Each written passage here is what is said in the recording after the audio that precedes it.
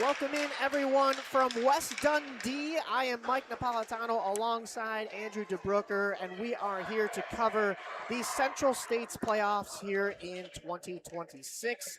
First up in this morning matchup, we have the Bloomington Thunder going up against the Vipers in a squirt matchup right here from the Leaf Center in West Dundee. We're just about ready for some underway action here. If you're just joining us, thank you for being with us this morning. We will keep you posted as the score goes along. Our score bug's not quite working at the moment. We'll have that ready to go as we get through the day. 12 minutes on the clock, and we are ready to go here between the Vipers and the Thunder. Vipers possessing the puck first, but it's in their, that's the Thunder. So the Thunder are in their white jerseys with that green highlight right there. Thrown up the wall, but kept in by the Vipers. Vipers have that Anaheim Ducks newer look to their jerseys. They're in the black with the gold and the orange. Always liked jerseys like that kind of pay homage to. Oh, yeah, absolutely. We come up with Pratt carrying the puck up the wing, trying to find somebody in the center. Pratt finding a teammate down low, but into the corner. They throw it back out. There's Pratt in the middle. A thrown shot at the net, and that is swallowed Wonderful save by the goaltender. That is on the Vipers side of things. Trying to get a license plate on that one. Looks like a number 66, so that is Owen Hope starting off. Yeah, number 66, Owen Hope for the Vipers over on the left-hand side of us here. Bloomington winning the draw in the offensive zone. Shot from the point gets deflected off a stick and actually finds its way on net and goes behind. Behind the net. Nice little hit there behind the net, too, as well, to clear the puck out. Absolutely. Moving up with it are the Vipers. Scott from the corner. Near side here. West Dundee. Got a lot of fans in the stands, so might be tougher for us throughout the day to get the corners for you, but we'll do the best we can. Vipers holding it in the offensive zone, trying to work with it here. Turnaround shot from Scott, thrown back on the net as it rebounded off the backboards and swallowed up by the Bloomington goaltender. Try to get a license plate for that goaltender as well. No score here. 10:21 to go still in this first period. And yet still a lot of shots on goal, lots of pressure being put on by both teams. We've got that high intensity here early in the morning. I'm sure for the Bloomington fans making the trek up as there's an icing by the Bloomington side of things. And just a little collision, a little blown tire there. Yeah, a little turf monster, I guess, or ice monster catching up to you. Maybe these guys aren't quite awake this morning. It's an early game, but the Bloomington side of things, hopefully everybody was traveling either last night, maybe stayed the night, not had to come on up in the wee hours of the morning, especially with how icy it was and, you know, this treacherous Midwest weather that we've been having. But if you're here joining us, either from the stands on the stream or from home, hopefully you're staying warm and staying safe, as there's an opportunity for the Thunder as they work it down into the corner, but the Vipers are going to be able to get it as far as their own blue line. Kept in, though, by the Thunder, and it'll have to be a regrouping for the Vipers. Carson Tuno throwing it up the wall, but kept in by Cotton at the boards. Right at the point there. Thrown to the far half boards and into the corner. In behind the net. Fought for there. Thrown out in front, and a shot from the slot from the Thunder. Shot from the high slot, and a rebound opportunity goes on net, and that one wouldn't go. Closing the door was Owen Hope. Oh, Cotton slingshot and one hitting the ref right in the bottom of the skate there. They got to watch out for flying pucks as well, as here come the Vipers carrying it up through the slot. Stick check there and taken off the puck. So Bloomington will break back out with it. That is Jameson Hudson. Wiping out into the corner. Had a little too much speed in there, but was able to still get a high pressure opportunity. But here come the Vipers the other way. Into the corner now with it. A turnaround shot from Eloise Schultz thrown in front. Rebound opportunity was laying in the crease, and there are a couple of bodies. All over the place. Nothing doing for the Vipers. Standing tall in the crease there was the Thunder netminder. We have 2 on the list here, so I'll have to grab a number. They don't have numbers on the sleeves here, so we're going to wait till that netminder turns around briefly. Looks like a 2 in front, so that's got to be Easton Wright in net for Bloomington. A superb start to the morning for both netminders. Here's the Vipers in the offensive zone. Shot from the high Oh, slot. nice glove save. In fact, a nice glove save right there from Easton Wright.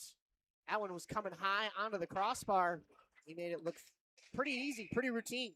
Yeah, both goalkeepers really just being very steady. You know, you never know with the amount of chaos we've seen in front of the nets how well they're going to fare. And both of them doing really well so far. No doubt, Andrew. You see a lot of chaos at this level. Still a lot of young skaters learning their way. Never know what they're going to do with the puck. They've got creative minds at this age, so you never know where they're going to skate with it and also pass it. As there's a pass along the half wall to keep that puck in. Pretty routine there as it goes down behind the net. Catching up to that one is Charlotte Hay, excuse me. As I'm reading the roster here. Thrown back out in front by the Vipers. Could have been dangerous with that little sneak outside of the zone, and Bloomington will regroup in their defensive zone. Didn't have a D-to-D pass, so it's up as far as center, and Bloomington having to start back from their own blue line once again. Trulick going to lead the charge. Trulick finding a teammate, a shot. Oh! A beautiful blocker save there from Owen Hope to keep this one level. Just came charging through the blue line there. Didn't really wait for teammates at all and really put a great shot on net. Here's Casey moving up with it. Casey, stick checked by Jack Bartel. Around the end boards and through the far corner. Kept in nicely at the point. Collision at the blue line, but great work by the Vipers to keep it in. Oh, a centering pass just wouldn't go through the stick. They were trying to find Hazel Gutersman. And thrown up the half wall. Tuno keeps it in. Thrown down low. And picked up there by Davis Lutz. Gutersman is a puck hawk. Yeah. She is just moving so fast and Absolutely just eyes everywhere. focused. Jamison Hudson with some speed entering the zone, catching up to that puck. And unfortunately taken back out from him. Fortunate for the Vipers, though, as it comes back down onto their netminder, and he'll cover up and get a whistle with 5:43 left in the first period. Well, if you're joining us, let us know where you're joining us from. You're going to be hearing us all morning and afternoon. We'll be here for 9 whole games here from West Dundee, as this will be quite the phenomenal start to the Central States playoffs. Oh, look out, there's it on the back door and poked home for Bloomington. On the back door was 98 Grayson Pratt, and he makes no mistake putting in the garbage there. Beautiful shot by Pratt. We get our first score of the game. An absolute beautiful goal right there, and Pratt making no mistake putting that one in. We're back underway here, but 1-0 Bloomington. Beautiful pass from Cotton there up to Pratt, who takes a slap shot right across the blue line. That one just went wide, but the Vipers are able to get it as far as the blue line. It'll be dumped right back deep by Bloomington. Bloomington really putting the pressure on here. Got a little bit of a jump from that goal. And thrown back down into the Viper end. We'll have to corral it in the corner. Comes on net and had to make the save there was Owen Hope with the stick. Vipers coming out with it. Scott hounded along the half wall. Stick checked. and thrown in behind Nice clear out by Trulich. at the point there. Thrown back in, and onsides are the Vipers, but it's the defense for the Thunder that'll throw this all the way back down into the offensive zone. They've got pressure there, but a number of dark sweaters along the half wall, clearing that up through the referee's skates, poked through the neutral zone, and back into the hands of Bloomington defense. They'll regroup there. Across the blue line with it, that is Jordan Helms. Lost it behind the net, and coming up with it is this Vipers offense. 2-on-2 as Guess the end of the who? zone. And there is Goodersman again. Waiting for the Vipers to regroup, and back along the blue line now is Jet Casey. Picked up there below the net. Vipers in the offensive zone. A little bit of contact in the corner. A couple players go down and thrown in front, and that one finds its way into the back of the net. The Vipers have leveled this score here with a goal from Olivia Thorney, getting this Vipers squad on the board here to even things at 1 apiece. Lots of big pressure there. Andrew, this is a huge game. You've got, of course, this Tier 1 division that has been dominated by these two teams throughout the season. When you look at the Tier 1 side of things, you have Bloomington in 2nd and the Vipers in 6th. But, you know, playoffs can be anybody's game. It's a different animal in and of itself, and whoever wins is going to continue their weekend tomorrow. The right here from West atmosphere. Dundee. The atmosphere is always different no matter which sport you're going into when it comes to playoff time. Tensions are high. The stress is a little bit, more. You're pushing yourself. You're trying new things. You're trying the old stuff, seeing what works. Bloomington move that puck back into the offensive zone. Hey, you talk about different things that work. You had the whole regular season, 20 full games to try to figure things out, but the playoffs can be all a game of matchups, right? So you got to kind of know what you have and what you don't.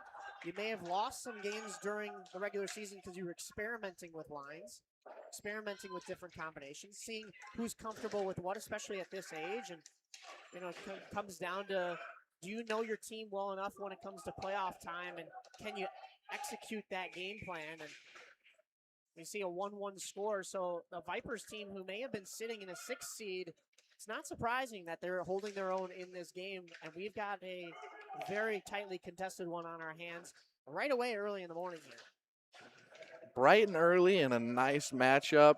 Both, blistering offense really here, especially from Goodersman. We saw Cotton make a wonderful play earlier. Here comes Pratt, the goal scorer for the Bloomington Thunder. Moving this puck around the end boards. Puck is thrown back up to the point, kept in there by the Thunder. They tried to throw the puck into the slot, but that one wouldn't go. Regrouping are the Vipers and breaking out with it. Changing though, so it's going to be a 1-on-4 as they tried to enter the zone there. That was number 18, Carter Lonergren.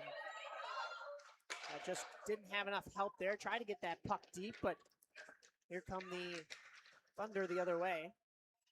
Vipers whiffing on that attempt, but they regain control in the slot. Thunder spending a lot of time in the offensive zone. And what's nice about the Vipers game, though, is they've really kept them to the perimeter. But that Thunder, you talk about the speed, and here we're seeing that on the breakout right here. Funk was all the way up at the blue line, had to stop up and did receive the pass, but it goes off the stick. 46 seconds to go here in this first period. 1-1 game between these two. Up the sideboards, kept in nicely, though, at the point by the Thunder. That was number 47, Jaden Trulop. Really good defense at the point. Yeah, the Vipers are doing a great job kind of doing exactly what you said, making sure that all of those intermediate passing lanes in the center of the ice are completely clogged up for the Thunder. and then pushing the pace and using speed on the opposite end for their offense. Comes down to about 10 seconds to go here as the Vipers look to get one more offensive push. They keep this puck in momentarily, down to 4 seconds, 3, 2. It will come all the way back down, and 1. The horn will sound. Could have been dangerous right there on the goal line from Owen Hope with the stick, but the buzzer went well beforehand. We've got a tie game through one period here from West Dundee between the Vipers and the Thunder. We'll be back in just a moment for period 2 action.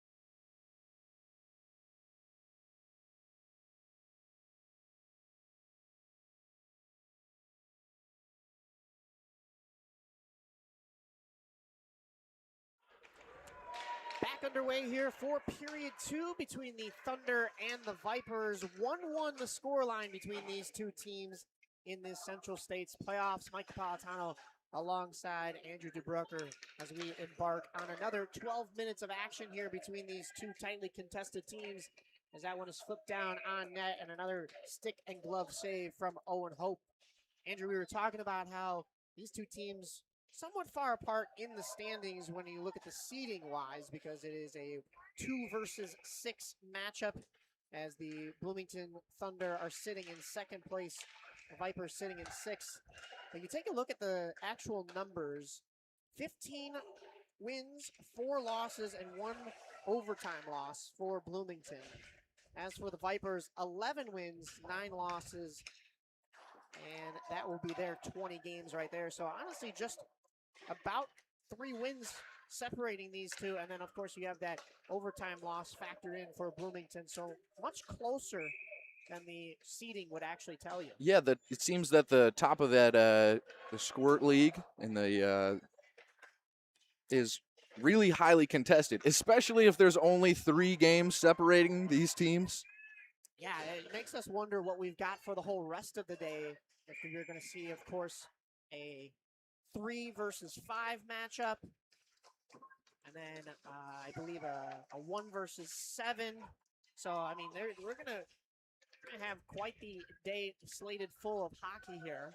11 minutes to go here in this second period, though, and we've got plenty in store just in this game alone. Vipers controlling the pace in the offensive zone momentarily. Not able to keep that in at the line, though, and here come the Thunder the other way.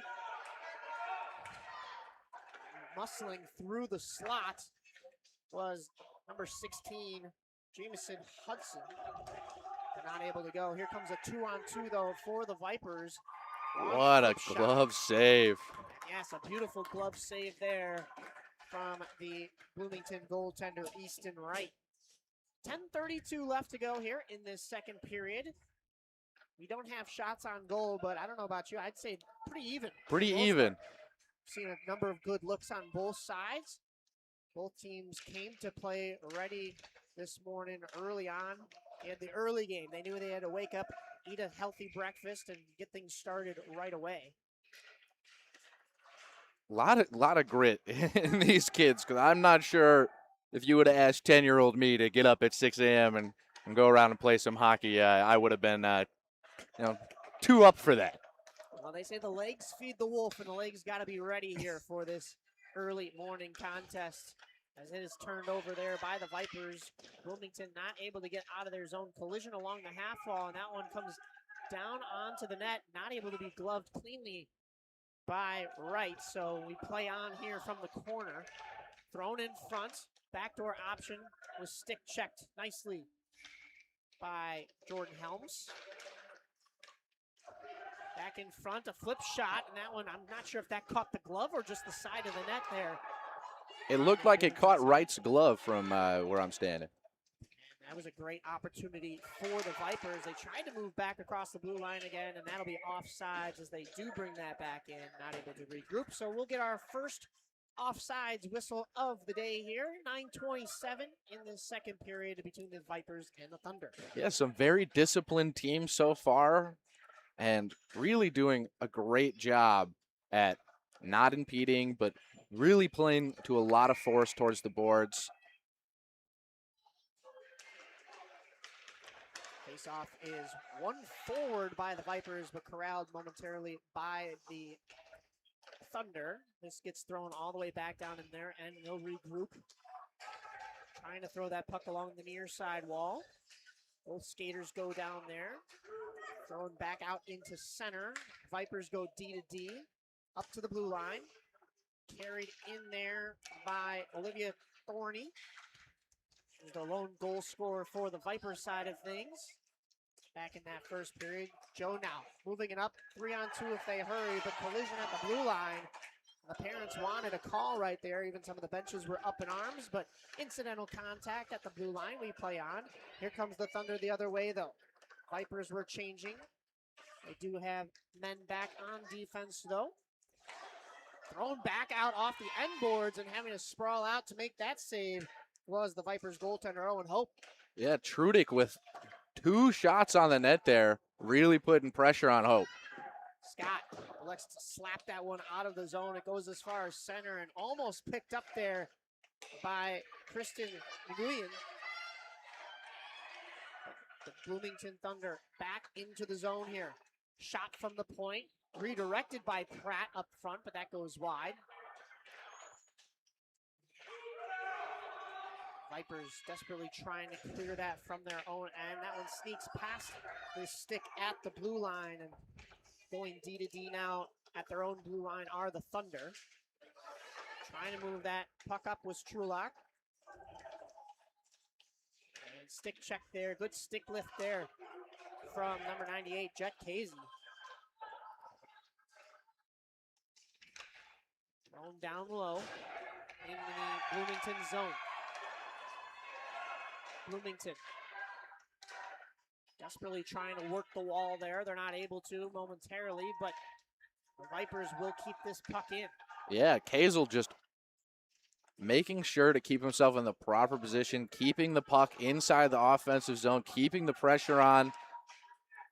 There's a good shift from the Vipers, but that puck finally finds its way back out. 2-0. Didn't have a D-to-D option there, so he'll throw it back across the blue line. Barely tagging up with Scott, but he'll go for a change anyway. So on sides are the Vipers. That puck comes back out, and we will get a whistle for an offsides. 6:54 left to go in the second period. Some great awareness there to make sure that he just barely got across the blue line, make sure his team could maybe keep it on the offensive. That is true. As we have action here once again. Broom. Vipers winning that faceoff, but not able to get it as far as the neutral zone and into the offensive zone. It's back at their blue line. Vipers are carrying this puck out now. Broom. Stick check there. Trying to get back up from the corner. They fight for it along the wall there. Thunder. Carrying this puck back up.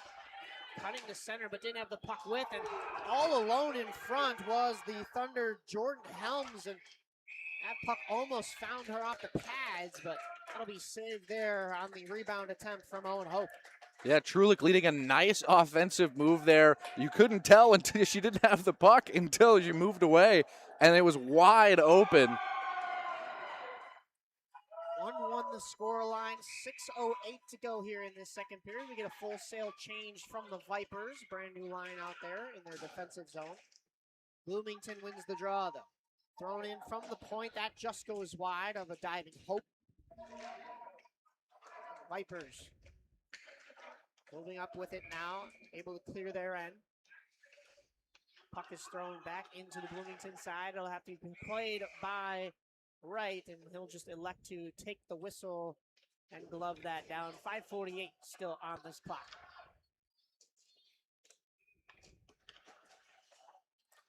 Lining up for the draw here. Hazel Gutermans. Somebody may need to help me out with that one a little bit. Seeing it on this roster, but it's a little pixelated here, so I believe I have Ink's a little smudged. Yeah. A lone goal scorer, though, for... Actually, that was Olivia Torney for the Vipers that had that one, but Guterman was there for that opportunity. Vipers back in their defensive zone. 2-0. There's that puck up in front of the Thunder bench. Thunder ring that puck right back into the zone. 2-0. Good puck protection on the forehand, spinning with it. And throwing it up to center, but it'll be turned over to the defense of the Thunder. Good stick work at center ice there from Jaden Trulock. Moved down the slot with it, but not able to get the shot until Trulock was at the boards, and then it'll be gloved nicely by Hope and held on. Both Trulocks being the offensive kind of spearheads for these Thunder. And Jaden Trulock has done a nice job thus far. Seems like there's multiple of them out there going all over the place. Yeah, definitely a family affair. Thrown down low.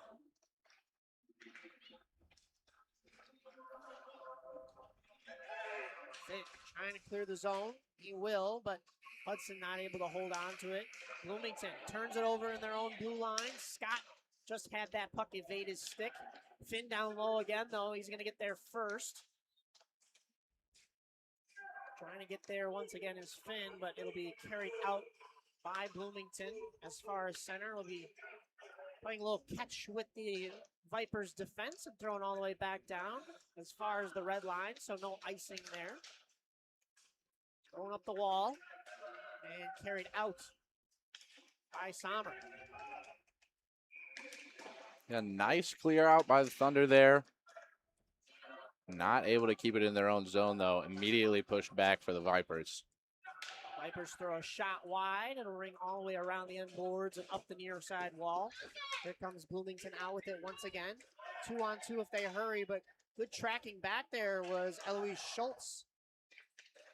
Vipers picked this puck back up off the good back checking. Pinched off along the boards.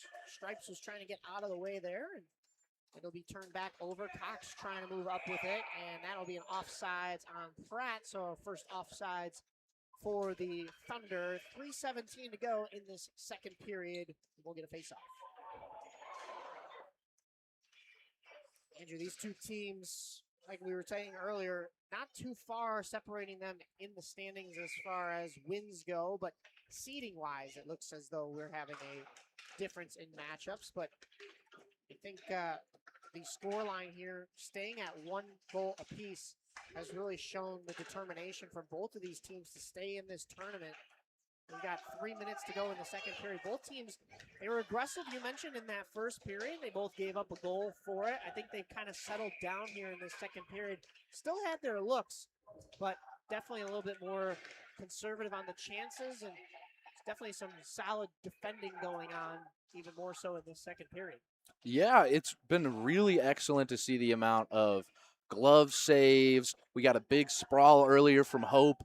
It is really impressive how they've settled in kind of after both letting one in apiece, and kind of hope that they get to stay in that comfortable position and their own defense doesn't make it too hard for them.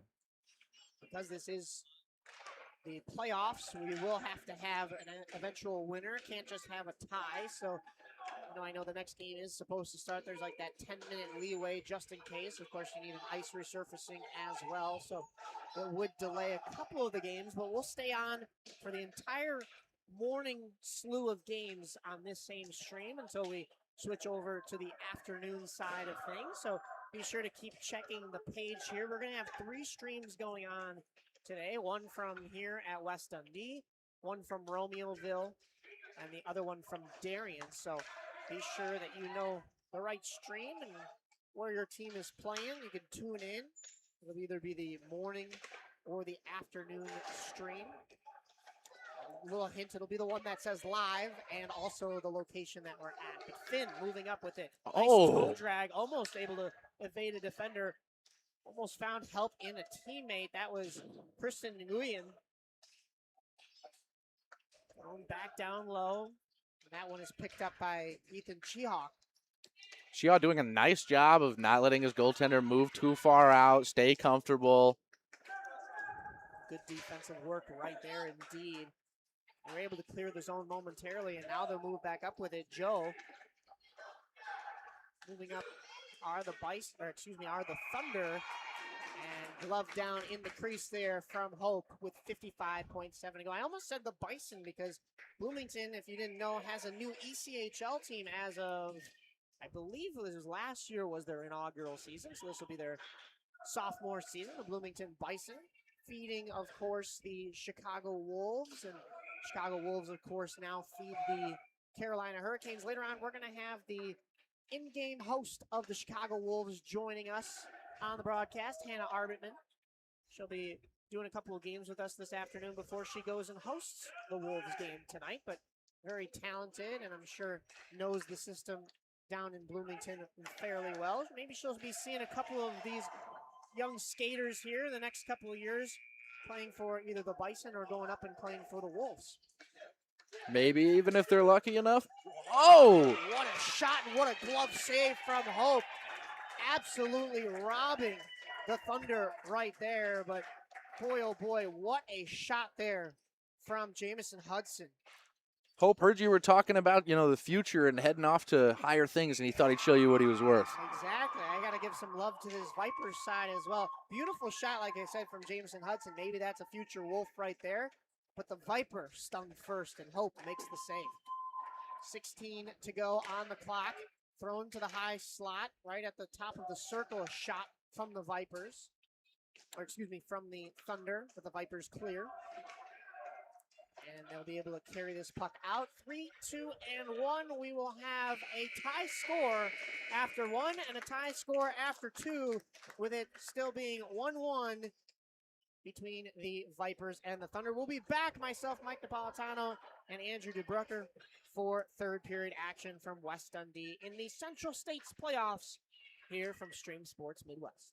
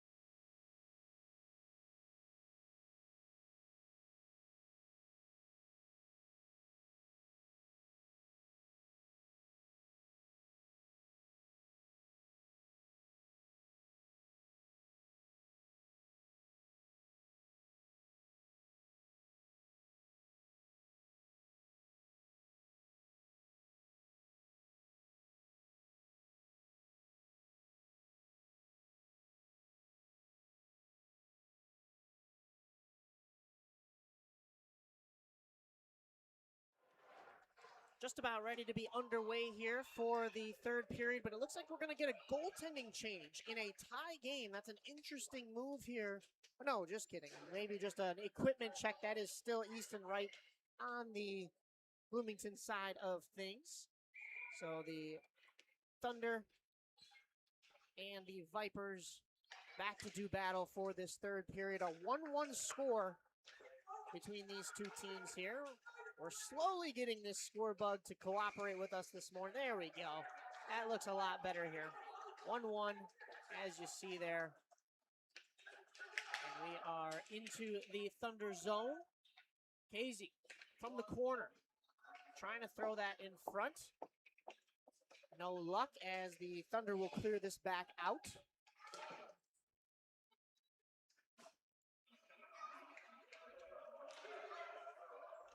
Vipers slap that puck down low, trying to get that deep. Finn giving chase to that one. Yeah, Casey doing a great job making sure the puck stays in the offensive zone. Good keep at the point from the Vipers as well. In front, and just couldn't get a stick through a defender's skates. Was Casey once again, but on the doorstep are the Vipers, really pushing right there. Finn had lost a stick in the corner, and they still managed to keep it in. Finally, the Thunder are able to get as far as center. It'll be great defensive work from Charlotte, and hey, clears that puck. Thunder have an opportunity here as the Vipers were full sail changing. It's no longer the period of the long change, but if you get caught too close to your bench and this puck is on this near side, you may have a free wing to completely barrel down. Thrown towards the net by the Thunder, but nothing doing there as the Vipers clear this puck out. They'll carry up with it. No numbers there. It'll be taken all alone by the Vipers' Carter Lonergan. Lonergan loses it. And here comes the Thunder back up with it. Joe going to the backhand. Tried to throw that in front. Too many dark sweaters in the way, and the Vipers carry as far as the blue line. Moving up with it there is Lonergan. Lonergan throws it at the net, and that one is gloved down and saved by Easton Wright. 1-1, 9:49 here to go in this final period. Nothing separating these two teams today. No, some stout defense from both of them, both doing such a great job just clogging those passing lanes, not really allowing any easy opportunities towards the net, right looking at, just making some amazing saves, even though the Vipers are spending a lot of time in their offensive zone. Behind their own net are the Thunder along the wall in front of their own net and carried out through center. Pratt has some teammates with him. Hudson just barely staying onside, picks it up behind the net, thrown in front, and that one just wouldn't go on net. Vipers trying to work the puck off the wall. Shiak, D-to-D pass. Bloomington whiffing on it there and picked up in the offensive zone for the Vipers. Thorny whiffs on it herself, so Hudson comes the other way. He's got numbers with him, but also good defense from the Vipers tracking back. Thrown in front, and a good defensive stick there in front from the Vipers. That was number 98, Jet Casey. 8:46 to go here in this third period. Still a 1-1 scoreline.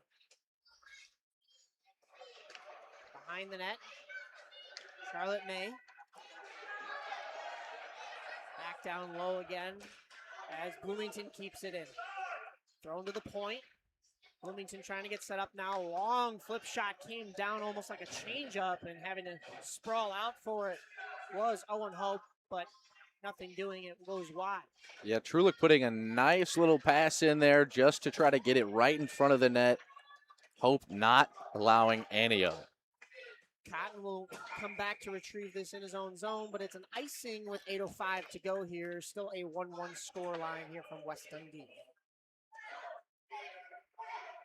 We talked about the record for these two teams. When you take a look at the goals for, Bloomington with 89, goals against 32.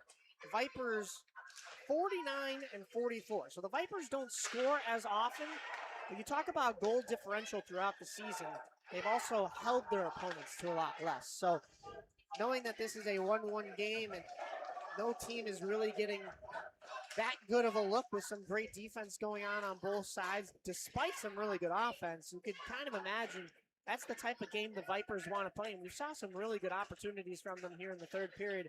But now the Thunder pushing a lot of that offensive pace in the offensive zone here down to our left. Yeah, the Vipers playing with a lot of speed. You can definitely see how they're a team that racks up a lot of goals and puts pressures on their opposing team. And the Thunder really being good and stout. And We had nothing for a solid second. Hopefully. it's all right. We're in timeout right now. Oh, okay. So that's excellent connection. We'll see.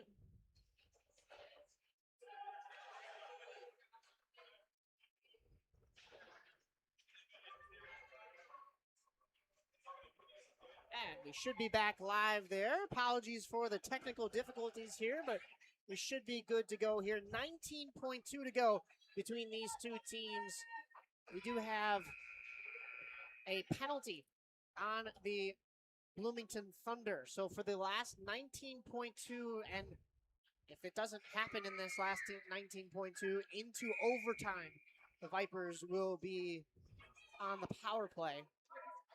We got a timeout here called by Bloomington to kind of regroup and draw up a play to keep this one level, kill the penalty, and keep going. 1:30 to go on this penalty, so a full 1 minute and 30 seconds at this level. It'll be Schultz lining up for the draw for the Vipers. Won by Bloomington, though, and thrown back out of the zone. 15 seconds to go. Shorthanded are the Thunder into the zone, but the Vipers turn this puck around quickly, trying to just ice it, even though they're on the power play. That doesn't get out of the zone. Moving in with it are the Thunder, and they're not going to get the shot off in time. The horn will sound, but we will go to overtime with 1:11 on the clock of power play time for the Vipers. Wasn't a long penalty kill, but absolutely instant in turning it around, moving into the offensive zone shorthanded, just became a victim to the time right there. 1-1 as we go into overtime in the first game of the day here from West Dundee. Myself, Mike Napolitano, and Andrew DeBrucker. We will be back with overtime action between the 2-seed Thunder and the 6-seed Vipers right here on Stream Sports Midwest Central States.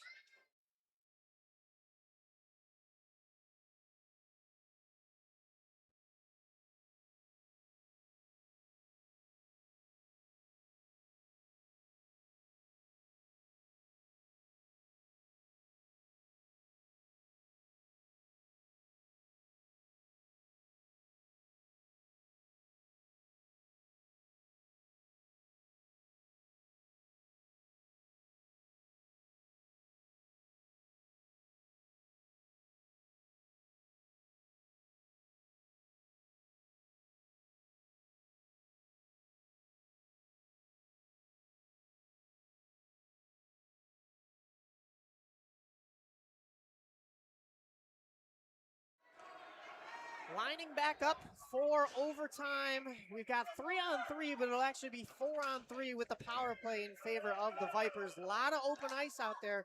Anything can happen. Bloomington wins the draw. And they're trying to move into the offensive zone with it, but good stick work along the wall there by the Vipers. Lonergan moving in with it. Down low, 5 minutes of overtime here, but about a minute and 11 seconds to start of power play time. Now down to 46. Vipers corralling in here. If there's no whistle, it'll be 4-on-4 hockey, but if we do get a whistle, then they'll go back down to 3-on-3. Carrying up with it were the Vipers, but good stick work from Kent. She's been all over it here tonight, but turned over. Kaizen, a shot goes wide. I believe that hit the side of the cage as goaltender Easton Wright was sliding over to try to make that save. And a quick move for the Vipers. Gutersman coming off. And we've got that puck thrown all the way back down low. And that'll be an icing. No, we're going to play on here. They are shorthanded, but we'll see icing, and there's a whistle right there as that puck is thrown in offsides. But you saw the 4-on-4 action there for just a few moments. 3:46 to go. Power play time over, so we'll go back to 3-on-3 here for the normal overtime between the Vipers and Bloomington. Bloomington able to kill that power play, and that was huge. That was season on the line right there. There's no better time to play more stout defense and prove what you've kind of shown all season. And right there, yeah, Hudson moving up with it in the slot on the forehand. Good stick checking there, though, by the Vipers as they keep that puck into the corner. Going back out in front. Trulock keeping it in. Into the slot, look out, a shot, and good pad save there from Hope as he goes down to cover that one. Hope has been absolutely excellent in that lovely, beautiful butterfly sprawl right there. He's doing such a good job at keeping the puck in front of him. I haven't really seen him get turned around at all. Really making sure he knows what's going on at all times. You talked about that butterfly sprawl. It's come in handy, especially right there as you saw that one hit the pads. Vipers getting situated, lined up. They win the draw forward, but it's Bloomington that picks that puck up. Thrown and a blocker save, waffle boarded into the corner by Hope, and here comes the Thunder. Throw that puck in on the backhand. It was, I believe, number 90 right there. That's Bartell. Bartell with the roof shots to end it with 3:04 to go. And the Thunder will continue their weekend up north here at West Dundee as they get the added tally in overtime to send them to the championship game tomorrow. What an amazing backhanded goal. Got all alone out in front of the net. That was incredible. Picked up that puck basically from the corner and just kind of walked in with it. Had all the time and space in the world. And nothing Hope could have really done right there. That was just a total roof job. A lot of cage up top. And you got to give it to these Vipers. They fought hard against a team that was higher than them in the standings, but very close to them. We saw a very tightly contested game, but the Bloomington Thunder will get the win in this one. 2-1, your final score in overtime. The Bloomington Thunder over the Vipers. Stay tuned here, though. We will stay on this stream for the next game, which will be a matchup between the Winnetka Warriors and the Chargers. So be sure to stick around to see who the winner of that one is. We've got plenty more hockey here for you right here from West Dundee. This is the Central States Stream Sports Midwest Playoffs. Myself, Mike Napolitano, Andrew DeBrucker. Thank you for jumping on with me, and we will see you at the 8-10 game.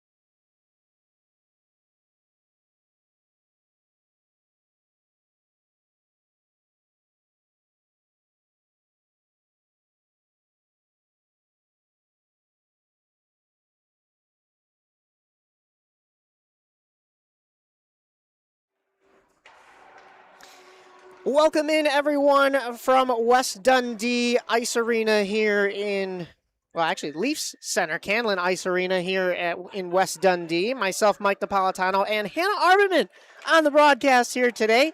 If you're just tuning into the stream, this is the second game of the day. We already had a thriller in the first one that started at 7 a.m. That was a 2-1 overtime win for the Bloomington Thunder over the Vipers, so the 2 seed knocking out the 6 seed, but it was a tightly contested matchup. And now we have a Tier 3 white matchup in this Squirt level. That is between the 4th seed Winnetka Warriors and the 5th seed Northbrook Chargers. These two teams both finished out their 20-game seasons with some stellar records. Winnetka going 12-6, 1-1, an overtime loss and a tie mixed in there. Northbrook 8 wins, 10 losses, and 2 overtime losses. So 26 points for Winnetka, 18 for the Northbrook Chargers. But here we go in for this matchup. Hannah, what are you looking forward to from this Squirt matchup between Winnetka and Northbrook? Mike, well, first off, I want to say thank you for that warm welcome. I don't know that anybody is ever that excited to see me, especially not at 7 in the morning here on Saturday. But this just sounds like the Battle of the North Shore between the Northwest Chargers and the Winnetka Squirts. So super exciting to watch this one. Some familiar faces. I see a Charles Abbott. I believe that is the son of former Wolves head coach Cam Abbott. So it'll be interesting to see how he performs in this game. Interesting. I did not realize that. But yeah, this should be a really good matchup. And we will see what is going on. We are underway here. We've got the Northwest Chargers in white with their blue, navy blue going on. And we've got the Winnetka Warriors in these pretty much all black jerseys, almost Blackhawks-esque, I guess more so Dallas Stars when they came with those neon jerseys because they've got the green mixed in there. But the Chargers clearing their end and moving up with it now. Cross the blue line, but it's turned over, and Winnetka will clear. Playing catch between the two defenses, but here comes the Chargers across the blue line with it. Moving in with it, numbers in front. A shot, stick check nicely there, though, by the defense from the Winnetka Warriors. Kept in at the point. Chargers moving in with it. A flip shot, that just goes wide, but it gets the goaltender down. I should mention, we've got some goaltenders standing tall in this game. Oh, look out, that one almost came on net as well. We have 37 in net for Winnetka. That is Clayton Collins tending the crease there. Standing tall and sprawling a couple of times, but here comes Winnetka the other way. Dylan Norum going wide with it. Power move to the inside and just couldn't finish right there. Chargers goaltender sliding side to side, and the Chargers will be able to clear their zone now. Just as I was about to say, we haven't seen much action from this Chargers goaltender quite yet, but right then and there, I'm not sure if that's a girl or boy in net. We haven't seen the last name quite yet, but yes, definitely co-ed at this level, so could be either way. Looks like we got a little bit of hair in the back. That's a number 4 over there, so that is Parker Panos. Panos standing tall in that net as well, doing a couple pirouettes back there while he's killing the time, but 10:07 to go here, no score thus far between the Warriors and the Chargers. Chargers win the draw in the offensive zone and throw it at the net. It goes wide. In the corner now. Picked up there by Avery McFarland. And along the half wall there in front of the bench, Winnetka is able to clear. Winnetka moving up with it. It's a 2-on-3 as they enter the zone. Stick checked there, and puck goes into the corner. Thrown in front, but it's a white sweater there to pick it up and throw it back out to center. Dumped back in, but one of the Winnetka Warriors was trying to tag up, so it'll be an offsides here with 9:40 to go. And we've seen a little bit of back and forth thus far. A lot of neutral zone play. Both goaltenders getting tested a little bit, but really just kind of feeling each other out thus far in this first period. I think we'll have an interesting game in this one. Not too much action from either team just quite yet, but both have had some chances, and now it looks like Winnetka is going to the net. Not able to bring that one in front of the net, but kept in at the blue line by Winnetka momentarily. Another good keep at the blue line there. Thrown down low.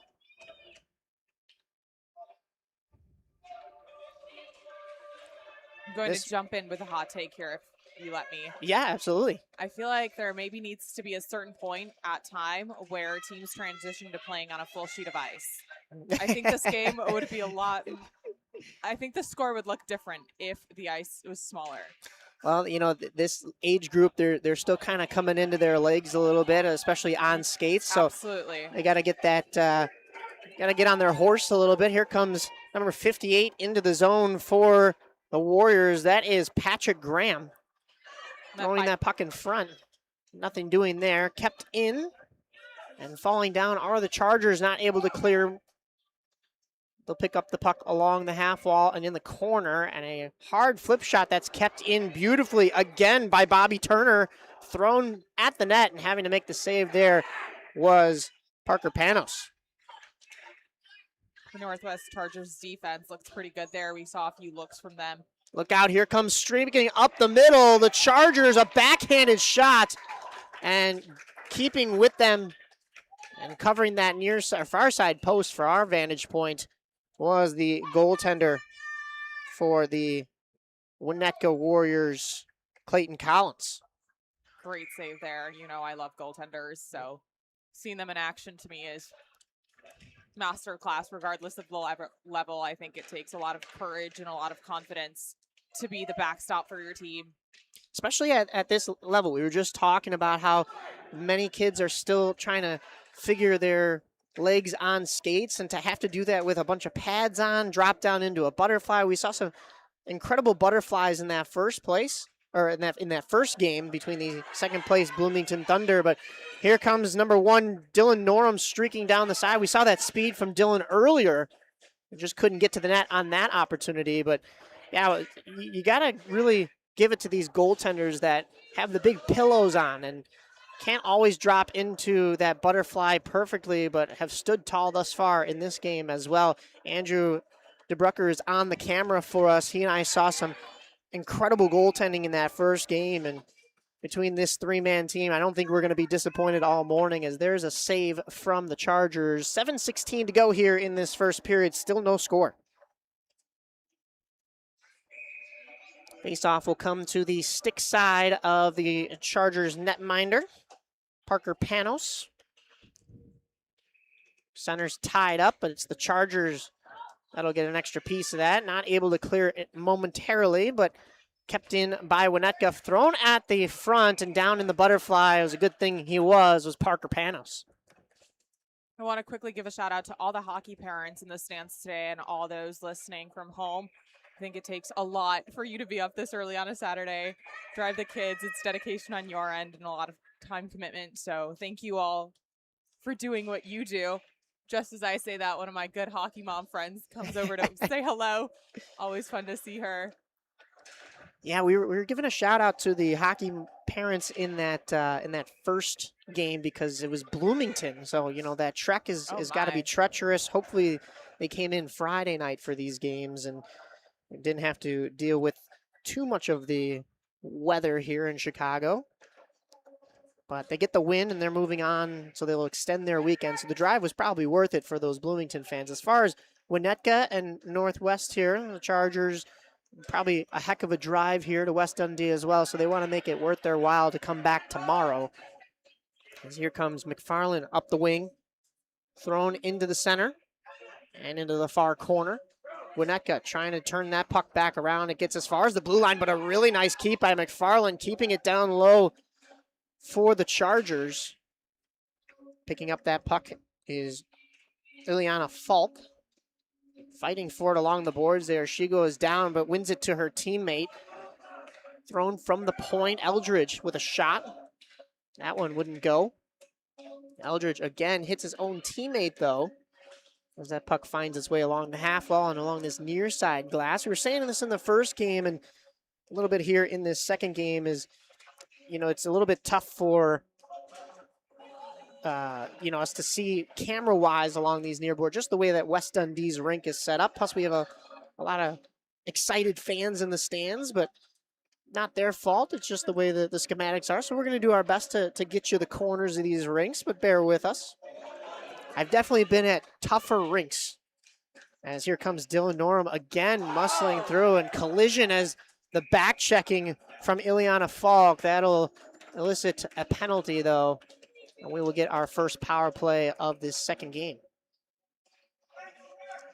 That's going to be Ileana Falk headed to the box there. A little extra collision at this level than they would like, so it'll be a power play for Winnetka. I was going to say that almost had me a little bit worried. She looked like maybe she was down on the ice for a little longer. Took some time getting back up, but that was quite the collision for being 10 years old, and I believe it was girl and guy, so that's always fun as well. She was showing that she can hang with the boys right there. I'd love to see that. Yeah, we're the same person right now.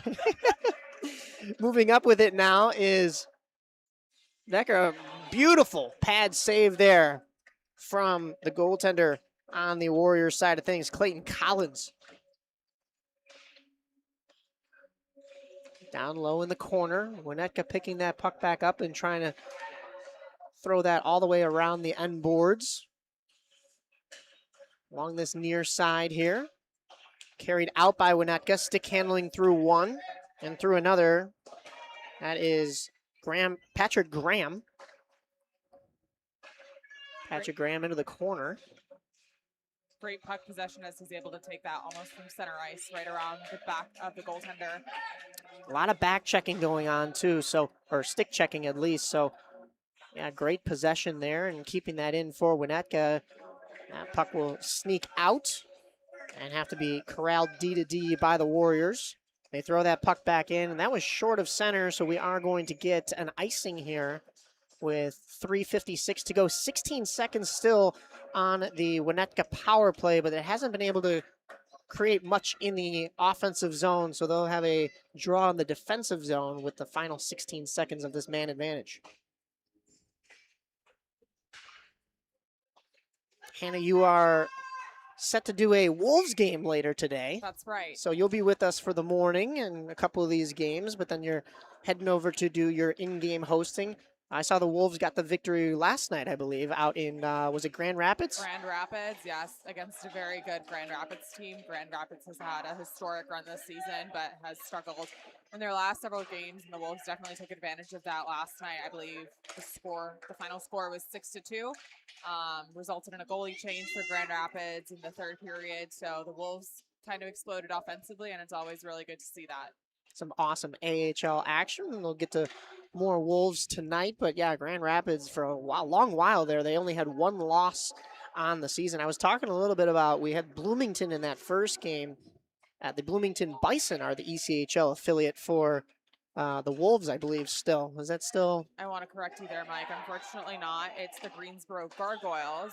Oh, that's true. I didn't know the Gargoyles sign up. As there's a beautiful save, sprawling out and getting the glove on that was Clayton Collins. I didn't know the Gargoyles were coming into the league. That's the team owned by the Spit and Chicklets right. gentlemen out in Greensboro. So, and that makes sense, though. They're closer to Carolina. So you go to Greensboro, you come to Chicago, then you go right back to Carolina if you're moving up the ranks there in that system. But Bloomington still has the Bison, so sophomore season down there, and I'm sure the Thunder are thrilled to have some professional hockey down their way as well. They'll carry on tomorrow as they won that game in overtime here. And this is the 4-5 matchup in a different bracket, but still some incredible hockey going on here between the Chargers and the Warriors. Warriors trying to move that puck across the blue line, but it's the Chargers that'll take this back in the neutral zone.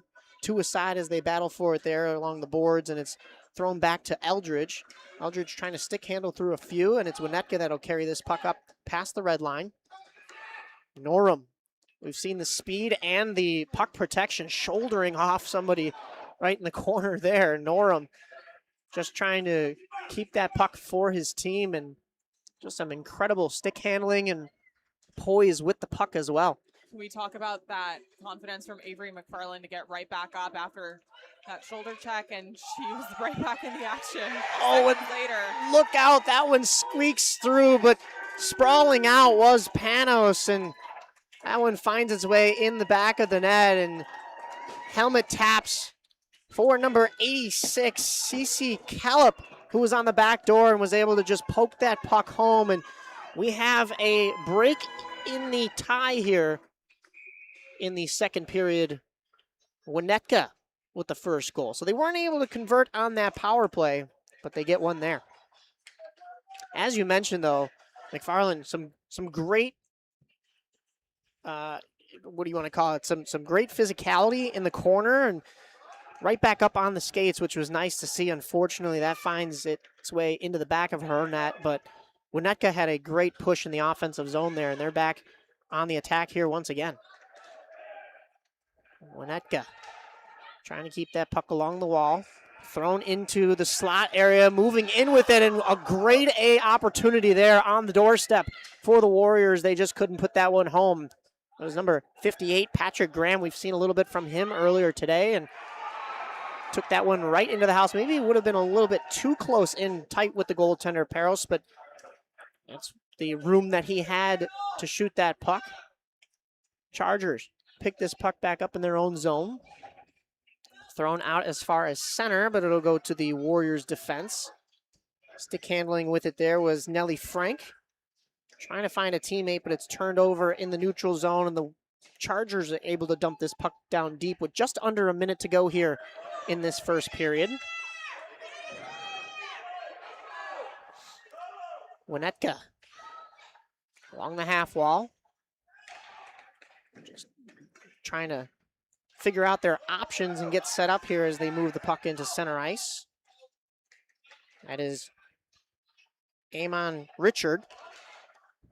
Thrown in front, and that hit the pads. I'm not sure if Panos knew where that was, but that came out in front with just seconds on the clock to go here. 23 to go. He was able to stay down and kind of get his pad on the puck, even though he may not have seen it at all. Looked like he was kind of looking around for it. We get a whistle here for an offsides as Winnetka try to re-enter the zone too quickly. So it'll be Dylan Norum to take the draw. And 19 seconds still left on the clock here in this first period. 1-0 in favor of the Warriors. But here's Kruger up the side wall, moving in with it. A rising shot. I'm not sure if that caught iron, but it finds its way into the wrong netting, so it's out of play, and we'll get a whistle and a stoppage of play with 7.2 to go. Face off in the offensive zone for the Chargers. You can see the Chargers are hungry for it, and it looks like they're just trying to get the pucks on net, shoot from wherever they can, in hopes that something finds the back of the net. And it'll be interesting to see if they're able to tie it up with the final 7 seconds. Still a lot of time left in this game, but yeah, you mentioned the push right there, and wow, you called it right there. Tying it up within the final seconds of this first period are the Chargers. Kruger with the shot that sneaks its way through the 5-hole. And we have a 1-1 score here in West Dundee once again. 2 games, 2 1-1 score lines. We've seen some incredible hockey. You see the extra fist pump to the crowd. And boy, oh boy, what an awesome opportunity. I guess that wasn't Kruger. I could have sworn that was Kruger that threw it in. I thought so as well, but that looks like it might have been Lucas Lenachak. Regardless of who it was, though, Mike, that was a fantastic play in the final seconds of that period to tie it up. No Definitely doubt. builds momentum for the second period, and we'll see what team can get ahead in this one. Yeah, the Chargers with that last-minute push, as you mentioned. We'll go to a break real quick here, but we'll be back with second period action right here from West Dundee. Hannah Arbitman, myself, Mike Napolitano on the camera, Andrew DeBrucker right here for Game 2 between the Warriors and the Chargers.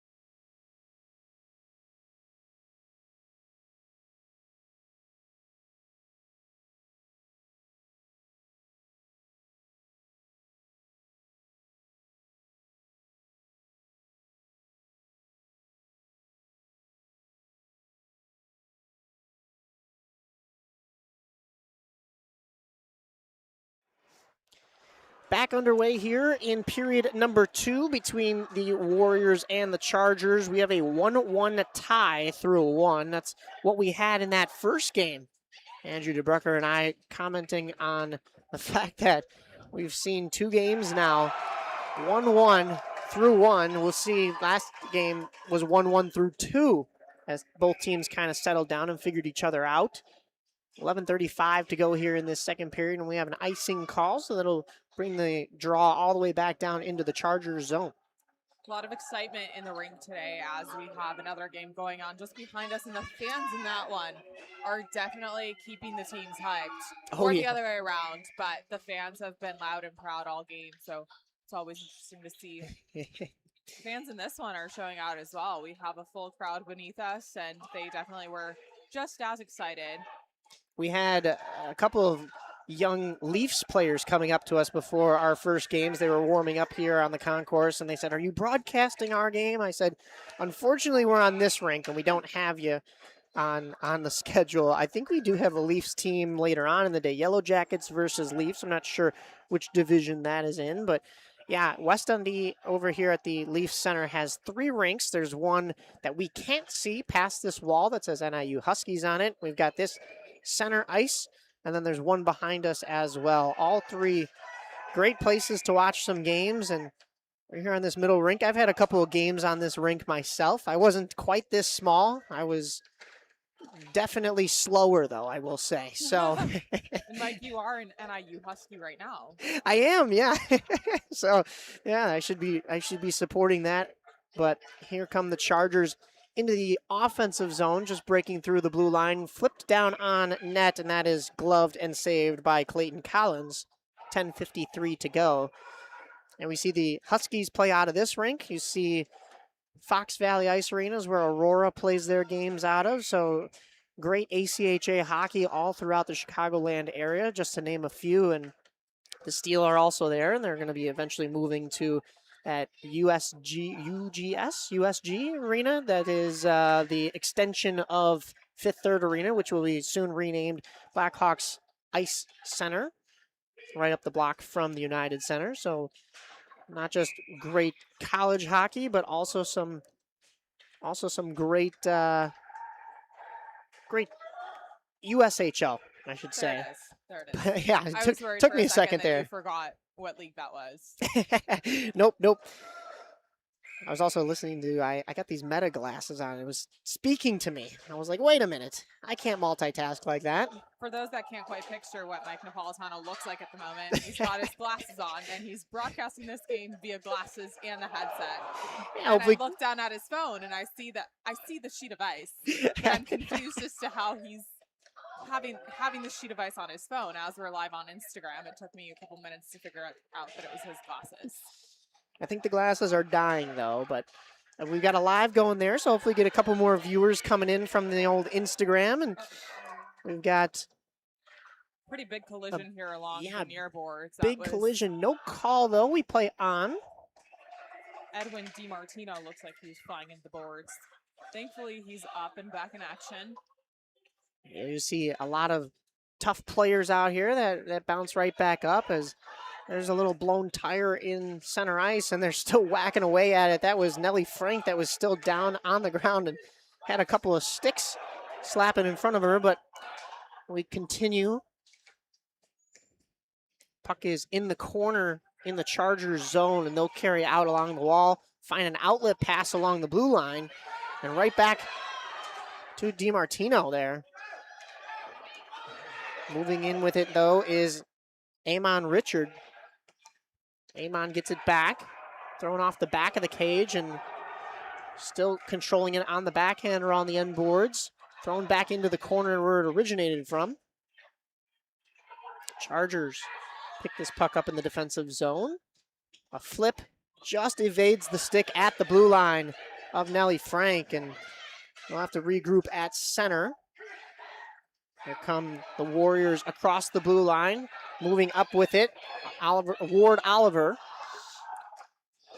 thrown on net, and a beautiful glove save there, and tipped in front, and another huge save. Coming up with it is the Chargers netminder. That is Panos with a huge save.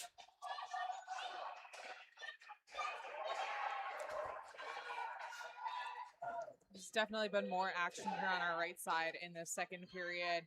Northwest Chargers goalie getting more shots for sure than the Winnetka Warriors. So we'd like to see it travel the other way for a little bit, maybe see some offense from the Northwest Chargers. They've been playing more defense for the majority of this period, I think. Winnetka trying to come out of the corner with it, but it's the Chargers that have it on their stick. Still moving up with it. DiMartino stick checked off the puck, and that comes back out. Burke tried to play that back in, but that'll be an offsides. With 8:08 to go here in this second period, still 1-1 the scoreline.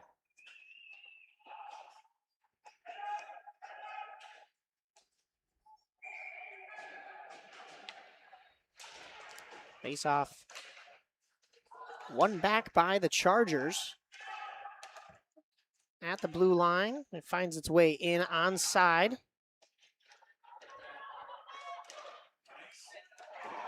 Winnetka streaking up the wing with it.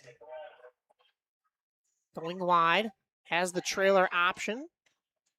But still moving with it behind the net.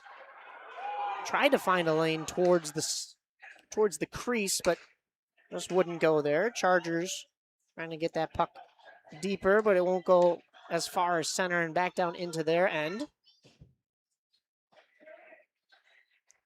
Thrown past the blue line and out. Winnetka tries to throw back in, and that'll elicit an offsides whistle. 7:23 left in this second period.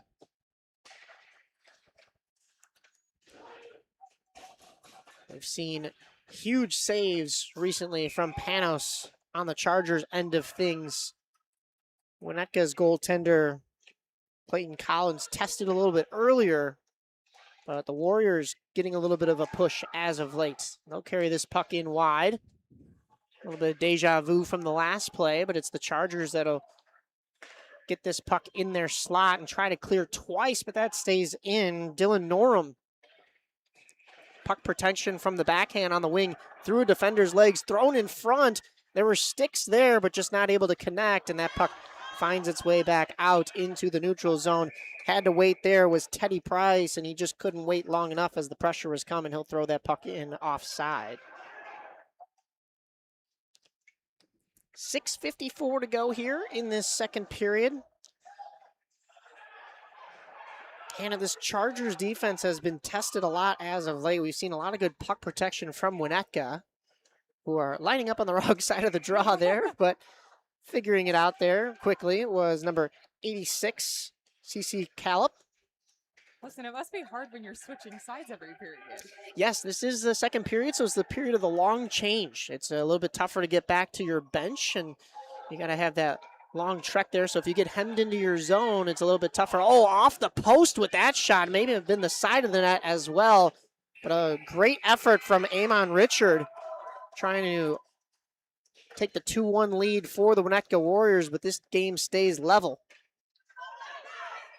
Chargers across the blue line, but I think that was clearly offsides. We play on. That one hits the post. So iron drawn on both sides, and the Chargers will regroup at center. Turner had to corral that puck in the neutral zone. Chargers playing catch with the Winnetka defense. Nellie Frank moving up with it. We've seen a lot from her this morning. Getting that puck deep. That was a great job because the pressure was coming. But it's the Chargers trying to throw up the wall. That won't go, and on net, and it had to be sticked away. Almost looked like it was going to fly into that back corner of the net, but Panos stands tall. We've got some Winnetka Warriors parents to the right of us, and the reactions out of them over these last couple plays have been very fun to watch. It does get exciting at this level, especially for some of these players. It may be their first time in the playoffs, so first time playing a game as high as stakes, but I'm sure these fans were just as loud in the regular season for their young boys and girls. Chargers trying to get out of their end. In behind the net. Outlet pass to center. And it's sticked there at center by Winnetka, but carried out by the Chargers. DiMartino, a flip shot, and that one is down on the goaltender. Clayton Collins will hold. 4:51 here to go in this second period. Still a 1-1 tie. I don't know if that was an intentional play or not, but that puck went right through the legs of Teddy Price and was able to pick it up right outside. Yeah, that worked out pretty well, but still no goal separating these two teams. A 1-1 tie. We're going to see who breaks that next. 4:47, though, to go in this second period. And if it's anything like that first game, you saw a goal apiece in the first period, which is what we saw in this game. And then both teams just kind of settled down in the second, played some stellar defense. Goaltending was stronger than it even was in that first period. But look out! There is a flip shot on the backhand that sneaks in near side, and the Chargers take a 2-1 lead. I believe that was the second man in that handshake line. I'm being trying to get a thrown off. number I see here. Lucas Olenichak going for that handshake, going first in that handshake line twice now. And I'm beginning to think neither of those goals were his. But great effort on his end, regardless. Either way, he is a team player, and he wants to, I guess the team, of course, is more important than the individual accolades, and he must know it, because a 2-1 victory, or 2-1 score line here, and he's celebrating like it is a victory. There's still more hockey to be played, but that is a huge goal for Winnetka, or excuse me, for the Chargers, because Winnetka had taken the lead initially. Chargers answered back with just a few seconds to go in that first period, and now they have their first lead of the morning. Sticks whacking away at it as that puck refuses to move on the red line right there, but carried in by the Warriors, thrown on net, sticked away wide by Panos. Coming out of the corner with it were the Warriors, but that puck is thrown behind the net. Tried to pass that up the wall, and it just wouldn't go. Flipped up and into some skates. The Chargers will be able to turn and go the other way. Puck is picked up in the neutral zone by Norum. Norum on the forehand, a beautiful pad save in the right spot by Parker Panos. Almost a partial breakaway there for Norum, but Panos stands tall on the forehand shot. Chargers trying to muscle this puck out of their own end, and they will, but it will go back to the Winnetka defense, and they'll be heading back up across the blue line on the attack. Nice move from Norum, throwing it through his own legs. Dylan Norum. Kind of tricked out the Chargers defense on that one, it looked like. Great play by him. The Chargers take it back the other way, and it's number 49 going to the net. That's Gavin Kruger. Shot goes wide, but it had to be fought off by the glove of Clayton Collins. We saw the Chargers draw iron just a moment ago. Not sure if that clipped the post. Looked like it was all glove, but changing was Kruger, as he just had a great breakaway opportunity. But once again, period of the long change, and one of those doors is in the offensive zone. So as he was going to change, the puck gets thrown back in the offensive zone, and he's still on the ice as he's waiting for that door to open. So offsides the whistle. 2:14 to go here in this second period. 2-1 in favor of the Northwest Chargers over the Winnetka Warriors. We were recapping earlier that the Chargers sitting in fifth, but not too much separating these two teams. Winnetka a little bit higher than them in the standings. This is the 4-5 matchup in the white tier 3 division, but we've seen a pretty evenly contested game, and we know playoffs can be a different animal. We were saying this in the first game. It was a 2-6 matchup that went to overtime, so it doesn't really matter what your seeding is in the standings. Anybody can have a day here on this Saturday morning and afternoon. This is just the start of the Central States playoffs. We've got more games, championships here for this Squirt level tomorrow, and then there'll be even more games next weekend out in Well, I'll be out in Darien. There'll be more games here from West Dundee and more games from Romeoville, but plenty of hockey action on several different streams here today, tomorrow, next Saturday, and Sunday. But don't worry, we'll get you out next Sunday in time for the Super Bowl, if anybody is concerned. I know our broadcasting partner, he's out in Romeoville today, Aaron Schellen. He's a big Patriots fan, originally from Boston. Here comes a rush from Winnetka, but tracking back beautifully for the Chargers was Bobby Turner, turning that puck away. I don't know about any other Chicagoans, but I'm personally still recovering from that Bears loss. So I don't know that I can handle watching the Super Bowl. And I'll be very honest with you. I come from a hockey family. Football is just not something we watch, but that Bears game was truly a thriller, and overtime kind of got the emotions. Most definitely. I'm still recovering as well. I know Aaron Schellen and I were doing some Lake Forest Scouts hockey games on the day that the Bears were playing. Actually, no, we were in Northbrook the day that the Bears were playing the, or no, excuse me. Well, Northbrook, Glenbrook North was what we were doing the day that the Bears were playing the Packers, and they actually moved the game up because that's how much it means for Chicagoans. They all wanted to go home and they wanted to watch their sons play hockey, but they also wanted to watch the big rivalry game. So instead of it being a 7 p.m. game, it got moved up to 5:30. And wouldn't you know, they went to overtime anyways. So we still missed the first quarter, but it wasn't a great game for Bears fans until the end. That puck is thrown in front with 15 to go, and making a number of incredible saves was Parker Panos. Just absolutely standing tall. He was casual as that one hit the side of the net with 5 to go. And once again, a whistle, and he'll glove that once again as the Winnetka Warriors desperately trying to get back into this one. They're down a goal here as they had the initial lead. Things got tied up at the end of the first period, and a 2-1 scoreline as it sits right now. Byron Eldridge getting some attention on the Northwest Chargers bench. I think he hurt it looks like it was his arm in the corner on that last play, definitely favoring his shoulder. And it looks like he's getting tended to by their coach. Hopefully he's okay enough to play in this next period.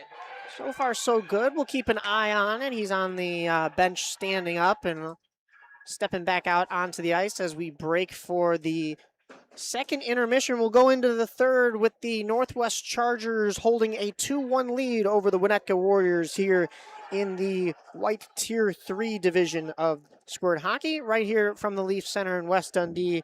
Myself, Mike Napolitano, and Hannah Arbitman on the call. We've got Andrew DeBroeker on the camera.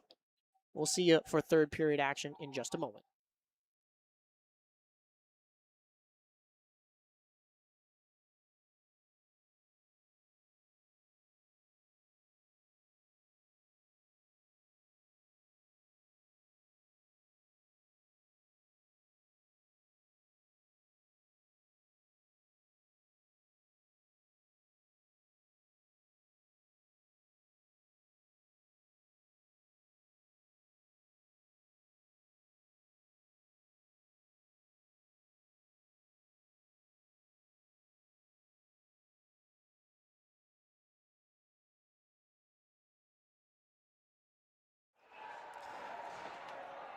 Ready for some third period action here. 2-1 the score line in favor of the Northwest Chargers as the Winnetka Warriors enter the zone offside, but they've been pushing offensively towards the end of that second period and starting off right away here in the third, trying to get this game back level. We'll see Dylan Norum lining up for the draw. I've seen a lot of really good puck protection and edge work from him this morning. Puck is thrown D to D by the Winnetka Warriors. But the Chargers defend their end and push it back out to center. Kruger across the blue line. Kruger, a shot from wide, finds its way through the crease, through the slot, not as far as the crease, and into the far corner. Warriors throwing that up the wall. Carrying out with it is Winnetka. As far as center, and that rush is gummed up by the Northwest Chargers. They'll move back in with it. Going wide is Turner, Bobby Turner. Thrown in front, and quick whistle. I'm not sure if that was completely covered, but it was right next to the pad of Clayton Collins, so they'll hold on, and we'll get a whistle. 10:56 with a face-off coming up here in the Winnetka zone.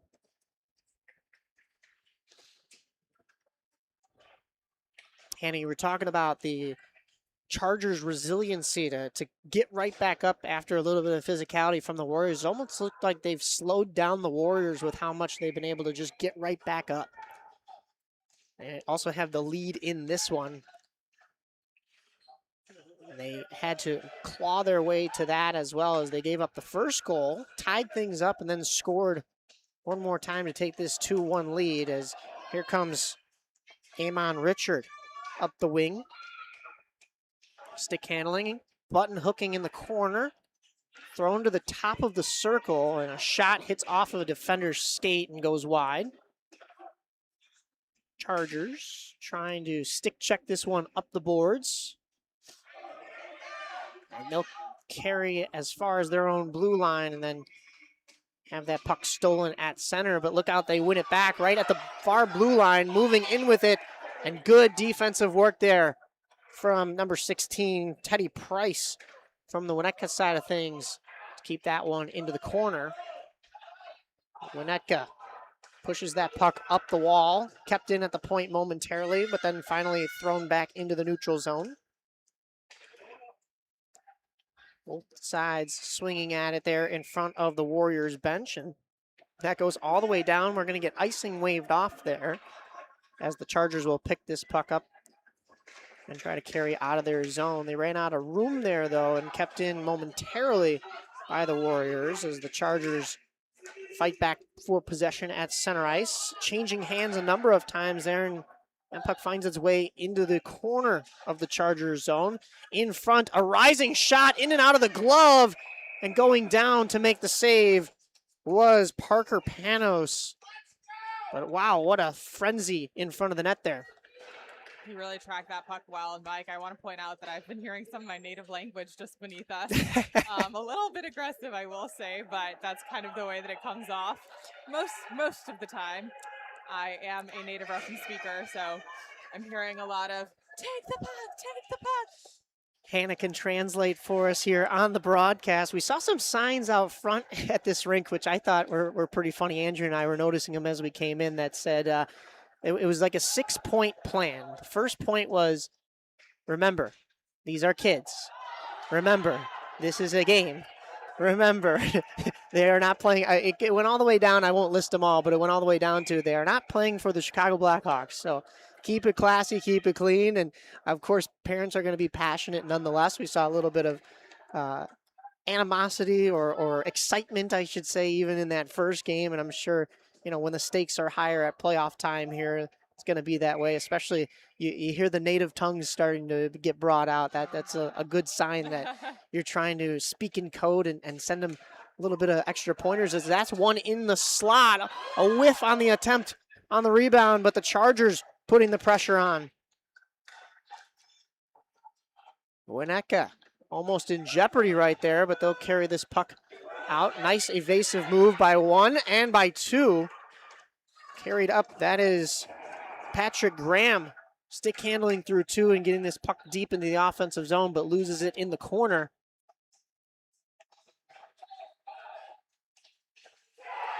Thrown back into the offensive zone by the Winnetka Warriors.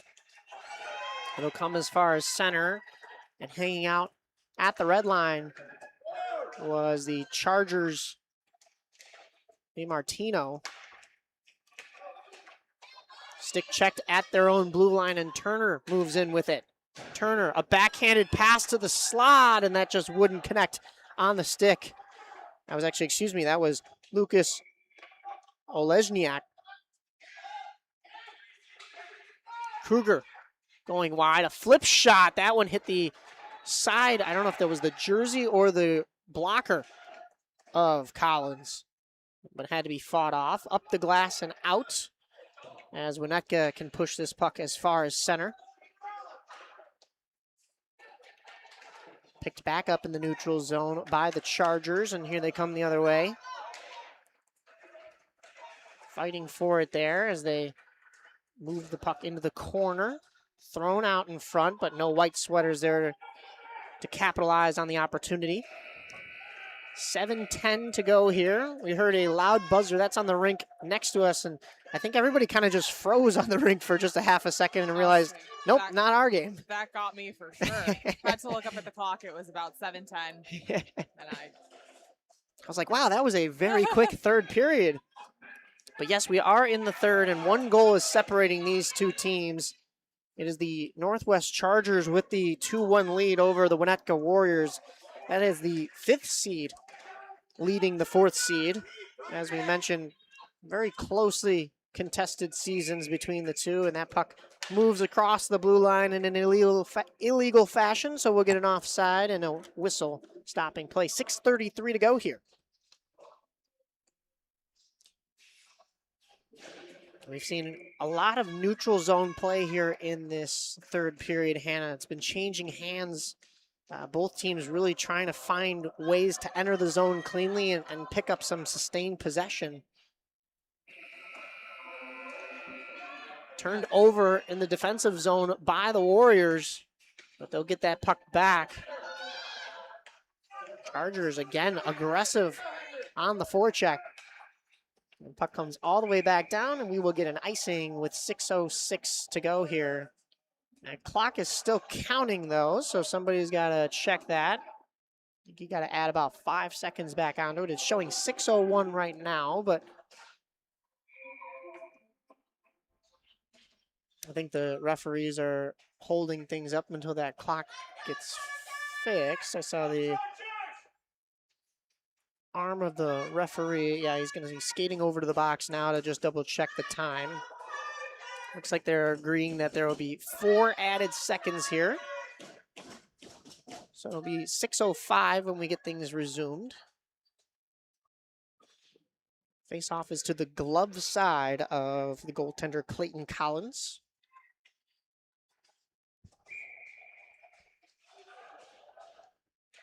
In for the draw. Or the Chargers, they won it, but it's the Warriors able to clear their end. Across the blue line with it. Warriors going wide, a flip shot, and that one may have found some blue paint, but goes wide. Thrown in front, and a whiff on the defensive end of things. Almost gave an opportunity for Winnetka. Not able to keep that puck in as it'll go all the way back down to their own blue line, and that'll be a defensive play from Nellie Frank and thrown back down all the way, and that goes wide, but the icing is waved off, so Winnetka will have to play this. Just above 5 minutes to go here in this third and final period. Northwest Chargers leading 2-1. Coming down the other wing are the Warriors, moving towards the front, and tried to go near side with that puck, but closing the door there was Parker Panos. Chargers trying to carry that puck out, but instead it's turned around and thrown into the low slot, and just going past the near post was that shot from the Warriors. Trying to get the equalizer. They'd love to get one now rather than in the next, or after the next 2 minutes, because then you're looking at possibly pulling the goaltender to keep your season on the line. A flip shot from the point, and that one is scooped up by Panos. 4:29 to go here in this third period. Hannah, you were saying you love to watch goaltenders work, and we've seen Parker Panos work as of late with the Warriors giving a little pressure, but also Clayton Collins had to make a couple sprawling saves just a moment ago. Winnetka winning this faceoff, but it comes out of the attacking zone and turned over at their own blue line. Look out, here come the Chargers on a breakaway to the forehand and roofed into the net. It stays in there, and that is another goal by his excitement, he may have 3 on the day. I only counted, I think, 2, but that may in fact be the hat trick. You know what? The way he played it off, we'll give him 3 goals. That was what a shot. Lucas Olesniak with the tally, and it is 3-1 in favor of the Chargers. So the Chargers extend their lead at a crucial time in this game. I think we have Andrew confirming that was Lucas's 3rd goal of the game. Okay, so I thought that stands. That is a hat trick, and that is the only goal scorer for the Northwest Chargers. Yeah, that's impressive. I thought it was Kruger on that first one, but it must have been Lesniak, and then, of course, that second one he was fired up for, and there's that 3rd one to complete things. So the Chargers getting a hat trick in order to extend their lead. Puck is thrown back down, and wow, that came in and out of the glove, almost back into the net behind Clayton Collins. But just when the Winnetka Warriors thought that they were pushing the pace of this game and trying to get back into it, they give up a goal that may turn the tides of this one just a little bit. Thrown into the high slot, and a glove save from Panos through traffic. Panos really keeping them in this game at this point. The only thing is, it kind of looks like maybe the Northwest Chargers have some more momentum here in the 3rd period than do the Winnetka Warriors. I've seen a lot of action, just the rush going the other way for them, and we'll see if the Warriors can create some offense. No doubt. I mean, we've seen a lot of really good opportunities for the Warriors, but a 3-1 scoreline in favor of the Chargers. Nice little toe drag move at the point there. Kept in at the point once again by the Warriors. A 3rd time, and flipped into a slot that only had white jerseys. So it's the Chargers that'll pick back up. Throwing this puck back to center. Regrouping are the Warriors at their own blue line. And, you know, the 5th seed has come in here and shown that they were very much so close to this 4th seed, as they have the 3-1 lead in this one. So it's anybody's game in the playoffs, but also the schedules, the scores may not reflect how you are as a team. Maybe you had a little bit slower start to the season, had to kind of figure things out, maybe had to play injured or shorthanded a couple of times, and it all becomes a number of situational factors. So playoffs can become a completely different animal, and that's what we're seeing here in this one. 2:34 to go here in this 3rd period. I feel like I kind of spoke the first Northwest Chargers goal into existence. So I'm going to take my chances and speak into existence a Winnetka Warriors goal. That would be nice to see them get back into it a little bit here. That would make it a 1-goal game again, as we've had twice already in this game. And then you'd be looking at possibly pulling the goaltender. Once again, look out, almost spoke into existence as that one goes off the skate of Burke and almost in on his goaltender. Panos had to make the save, but here come the Chargers out the other way, and well offsides, getting a little excited, was the lone goal scorer of the day, Olesniak. I think he was thinking that rush was going to go north-south, and because of the stick check, McFarland had to go east-west a little bit. Face-off will come right down in front of us here in the neutral zone. One back by the Warriors, and they're down to just 2 minutes to go here if they want to get back into this one.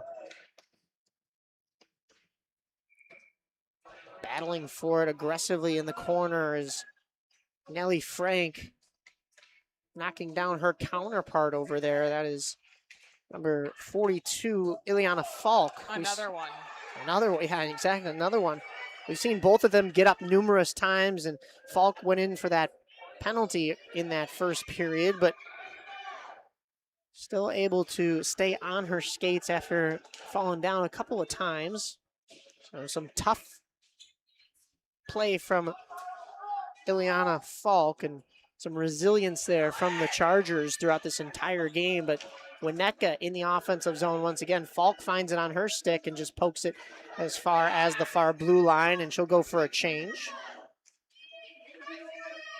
Dylan Norum Really good inside-outside puck protection from him all day. Really good awareness as well. Dylan Norum. Down to just under a minute in the third period here. This one, Chargers still lead 3-1. this one looks like it's going to go the way of the 5th seed.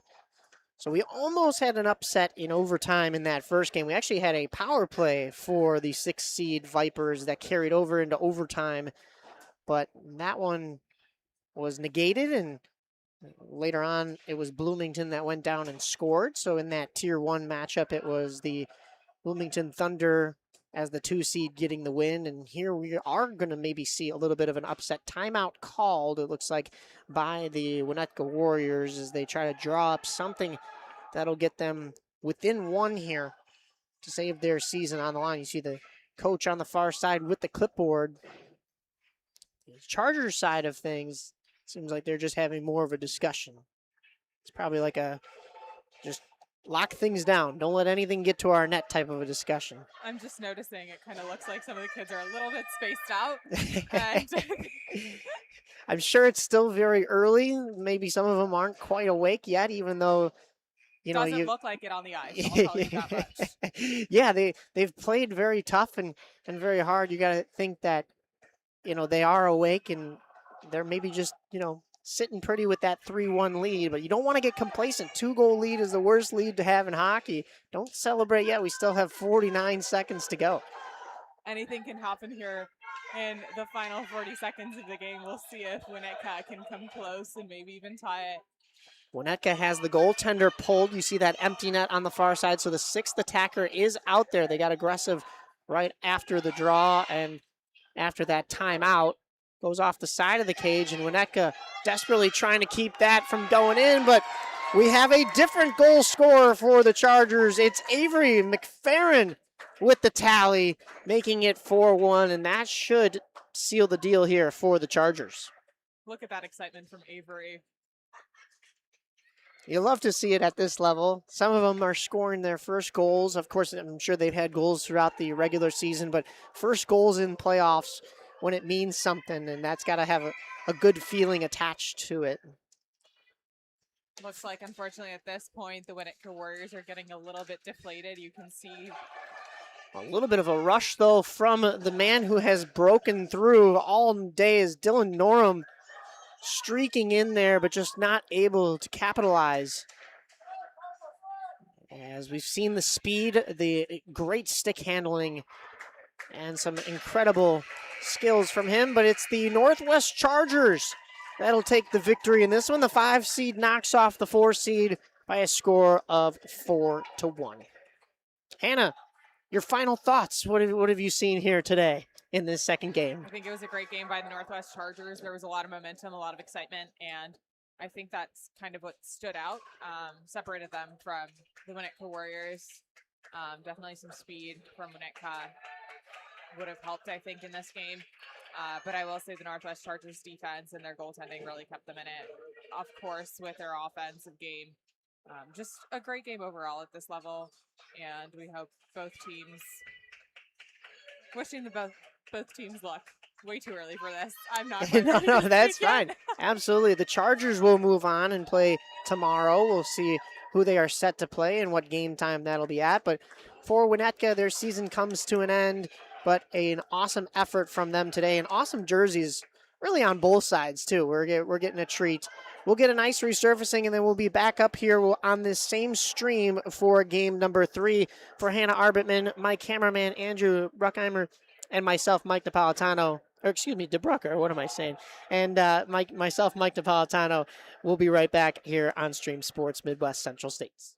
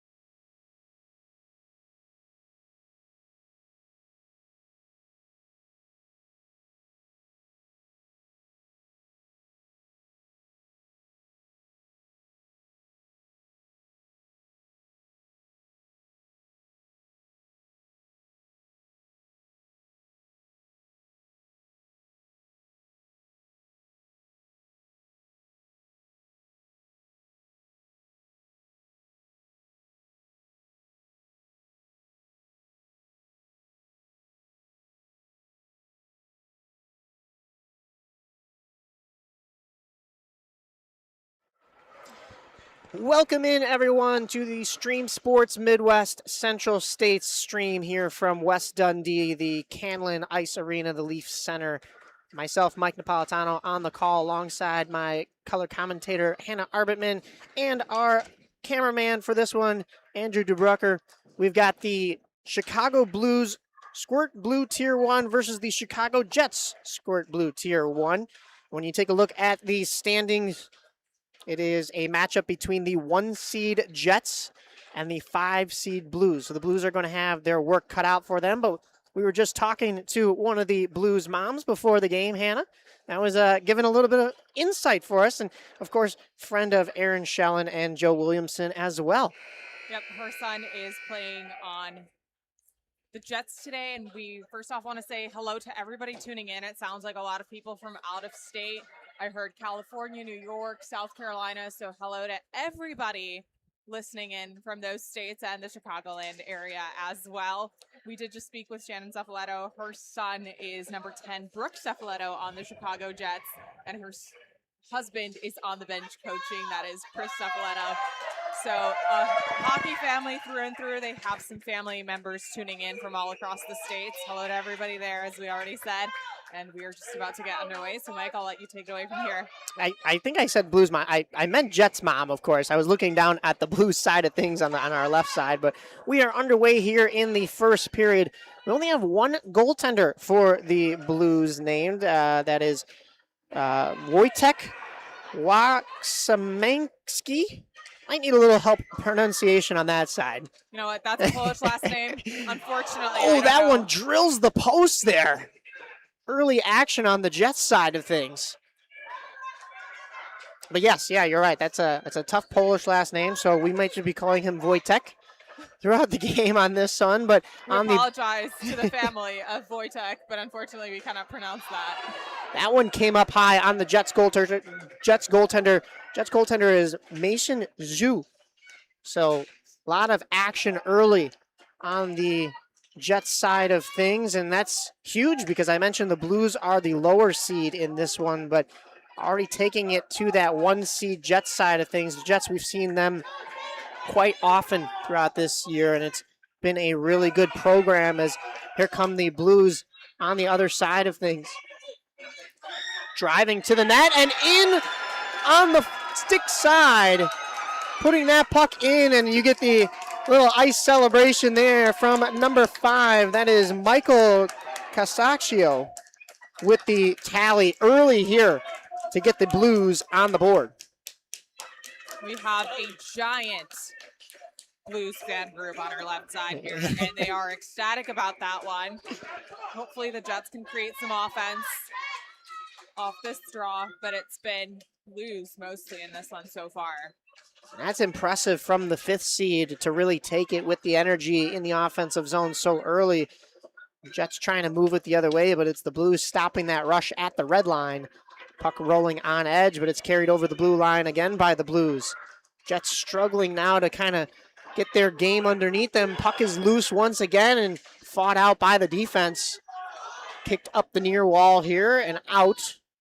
Blues will have to track back. So the Blues wearing their black jerseys with the white shoulders and striping as well as the blue striping. You have the Jets in white with that lighter blue striping along the sleeves as that one goes on net as well. Zhu getting tested quite a bit here in this first period. Blues defense coming back for it, but it's going to be the Jets that get there first. It's Braxton Kazmierek. Jets keeping this puck in. Allen along the wall, but the Blues now able to pick back up and clear to center. Good puck protection there from the Jets. That is number 7, Jet Chiraya. Down low. Jets clearing out. Keeping that puck in, I should say, excuse me. The Blues get a backhander that goes out to center, and the Jets will try to regroup. They'll dump it back in on sides as they play on. Puck changing hands a number of times there along the wall in front of the Blues bench. Jets trying to work this to center, and a shot from the slot, and goaltender Wojtek knew it was coming, but a couple of bodies still in the way that could have spelled some disaster there, but he makes the save.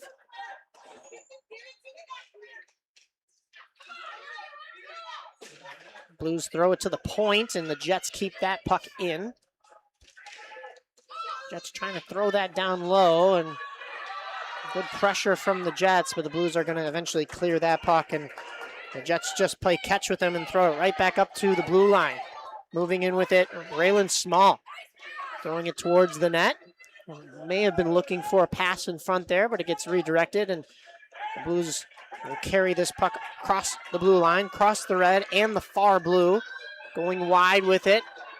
Stick tripped up, and we're going to get a call here with just under 8 minutes still to go in this first period as the Jets touch up, and it's going to be a tripping call. Kind of a trip that you had to take there, but nonetheless, it'll be a power play for the Blues, who already have the lead in this one.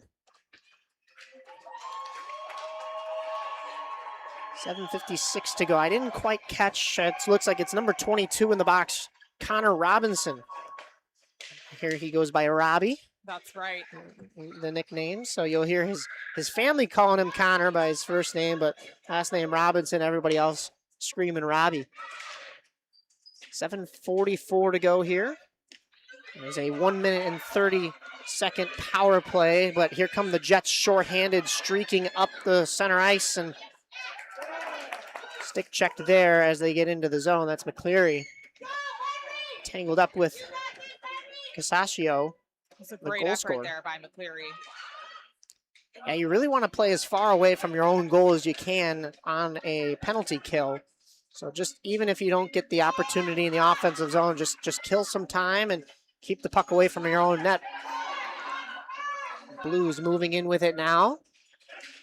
They'll get this puck deep. That is Alexander down low. Tried to shovel that puck deep once again was Casaccio. And a spin move to try to clear it. It'll go to the point instead. And look out here, it's picked up the other way. Gerbosi in all alone, a shot rising. I believe a shoulder from Wojtek, just keeping that one out. What a save, shorthanded as well was the opportunity from Gerbosi.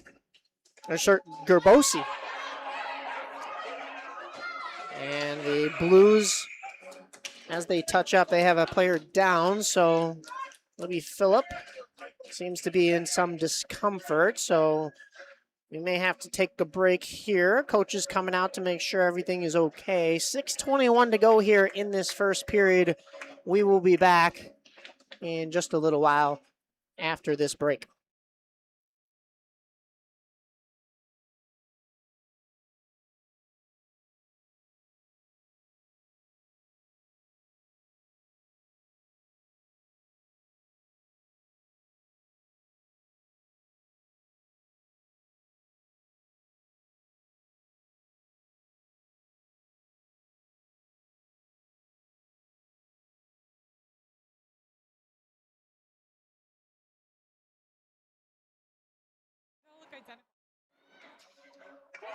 Back underway here. Injury seems to be a non-factor. I think Phillip is getting looked at on the bench, but I believe he is okay. That's Clark Phillip for the Blues.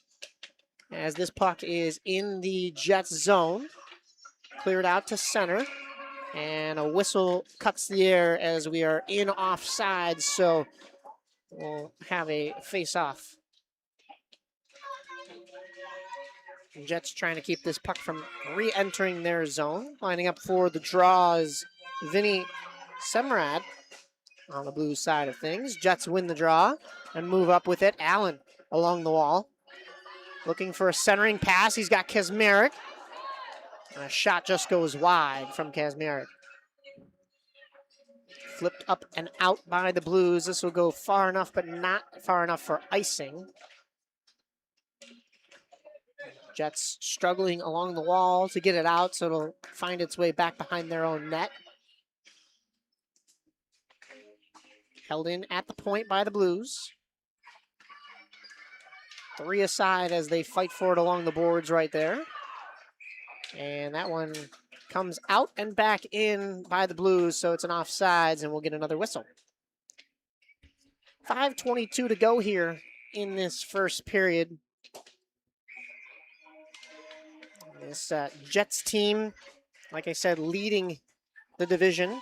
18 wins, 1 loss, and 1 tie in their 20 games played. That is pretty impressive. That's quite the record for sure. They've got 88 goals for, 39 goals against. So they've doubled the amount of goals that they allow. And then when you look at the Blues side of things, 20 games played, 10 wins, 9 losses, and an overtime loss factored in there. But don't count them short. They have just as many goals for as they do goals against at 79. So it could be anybody's game here, especially with the Blues with the lead thus far in this one. But the Jets are going to need to play the hockey they've played throughout the regular season if they want to get back into this one. Going wide with it and a flip shot saved by Zhu, and he'll hold. 4:34 to go here. Hannah, we got a little bit of extra insight about this team from the Suffoletto family. Not only was she telling us that Connor Robinson goes by Robbie, but she was also telling me that there's a certain man on the team named Fish. There's a Fish. I was trying to look up and down the lineup. I believe that's Jack McCleary, yeah. So even though it does say McCleary right there on the back of the jersey, as you see down low here in front of us, McCleary is known as Fish. Look at that flow, too, for McCleary. Yes. That hair is something. Yeah. I don't think fish have that much hair, though. No, Usually scales. no. So that's an interesting one Maybe to me. he's a merman. Ah, I like it. A merman. I'll go with that. Face off. 1 forward by the Jets. And they move in the offensive zone, flipped wide. Chicago Jets really trying to put the pressure on now. This one finds its way back to the point. And a shot from out wide, bounces around, hits a couple sticks in front, but goes wide once again. Trying to throw that puck back to the center. Too many bodies in front, and the Blues will carry out. They have a 3-on-2 going the other way if they hurry. That is. Phillip back out there, so that's a good sign. Going wide with it and sneaking it in without even needing the pass are the Blues. Coming in front of the crowd, too, is number 64, Sasha Alexander. His last name, I believe, is Zamula. It's on his jersey. Yeah. That was a great play and makes me wonder if he has any relation to Igor Zamula, who is currently playing for the Columbus Blue Jackets. That is not too common of a last name. That is interesting, especially different from what we have on our rosters, but you see his first name's also Sasha, and I know most Sashas can also go by Alexander. That's you see right. that with Barkov in the NHL. And speaking of NHL, you mentioned Blue Jackets. The Blackhawks just saw the Blue Jackets last night. Fortunately, did not go their way. As moving back in with it was Zamula again. Just a bunch of power moves to the net.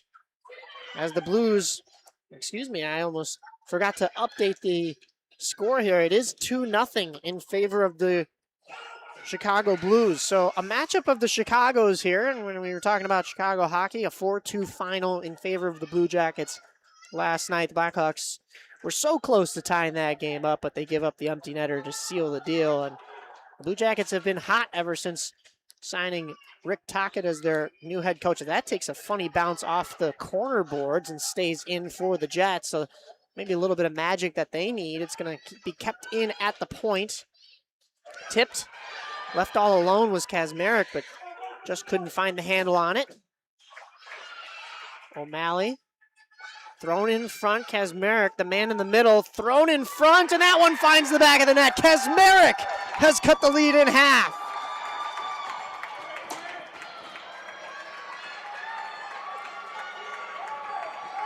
This Jets team is known to score a lot of goals.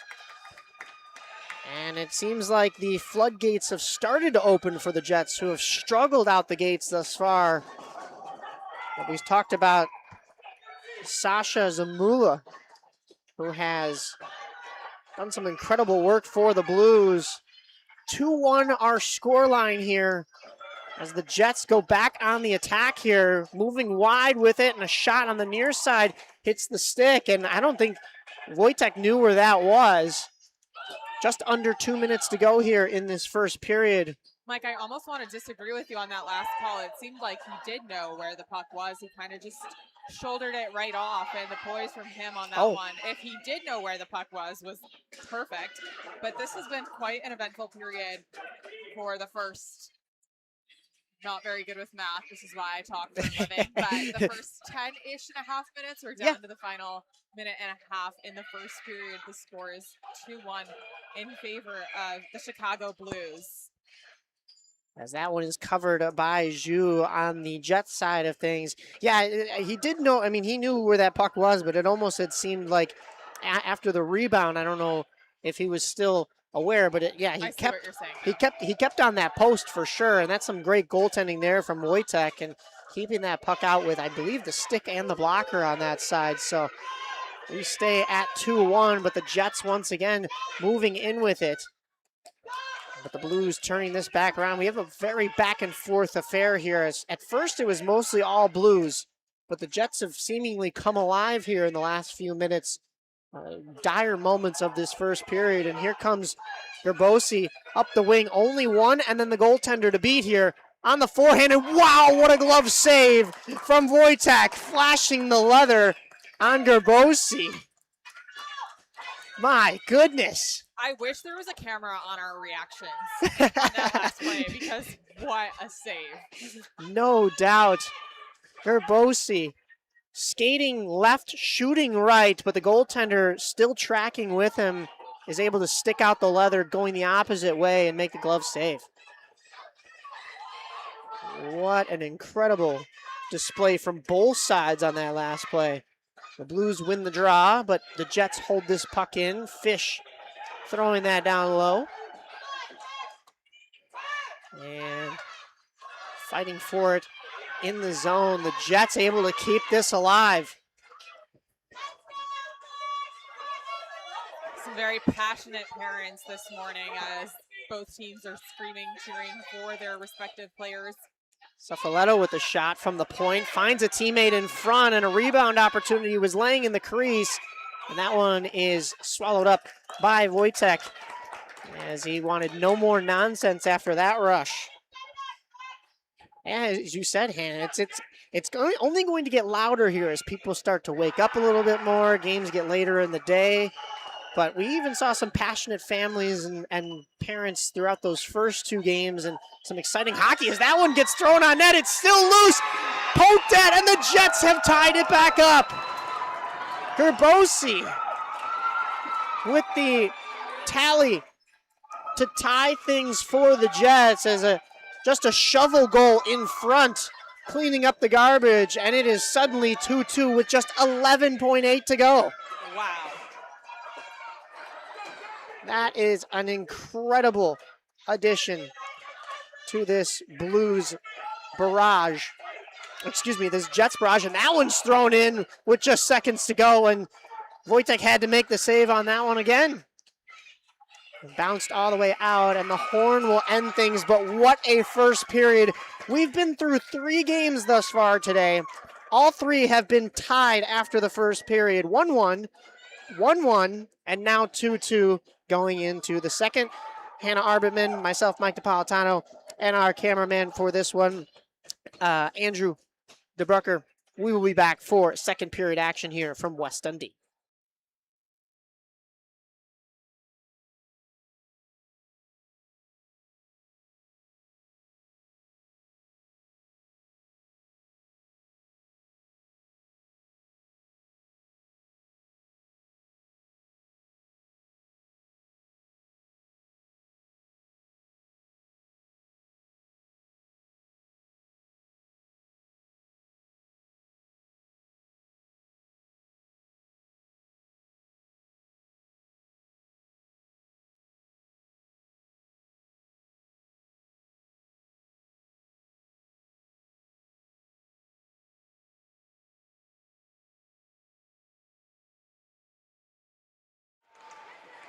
back underway here for the second period between the Blues and the Jets. Twos are wild as it is 2-2 in the second.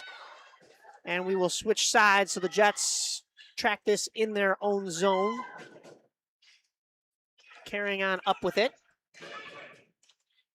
And Allen will move it up to Kaczmarek. Kaczmarek, a 3-on-1 for the Jets, but snuffed out by the lone defender for the Blues side of things.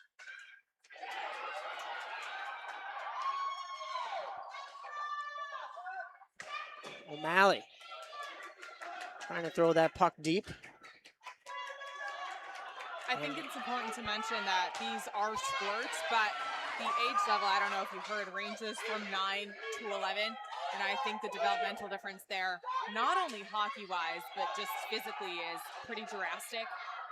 So we see some players that are significantly smaller than the other ones, and those could be the 9-year-olds or just shorter 11-year-olds, but it's definitely interesting to look at the age difference in this one. And of course, that comes at any Squirt team.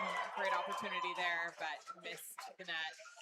And no doubt. I mean, we've seen different sizes from all three games that we've covered today. We've seen some kids that have hit the growth spurt a little bit early, but some resiliency from some of the smaller skaters as well.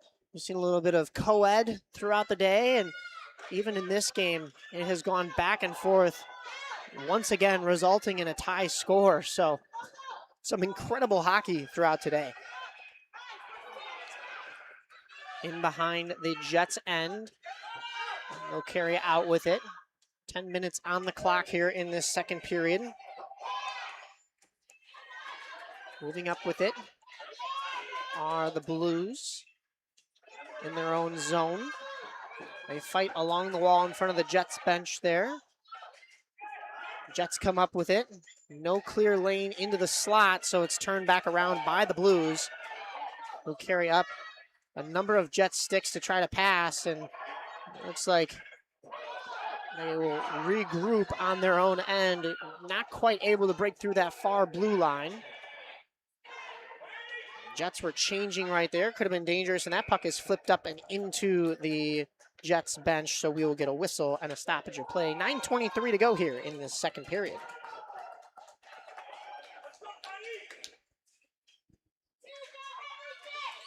Still 2-2 as we line back up. Phillip is back out there once again. We already saw him return after the injury in that first period, but he'll take the draw in this one as well. Flipped up off of a Blues player, and we got a whistle here.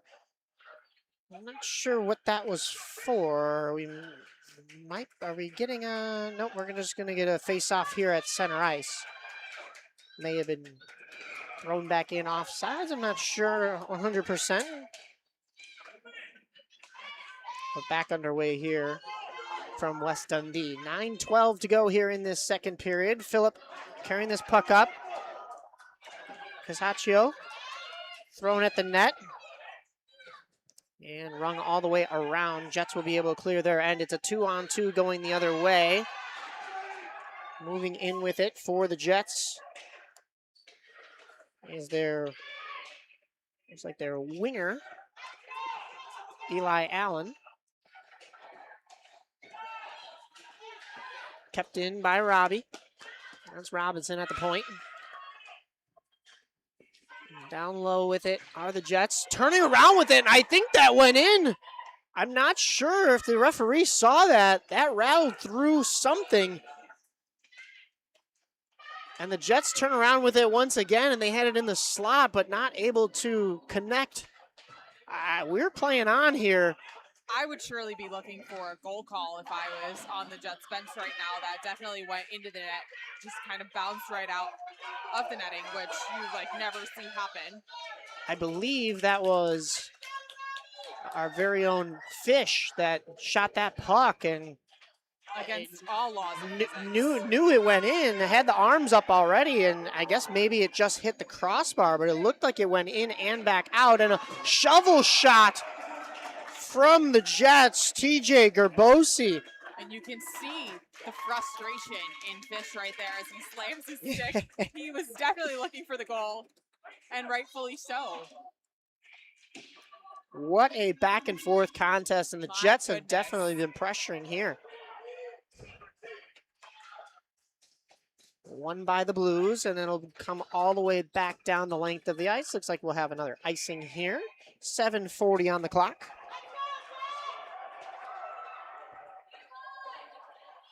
I mean, obviously the kids are having fun on the ice, but I just want to say we're having so much fun up here in the broadcast booth as well, especially after plays like that. They just get us fired up. No doubt. I mean, I'm here for it for sure, and we're going to see good hockey throughout the day, but might as well start off early. We've had 2 great games thus far. Why not a third, right? Draw one by the Blues forward, and they'll clear their end. Flipped all the way back down. That's going to go for another icing with 7:30 on the clock.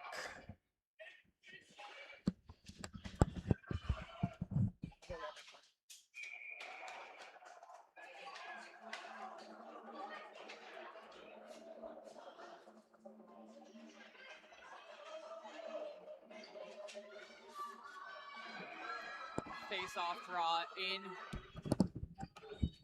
the blue zone.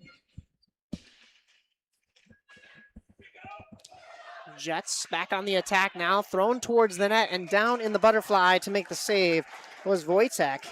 He has been tested now quite often by this Blues, or excuse me, by this Jets offense.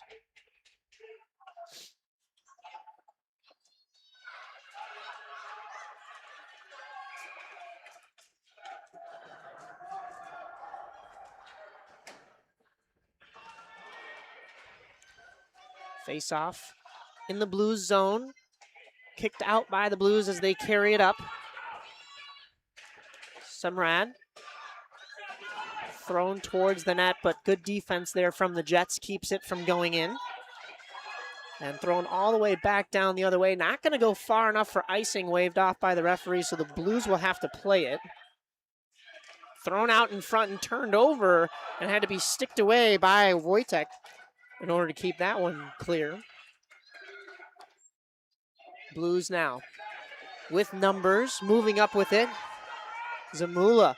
We saw some skill from Sasha earlier today. Back on it.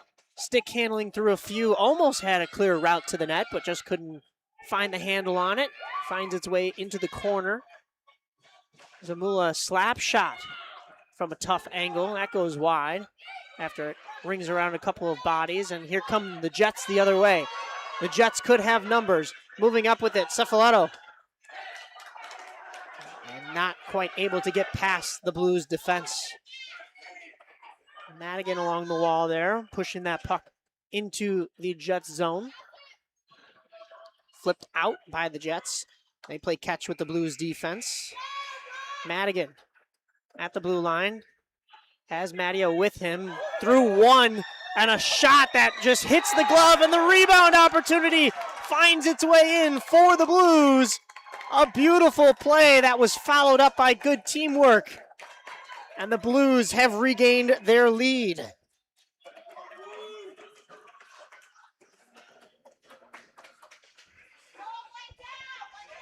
That was definitely a great goal, and I was just about to say it feels like the Jets defense has really lightened the load for their goaltender, but unfortunately that one just finds the back of the net, and we go on with 5:46.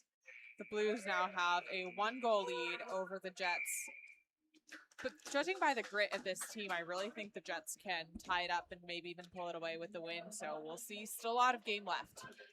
5:40 here to go, as you mentioned. A lot of games still to be played. We're still only in the second period between the Jets and the Blues, but a 3-2 lead in favor of the Blues, the 5th seed over the 1 seed Jets.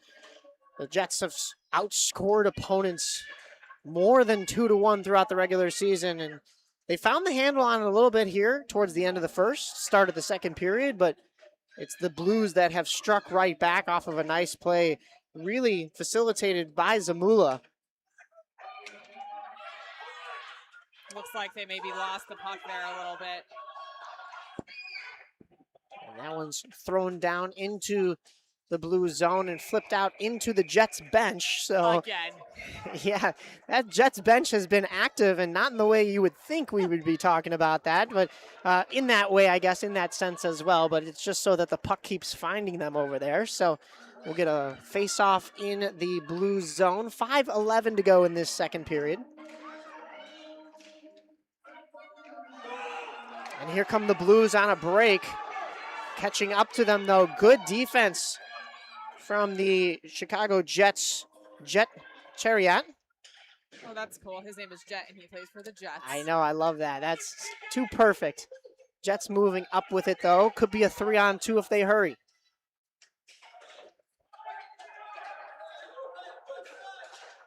Navarro skating in with it for the Blues, cutting through one, cutting through a second, onto the backhand, and a diving, I'm not sure if that was the defender or the stick from Zhu, but keeping that puck out somehow, some way were the Jets. Just under 4:30 to go here. Jets desperately trying not to go down 2 once again, as they were in that first period. Only down 1 now, but Zamula back on the puck. Stick check nicely from behind from Fish. Jets are really doing everything they can to take the puck away from Zamula, and you can see that he's playing a giant role for his team in this game, and I'm sure in all the previous ones he's played. And the Jets are definitely beginning to catch on to that. It looks like we're going to get a call here. I'm not sure. It looks as though we have a little bit of confusion from, I believe that's Baptiste. I don't have him on my roster. We'll see when we have the number put up on the scoreboard here. That's number 80. I don't have Baptiste on my roster, but he was a little confused because it was the two Blues players that kind of ran into each other, and Baptiste was just kind of the catalyst that forced them to take those routes. So I don't think he was happy with the fact that he got called for hitting there, but the Jets will have to defend a man advantage for the Blues as they do it in the best way possible, carrying this puck into the offensive zone, shorthanded, flipping this puck down low into the slot.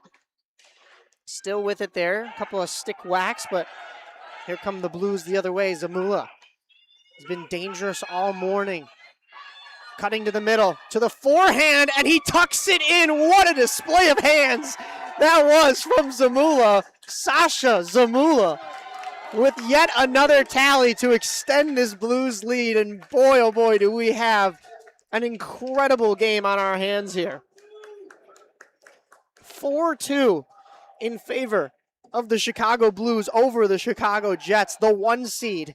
And Zamula has been a huge part of it. He had the assist on the last one, but it was a beautiful move by him that set up that assist. This time, he gets his own reward. I'm truly at a loss for words. I'm very impressed by his play, his stick handling, just really everything. That's all I can say. Honestly. Props to Zamula for the way that he's playing in today's game. He's back out there, or he's still out there, I should say, as this puck finds its way back into the Jets zone. Thrown all the way out to center, and Allen picks it up there on the offensive. Streaking in with it is Kazmarek to the forehand, and down to make the save was Wojtek for the Blues side of things. He hasn't been tested in a while, but he was tested much earlier, and once again, he comes up with a big save. Staying locked in there, even though he hasn't seen too much action in the last several minutes. And that's a huge part in the goalie's game is, being ready for whenever it does come to you, even though it might not be consistently. Staying in the game is really important for them. Shouldered off there at the blue line by Cefaletto. We play on. Just an incidental contact bump right there, but the Jets corral this again. Unfortunately, they give up the power play goal. Fortunate for the Blues, though, as they re-extend their lead to 2. They had a 2-0 lead, and then that got completely erased by 2 quick goals from the Jets. Zamula in again, though, has plenty of numbers, but doesn't need him. He goes all to himself, but a good pad save from Zhu, keeping that. Maybe he could have used the numbers. Here come the Jets the other way. Allen has Kazmarek in the middle. Allen once again weaving to the center. Couldn't beat the second defender right there from the Blues. Trying to grab a license plate on that one. Looks like a number 96, and I don't have a 96 on my roster either. So some reinforcements maybe were added to these two teams. Who knows? Could be. Could have been injuries. Who knows? It could have been just a jersey swap. Maybe somebody left a jersey at home. You never know. That happens. I've seen it play out pretty frequently, actually, during a kids game, an intermission kids game at the Wolves. I believe it was the Glenview Stars. Had two of the same goaltenders in net. Oh, Later found out that one of the goaltenders was grabbed from the crowd no. because the other team didn't have another goaltender. So thankfully one of them had two jerseys. I've done that before, and I wasn't a kid, so there's no excuse there for me. I just chalk it up to it was laundry day, and I left it in the dryer. Happens to the best of us. Samo coming the other way, pulling up at the blue line, a little bit of spinorama action right there, and going wide with it, trying to find a defender.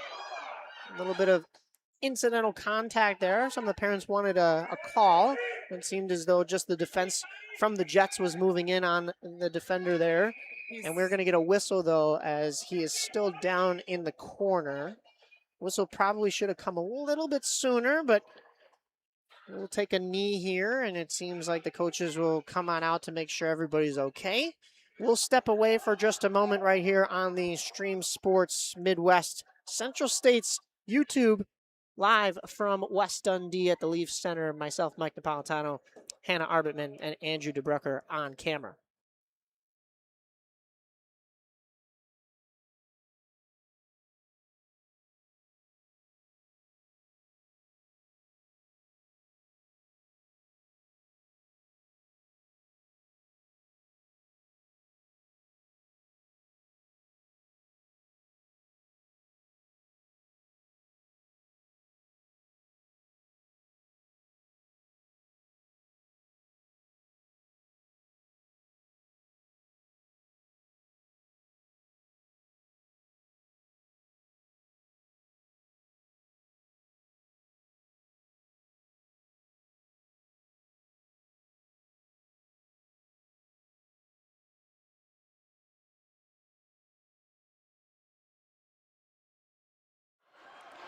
Back underway here with just under 30 seconds remaining in this second period.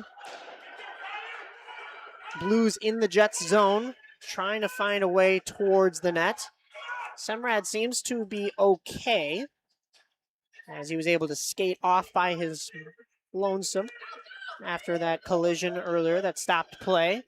Puck is thrown at the net, and a whistle cuts the air. 8.4 to go in this second period. Lots of action for Mason Jew here in the final seconds of the second period. If you're the Blues, of course, you want to add to this lead. You have Zamula right in that shooting position. He's got to be outside the circle, but you want to kind of throw him right there. They did win the faceoff, but couldn't get it all the way back to him. And time will wind down here in this second period. 4-2 as we go to the third period. The Chicago Blues leading the Chicago Jets by a score of 4-2. We'll step away. We'll be right back here on Stream Sports Midwest Central States.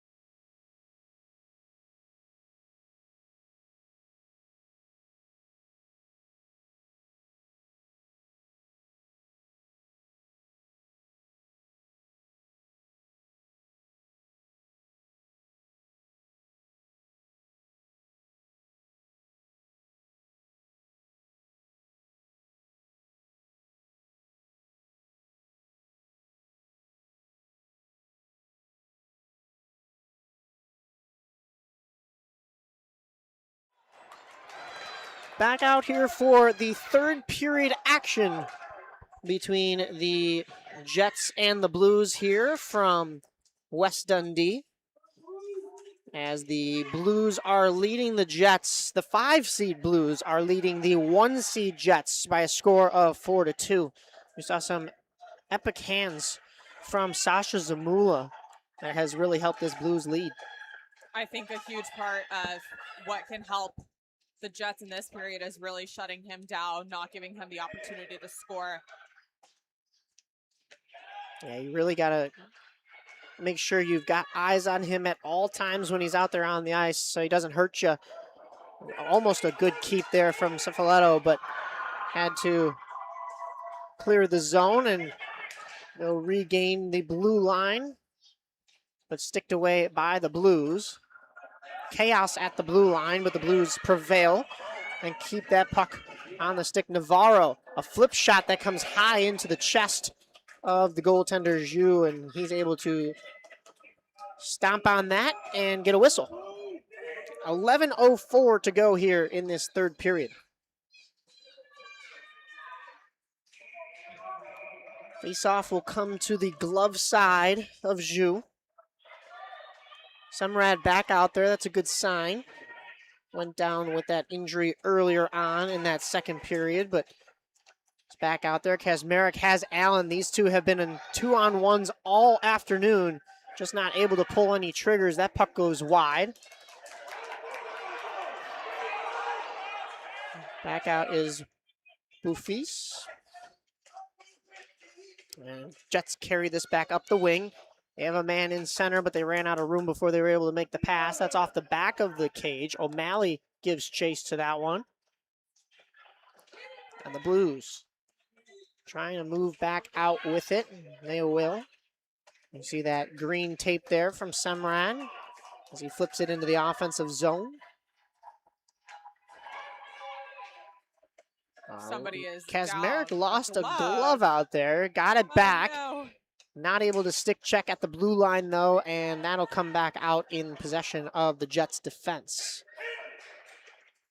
We got some hit 'em calls over here, but no hitting at this level. I thought that's what I heard. So the Jets, oh my goodness, what a shot from Jet Chariot. That one rose into the top corner. It seemed like a complete nothing burger along the half wall, and that one was just thrown into the top corner. And the Jets, once again, cutting that 2-goal lead in half. It is 4-3 here in the third period. Can I just say, I don't think their goaltender was expecting that one to go in at all. Definitely not. And I mean, you know, you're out there on the ice, you got to be ready at all times, but you can't really fault Mr. Wojtek in there because, I mean, that was just a perfectly placed shot into the top corner. Unbelievable.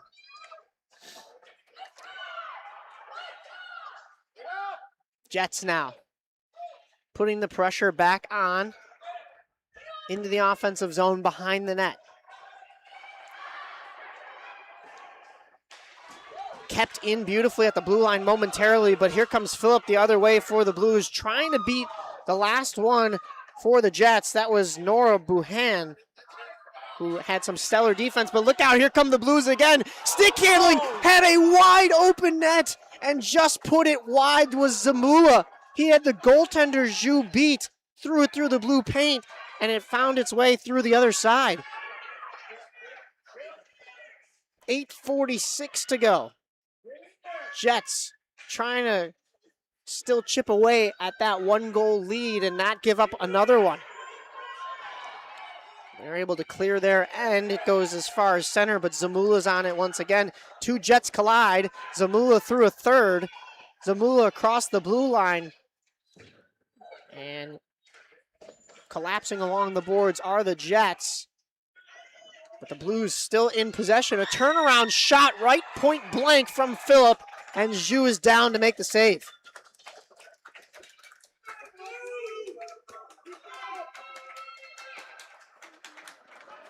We've got in our Instagram chat, we've got our fellow broadcaster Joe Williamson saying, He's wearing his Blues gear just for us.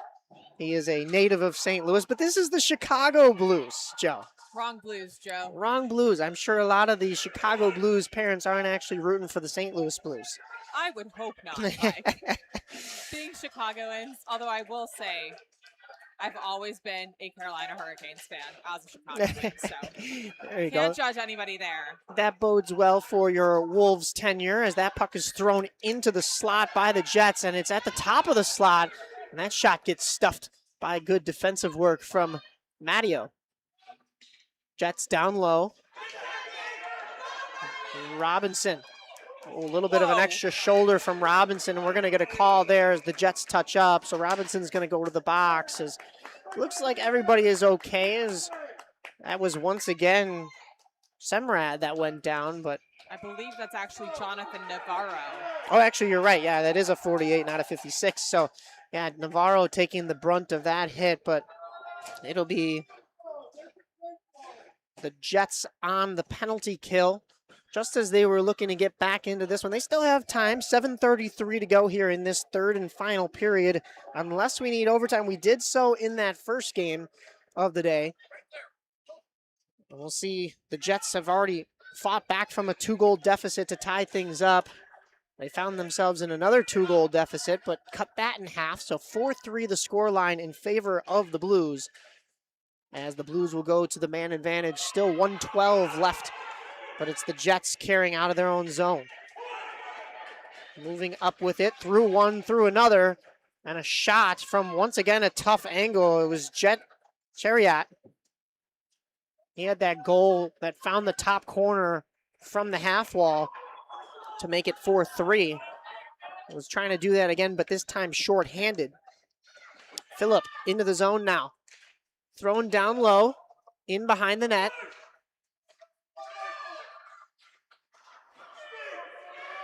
Puck is carried up by the Jets now. Short-handed rush. Once again, Chariot gets stick-checked, though. And the Blues will just dump it down into Jets zone, and they'll regroup. Cefaletto breaking through center. Has only one and the goaltender to beat. Cefaletto, a shot. That hits the pads and the stick of Mr. Wojtek in net over there. Kazmarek thrown down low. Allen is there to pick up the rebound, and that hits the side of the cage. Allen down low again. Go ahead, Hannah. What were you saying? I was just going to say, I feel bad we're calling him Mr. Wojtek, but I also Oh, don't yeah. want to screw up his last name. I feel like more respect to just call him by his first name rather than to mess up his last name. So if his parents are watching, you can drop in the chat how we can get the phonetic pronunciation. No doubt. I mean, they did have the phonetic pronunciation of his first name in there, so I'm sure he goes by Wojtek. But stellar goaltending nonetheless to keep this one in favor of the Blues. Cefaletto goes back to grab that one at the red line as he's across the blue line. Indirect drop pass. Top of the slot, a shot. It's stick down from a high stick, and we are going to get a whistle as that was played with a high stick from the Blues with 5:15 to go here. Penalty has been killed by the Jets, and they did it mostly in that offensive zone, Hannah, and they're looking for that equalizer. We'll see if they are able to grab that. I must have spaced out.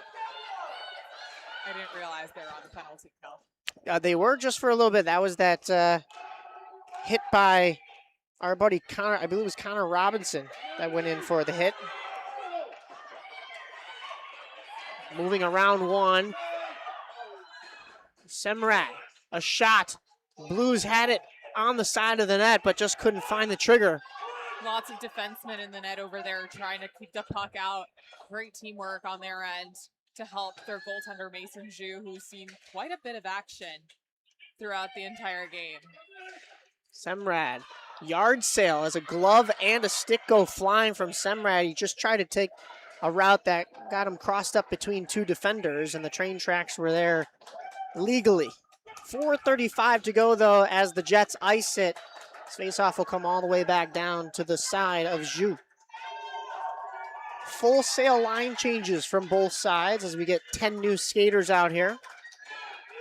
4-3 in favor of the 5-seed Blues over the 1-seed Jets. We could be looking at quite the upset here if this score line holds. We've got a Let's Go Jets chant starting, though, as they break out on the rush. Going wide with it on the backhand. Centering pass, a shot, hits the pads of Wojtek and stays out. He has stood tall through this third period, tested heavily. Cifaletto, only man back, trying to find Robinson as a teammate, but that passes him and goes all the way down. It will not go far enough for icing. That was playable. Hits Zamula's stick. Zamula dropped it, and that's going to allow it to keep in the zone from Robinson, tipped in front. That goes wide. Baptiste, a shot that rises after it hits the defender and goes wide into the corner. The Jets really just trying to get any opportunities they can on net here in the final 3 minutes of the game to tie it up. Hopefully head into overtime. That puck hits Zamula and he's down, but right back up. And as I've said before, they really have to do everything they can to shut him down, prevent him from scoring, because he has been the difference maker in this one. You saw the stick handling from him even in the neutral zone right there. They had to have 2 or 3 Jets on him to make sure that that didn't get lost. And a breakaway happened for Zamula. Here come the Blues once more. Couple of bodies to beat as Cifaletto does some nice defensive work to keep the Blues wide, and that's picked back up by Chariot. Rung around the corner boards and up to the point. Kept in nicely, though, at the wall by the Blues. Good passing in the slot from the Blues, but even better defense from the Jets there, being able to stop that attack. It's still in their zone, 2:38 to go here. You got to imagine that Zhu is going to be leaving that crease in about a minute if they want to get this game tied up with the extra attacker. Cifaletto, the defenseman, leading the rush.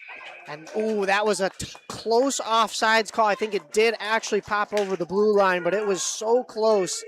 And we'll get a whistle for an offsides. 2:23 to go here in this third period. These parents are getting louder and louder by the second, and you can only imagine why with a 3-4 score. Number 5 seed about to take down the number 1 seed if the score stands. These parents are very passionate, and we can only hope that this game delivers for them. Absolutely. It's been an exciting one thus far. 2 minutes to go. We still see Zhu in net, and Allen shot, and he finds the back of the net. Allen has tied things up here for the Jets with 2:03 to go in this game. What a shot. Oh my goodness. Chaos at its finest. This is incredible, Mike.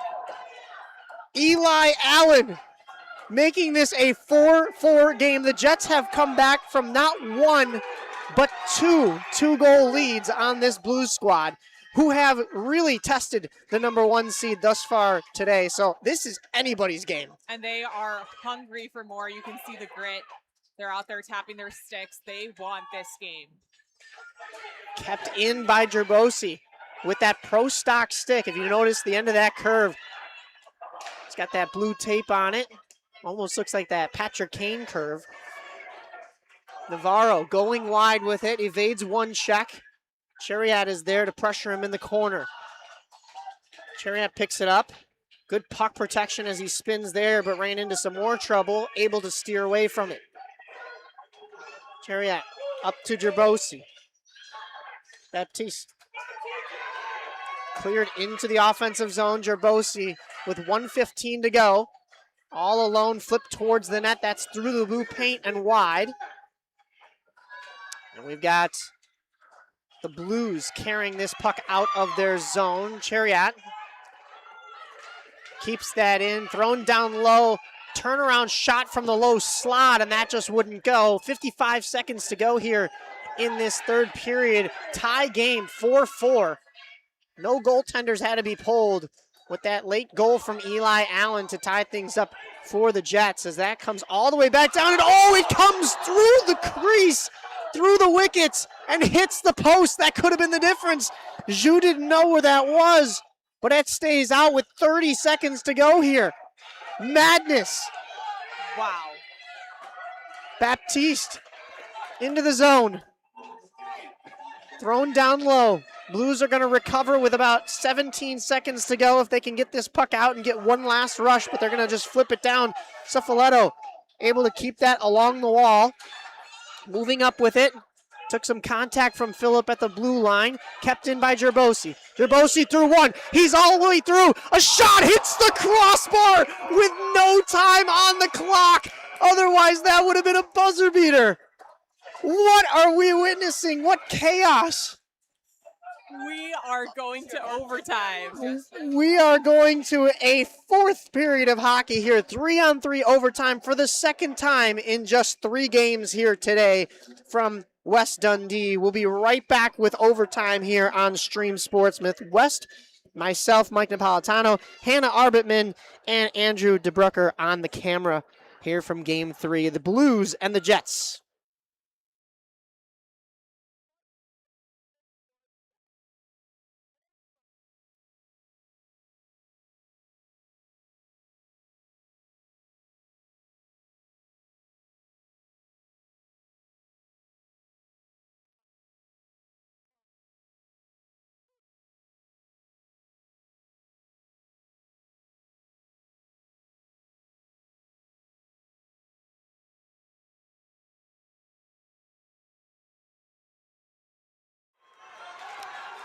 Back underway for overtime here. Jets control off the faceoff. You'll see on the screen it says 4-4 in the fourth. We don't really have an overtime button, so Zamula in all alone. Oh, and just throws it wide. Semrad, Zamula, and Navarro for the Blues, and they throw it in. The Blues have knocked off the 1 seed. Semrad, who was down with an injury earlier on in the game, comes back with the game winner to knock off the Jets. 20 seconds into overtime, I think even less. And they are thrilled. They're hyping up the crowd. Everyone's excited. Gotta feel bad for this Blues team. They really were trying their hardest to the final seconds, but unfortunately just wasn't enough to win this one. You talked about it, Hannah. I mean, this is a Jets team that had outscored their opponents twice as much throughout the regular season. They take home the 1 seed. They had a great season. They can hang their heads high, and they have something to hang their hats on. After that, they came back from 2 two-goal deficits in this game. A 2-0 deficit, a 4-2 deficit. They never had a lead in this game, but the Blues continue their barrage in overtime and get the final victory in this one, 5-4. We knew a Chicago team was winning here between the Chicago Blues and the Chicago Jets, and it comes through with the Blues winning 5-4 in overtime. The game winner from the man who was injured earlier in the game. That was, actually, he's not even on my list here. Semrad? Oh, it was Semrad. Yeah, it was Semrad. Excuse me. I didn't see him on there, but Vinny Semrad with the victory right there. Stay tuned for the next game here on the Stream Sports Midwest. That is the Jets and the Bloomington Thunder coming to you right here on this same stream. For Hannah Arbitman and my cameraman, Andrew DeBrucker, myself, Mike Napolitano, we'll see you in just a moment.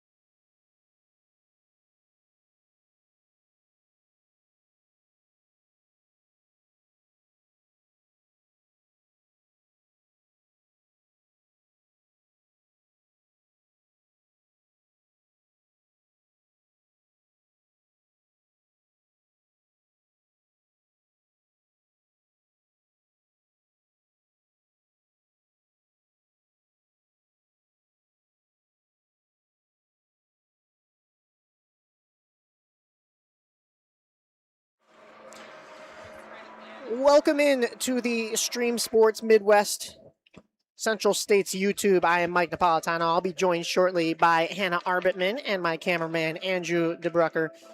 We are the crew here from the Leaf Center in West Dundee, Canlan Sports. We got about a minute to go here in warmups between the Jets, the Chicago Jets, and the Bloomington Thunder in this Blue Tier 2 division. The Jets are once again, if you're watching this last game with the Jets, they are once again in this division the 1 seed. They went 16-3, 0-1. No ties, but in those 20 games, 16-3 and 1 overtime loss. This is the 6th seed Bloomington Thunder coming in their 20 games, 9 wins, 8 losses, 1 tie, and 2 overtime losses. So 21 points for Bloomington, 33 for the Jets. The Jets, they've outscored their opponents 67-46. And Bloomington, they have also done well in the goal department, 72 goals, but yet they were the 6th seed. But they've also given up 56. So this is going to be an interesting matchup. We just saw an upset in this previous game. We almost saw an upset in that first game that was a 2-6 seed with Bloomington Thunder squad. So the Jets and the Thunder have given us some interesting games thus far this morning. Well, I admit, I would imagine this one is no different.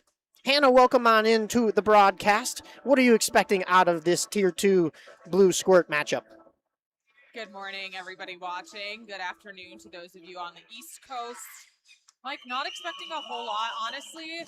Haven't seen either of these two teams play, but based on what you've said, it should be a good matchup here.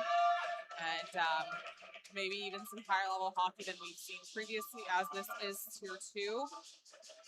Sounds like maybe they have some stronger skaters at the Tier 2 level than at the Tier 3. So we'll see what this matchup brings, but definitely looking forward to it. We are underway here in this first period, 12 minutes on the clock in these squirt level games, and the Jets have it in their own zone. Jets are wearing those white jerseys once again with the navy blue and light blue up top with the Chicago Stars along the shoulders. You've got the Bloomington Thunder, in the almost Seattle Seahawks colors if anybody's prepping for Super Bowl Sunday next weekend. You've got that neon green and a little bit of that navy blue, almost black. We saw the Bloomington Thunder in the early game this morning, and they were wearing complete highlighter neon green ones. Those are pretty cool as well. So we're getting to see a cool color matchup in between these jerseys, but both teams just kind of feeling each other out thus far in this one. That one is an icing, though, on the Jets, and that'll bring the face-off all the way back down into their zone. In net for the Bloomington Thunder, that is number 45, Bentley Larimore.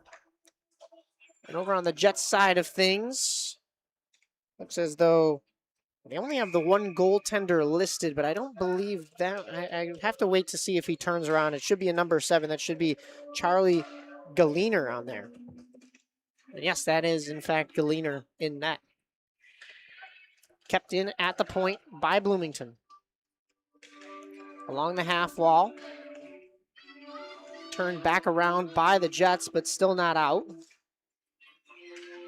Bloomington moving in with it, cutting into the slot on the backhand, but good work defensively from the Jets. Turned over at the blue line, and the Blues will take it out into center.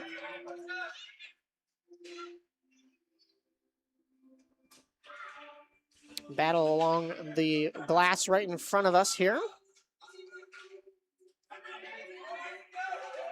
Mike, I know you previously mentioned the uniforms on each team, but I really like the star detail on the shoulders of the Chicago Jets. Yeah, it is a nice touch. We've seen stars used in the Chicago Blackhawks jerseys. They had the ones along the collar back during the 2017 Winter Stadium Series jerseys. Thought that was a nice touch, but Chicago Jets play out of Johnny's Ice House, where the Blackhawks used to practice, and they've kind of kept that Chicago Star tradition alive. Of course, Bloomington making the trek up here today. So I said it in the early broadcast. I hope all the parents and the families that have traveled in for these players have made it in safely. Hopefully you came in maybe Friday night, avoided having to wake up extra early on a Saturday morning and brave the Midwestern cold and the snow and the ice just to get here. But making a weekend out of it was that first Bloomington team that took the victory in overtime. We'll see what this level can do as well, as that's thrown out in front. And what a glove save. Snagging it, flashing the leather was Galiner on a point-blank shot from the back door. Made it look super easy, too. Just that left arm comes up and right into his glove. I've said before, I really like watching the development of goalies. So that was a great move there by Charlie Galiner to keep the puck out of his own net. Faceoff will come to his stick side. One in the offensive zone by the Thunder. But the Jets now carrying this out. Collision along the boards, but the Jets still manage to poke it as far as the offensive zone. Along the half wall. Works carrying it out. Fung throws it the other way.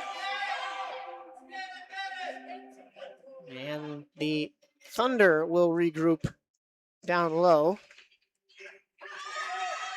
They carry this puck out, but not enough numbers there. They're going to be cut off by the Jets' defense, and turning it the other way are the Jets' Fung. Moving up with it along the half wall.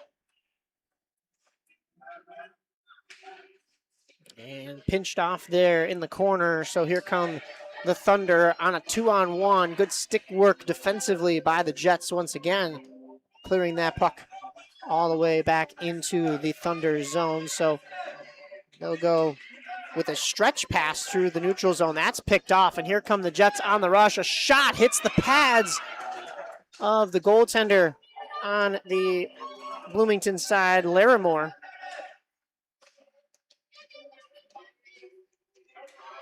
Sticks tied up, and the Thunder move away with the puck here, and a possible breakaway opportunity for the Thunder. Moving in, Bloomington on the attack, and not able to push that puck past the pads of Galiner. Couple of collisions on both ends of the ice. Shannon and Cole, they connect. Leswall throwing that puck towards the net and taking out a defender on the follow-through. Puck is thrown back to center. That might come all the way back down. It will be an icing. 7:02 to go here. No score between the Thunder and the Jets. I feel like it's been pretty even offensively so far in terms of the pucks getting on net and the goaltenders work. We're getting a Let's Go Jets chant started up here, as we've got the face-off in the offensive zone for the Jets. One back by the Jets, but almost picked off by the Thunder. In from the slot, a shot that is soaked up by the pads of Bentley Larimore. And we will do that face-off all over again, this time from the near side dot. 6:54 to go here. Your right hand, a lot of different changes of possessions. We've seen the two defenses playing catch, couple of stretch passes picked off in the neutral zone. So we'll see who can get some more sustained offensive zone pressure in this one, and that may lead to the first tally here, but so far no score. Jets throw it down low, but they don't have any white sweaters in the vicinity to pick that up. Bloomington working from their own goal line all the way back down, and this should go the length for an icing. It will. 6:24 to go in this first period.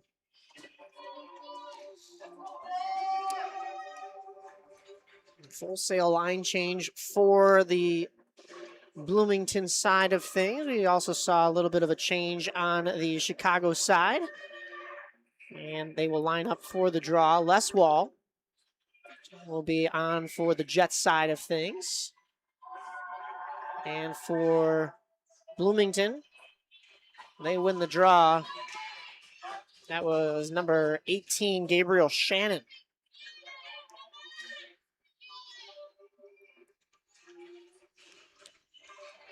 Jets keep this puck in. Levy not able to keep it on his stick as he's picked off at the blue line. Going the other way with it. Here comes Wirtz on the breakaway. Forehand shot and flashing the glove again was Galiner.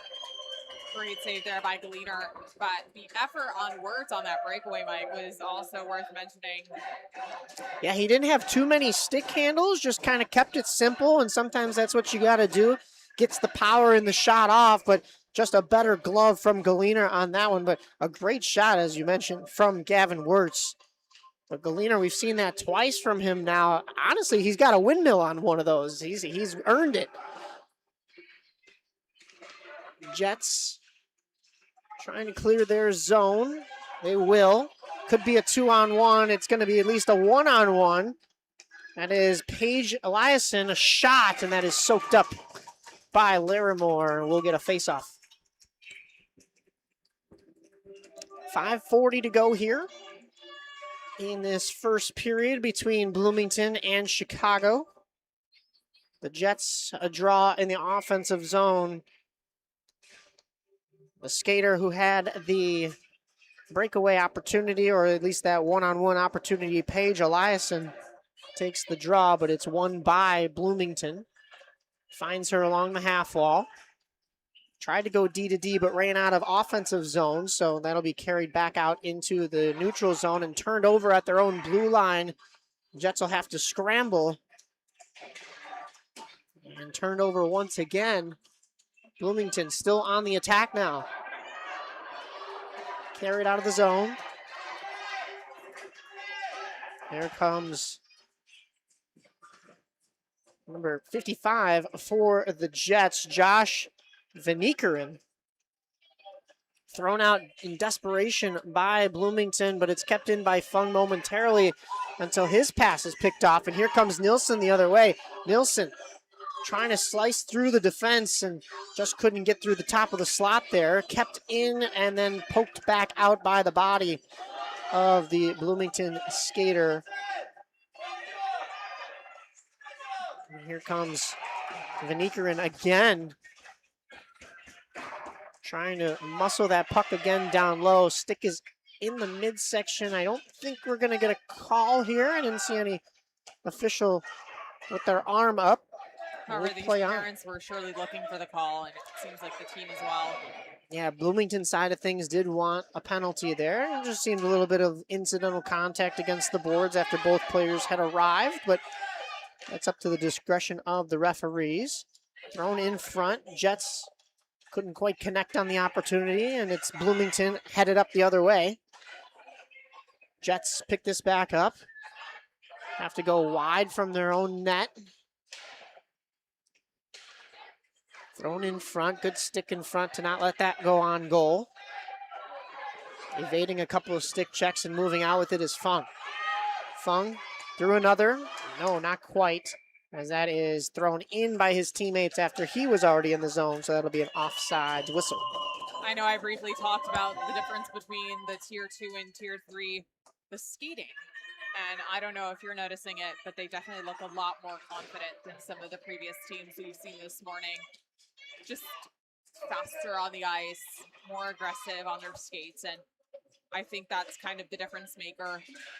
No doubt, and you really start to see those tiers differentiate throughout the season as not only, the actual regular season goes on, but the legs get under some of these skaters a little bit more. You see why they've been put in the tiers within the age groups that they're already in, and for this kind of an age group as well, it also helps that they're playing a little bit later in the day, maybe a little bit more awake, maybe got those legs going a little bit. So we'll see if that bodes for any particular side throughout this game. But yeah, as you mentioned, we've seen some incredible skating throughout this game, although we saw a few individuals in that last game that had some pretty good edge work.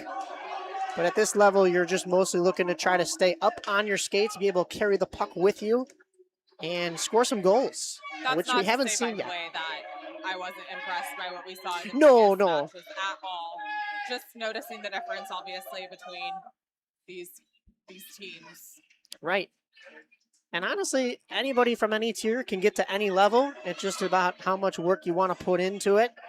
And you could see a lot of these skaters skating with, the Jets that we saw previously, or the Bloomington squad that we saw in the first game in the morning of this playoffs. And we'll see what happens. I was also mentioning earlier that it was the teams that were moving on, or that were winning, that were moving on to the championship tomorrow. But I've actually been informed that it's more of so the games tomorrow are still to be determined as far as who's playing and at what time. But it's more so of like a round robin tournament where you have to accumulate points. So taking a team to overtime can still keep you in the mix even if you lose, because you'll get that loser's point. But also, you want to win games cleanly, not give any other teams any other points in your bracket, and hopefully come out on top. Bloomington losing it in the neutral zone, and Chicago able to poke it back out, but it changes hands, and Bloomington going to regroup at the red line. Slaughter moving in with it. Pinched along the boards. 3 white sweaters and 1 Bloomington sweater, and yet Bloomington still comes up with the puck. That's some great board work from Slaughter. And flipped back out to center are the Jets. Through the legs on 1. Moving up across the blue line, another little toe drag. A backhanded shot, that goes wide. Not able to put that in. That was Spencer Leswell. Bloomington bodied off of the puck right there. Fans wanted a call, but a little bit of incidental contact bump at the blue line. Bloomington will escape their own zone now. Thrown into the slot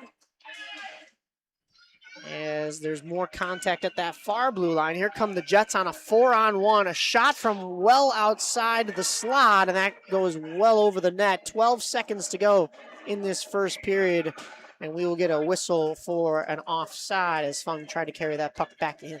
That was great work by Jets number 9, Ben Rupak, being able to track down that forward, stay with the puck, and take it all the way to the blue line, where he eventually took a shot, but unfortunately just missed the net. Face-off will be right down to our left here in the neutral zone. Nilsson lining up for the draw with Leswell. Jets wingers getting situated. Pandya steps in as the centers tie up. And the winger needed to come in to win the draw. And time will expire here in this first period. No score. Every single game we have played here today has been tied after 1. We had a 1-1 tie between the Bloomington side as they were playing the Vipers. Winnetka and the Vipers were tied 1-1. The Jets and Blues were tied 2-2, and now we get a 0-0 tie after 1. So we'll step away. For Hannah Arbitman, I'm Mike Napolitano, and on the camera is Andrew DeBrucker right here on Stream Sports Midwest Central States.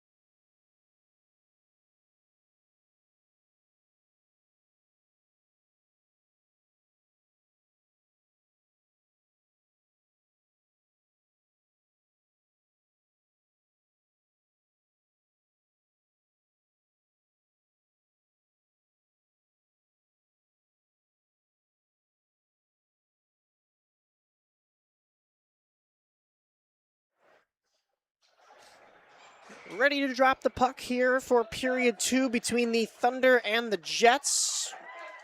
No score after one frame, and that one's thrown on net, and dangerous opportunity there, and shutting the door was Bentley Larimore. Bloomington, a 3-on-2 as they enter the zone. Slaughter throws it into the slot, streaking there off the puck. Good movement from Bloomington, but just couldn't put it past the pads of Galiner. He has been incredible thus far today. So has his counterpart. Levy tried to flip that out. It's kept in nicely at the blue line by Bloomington. Nielsen sends it down low, but couldn't give chase into the corner, and Jets are able to poke this out along the half wall. Still not out of their zone, though, until it hits a couple of skates and finds its way into the neutral zone. Found its way back to the defense, and that is Chicago Jets' Ben Ruhak trying to go D to D and get set up from the defensive zone. Puck is on the backhand there. A couple of stick whacks, and still moving up with it are the Jets. Across the far blue line, that may have been offsides as it hit a skate, but it's going to come back out into the neutral zone anyways, so no harm done. Pandya. Stick that away, but Bloomington carries back out of the zone. Slaughter once again moving up with it. Fung gave some trouble, but that was still thrown to the slot area, and just no sticks in the lane.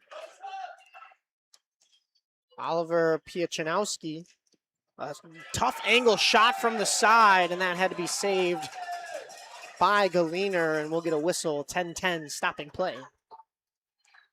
It's kind of been a goaltender battle thus far through the game. Just about halfway. Yeah, we've seen some incredible glove saves, as you just saw right there. Paige Eliason just give a tap to Galiner on the helmet. He's made some incredible saves with the leather in that first period, and then this time, well, I guess also with the leather, but I mean leather is in pads in this period. Good muscling for puck protection right there in center ice. That's hard to do when you're in like open ice rather than along the boards. Seems like some questionable stick movement to me.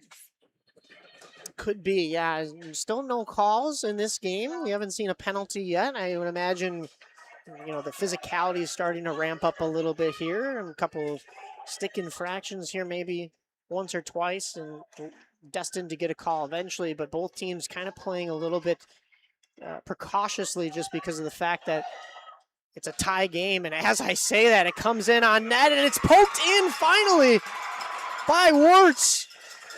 And the Bloomington Thunder have broken the scoreless tie. It must have been just kind of sitting in that crease right there after the initial stand-up save from Galiner. He did go down, and it found its way in. The Jets are clearly unhappy about that one. Some effort from Paige Elias, and also trying to keep it out of Galiner's net. But unfortunately, it does sneak in, and that gives Bloomington the lead in this one. Yeah, we heard a lot of excitement from the Bloomington side of things. We heard some frustration from the Jets side, but it seems like both benches are okay. Puck is dropped, will play on. Thrown towards the net and soaked up by the pads of Bentley Larimore, so we'll get a whistle. 9:14 stopping play, but the Thunder have just taken the 1-0 lead over the Jets in this one. Second period action. Lining up for the draw, Landon Rosales.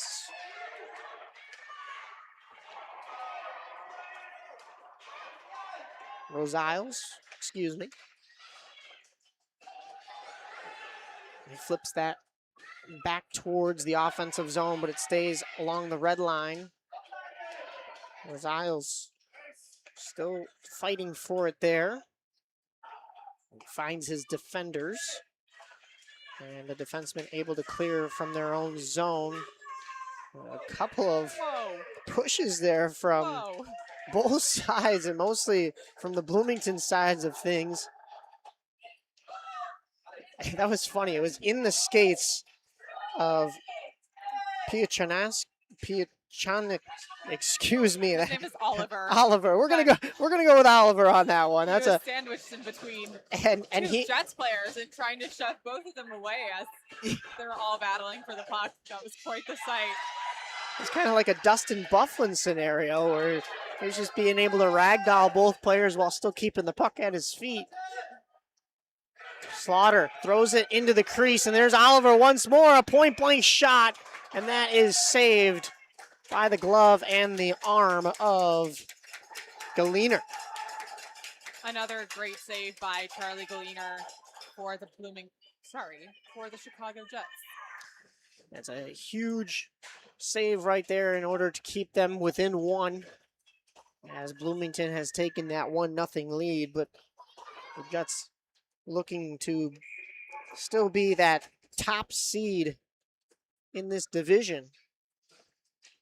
We saw one upset against the Jets already today, and that one squeaks in off the face-off. I can't believe it. Another one, and it looks like it was Wirtz once again, finding the back of the net. 2-0 Thunder. Wow. That's almost one that you draw up. It was right off the face-off and finds its way in. I don't know if Galiner was able to drop fast enough, and that's what snuck that puck in along the ice. That's definitely a tough shot right off the face-off. Here's Wirtz again with it, moving up with it, has a teammate cross ice in the middle, but too many white sweaters in between in order to get that pass across. Here comes Leswall up with it. Only has one, and then the goaltender to beat. To the backhand, through the slot, throwing it in front, but somehow that stays out. It's still loose. No, we did get a whistle, and that will stop play with 7:31 to go. Leswall palms up after that one. Maybe wanted a call there, but nothing doing. Still 2-0. They do get an offensive zone draw here, though. Full sail line change for Bloomington. And Bloomington has a little bit of a short bench. You see those 5 skaters get replaced. You've only got 6 on the bench. So as soon as these 5 come off, it's basically going to, oh, look out, that one sneaks through the 5-hole on the other end, and the Jets have cut the lead in half. Just as I was about to say, looks like the Jets aren't giving up quite yet. It's still early in the game, relatively early in the game. And although they were down 2-0, it didn't look like they were deflating at any point. And that pays off for them, as it was Jack Leswall. Yeah, we have 2 Leswalls. We do have 2 Leswalls. Spencer. My bad. Spencer's Leswall. number 32. I didn't even see that either, but we've seen both Leswalls a lot in this game, and Jack is out there now. But it was Spencer with the goal after he had that rush right before that, and he thought he should have gotten the call. He capitalizes on that faceoff and cuts the lead in half. We saw the Jets team in this prior game cut leads in half. This is seemingly kind of a similar situation. You got to imagine that this organization and the development program throughout the Squirt level of the Jets is of course, they've had a lot of leads throughout the season, being the 1 seed, and they can score goals, but they've got to have it in their mindset at any of these levels that when they're down, they're not really out of it. You know, they've got the goal-scoring potential behind them, but also that never-give-up attitude, and we saw it with that first team. We're seeing it a little bit now, too. As that puck is iced, 6:34 to go here in this second period.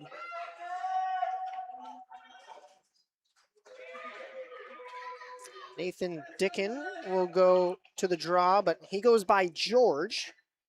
So George Dickin lining up for the draw. That was Paige Eliason throwing that down into the corner. Funk throws that down to Leswall. That's Jack Leswall. At the point. Flipped down low, but good stick defensively there from Lockley and Reinders. Fung in his own zone. Trying to turn with it and throw it up the half wall. He will. Jets are able to clear their zone and get as far as the blue line.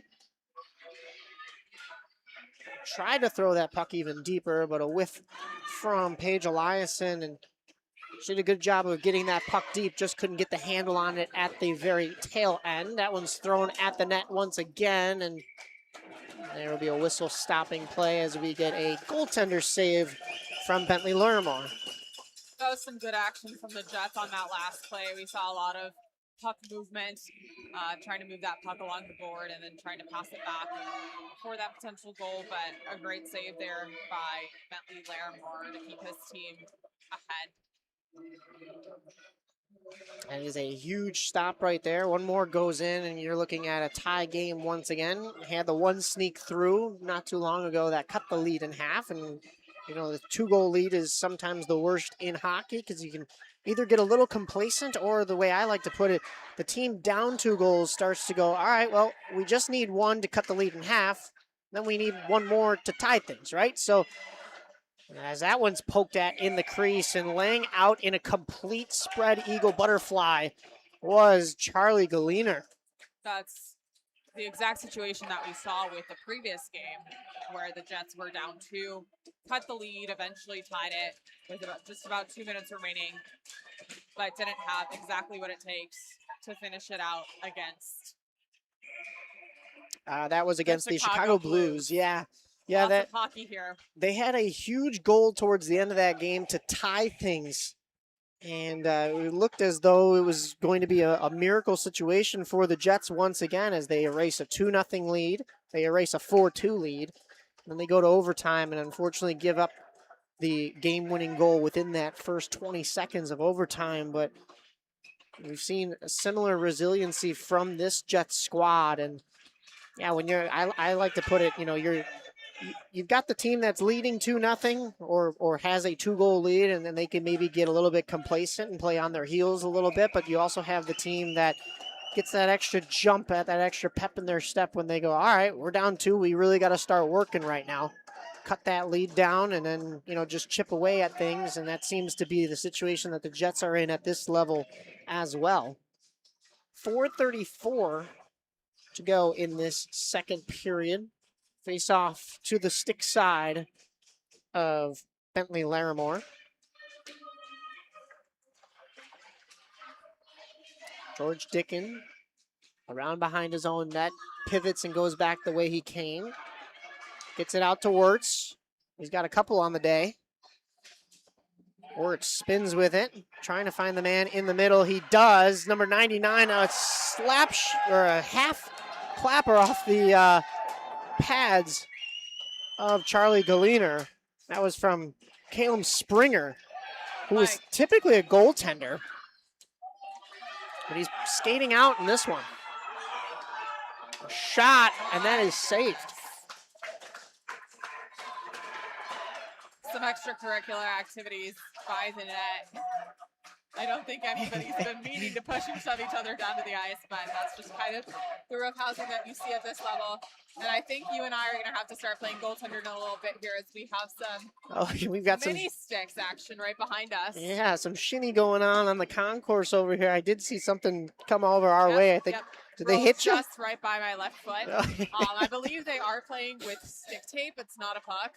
So if it does hit us, it won't be too bad. Okay, gotcha. Well, as long as you don't get a slash to the knee or anything, that's good. But yeah, stick tape's an interesting one to play with. That's a little tough. You usually see like a Patrick Kane using it for extra grip on his stick, but you don't typically see it balled up and used as an object for a hockey game. And it goes back to the origins, I guess, when they used to just play with a rock. No, I think their siblings get bored watching the games and just have to come up with anything they can to keep themselves entertained other than maybe some screen time. So it's not quite the burnt biscuit, you know? I will say I respect it. I do, yeah. The ingenuity is there. Just about 3 minutes to go here in this second period. Still 2-1 in favor of Bloomington. We're starting to see Bloomington go back on the offensive. A shot from distance from Slaughter. And that is steered wide by the pads of Galiner. carried out by the Jets. Pinched off along the boards and colliding with his own teammates, similar to that collision we saw in the Bloomington crease not too long ago. Just some skaters losing an edge. Incidental contact. But this allows Bloomington back into the zone, and that's thrown all the way through center ice, through 3 zones, but not going to go far enough for icing. It was already waved off with the referee signaling there was a tip there by Bloomington in the offensive zone. And that one, look out, is flown into the Bloomington bench, and we'll get a stoppage of play. For the first time today, we're seeing the puck hit the visitor bench. In the previous game, it hit the home bench twice. Right? And I was beginning to think maybe there was the magnetic force on the home bench, but it seems not. That is accidental for sure, and the visitor bench gets just as much love with that puck. Well, the NHL puts trackers in those pucks. I don't know if they have anything in these levels, but let's hope it's not magnets for sure. Otherwise, you'll start seeing it hit the post a lot more. We did see them draw iron in the game previous to this one a couple of times, and I think it went off the post at the beginning of this game at the far end as well. So maybe there is a magnet. Maybe there is something to that. This puck is carried out by the Jets. They have a 3-on-2 if they hurry. Couple of skaters in center, electing to just shoot it, and it finds its way past the shoulder and in. And just like that, the Jets have erased another 2-goal deficit. 2s are wild here in the second. 1:40 to go. And it looks as though that was Isaac Glenn with the equalizer. Like, of course, as much as I'd like to highlight just the effort there from the Jets, I also want to speak on the way that Laramore's teammates are treating him after he misses that one. They all skated over to him, gave him some pen taps. That's the kind of stuff you love to see, honestly, at any level, but especially here when you're just learning to play, and of course, everybody needs that love, especially in those tough moments. Yeah, and you know that one, of course, he caught a piece of it, so it's definitely one where he's going to shake his head. Look out, coming the other way are the Bloomington Thunder, and they put it right back in. 3-2, and here comes the celebration as they jump to the glass for Bloomington. 1:17 to go here in the second period, excuse me. And just like that, the Thunder break that scoreless tie that just got evened up by Isaac Glenn. That's a tough time to give up a goal, because that is when you're most vulnerable, is when you've just scored that goal. You're feeling high and mighty. You've erased that deficit, and that one just kind of takes the winds out of your sail. But going back to what you were saying about that, pat on the goaltender of Larimore, it's one that sneaks by him. He catches a piece of it, and he probably feels like, I let my team down. It was a 2-0 lead, and here I am getting only a piece of that one, and it goes in. But it's a team game, and then his defenders and his teammates pick him up right after that. And not only do they pick him up by giving him head taps, they pick him up by getting a goal in response to that immediately. So 3-2 in favor of the Bloomington Thunder. That is a huge goal in the dying moments as that puck came out. Good eyes by the trailing official to see that one just barely sneak back into the offensive zone. You see him give that little pinch. I'm Italian. That's what we do that all the time, but it's a little different. Well, he said it just barely snuck past the blue line right there, so I had to call the offsides, and good eyes from the linesman right there. Love to see when the Zebras get the good calls, because I know that a lot of times that they take some criticism here or there. We've seen some great refereeing thus far today. So under a minute to go. 3-2 in favor of Bloomington as they try to work this puck out of their zone. Thrown on net. That is by Van Eekeren. It's behind the net. Almost thought we were going to see a Michigan attempt right there. A little sweeping motion. That would be something. Especially at this level. It's not unheard of, but how rare is that? Right. As you got to think. Wirtz up on the rush. He's got 2 to beat. And Nilsson too far away to slot that pass through a number of sticks.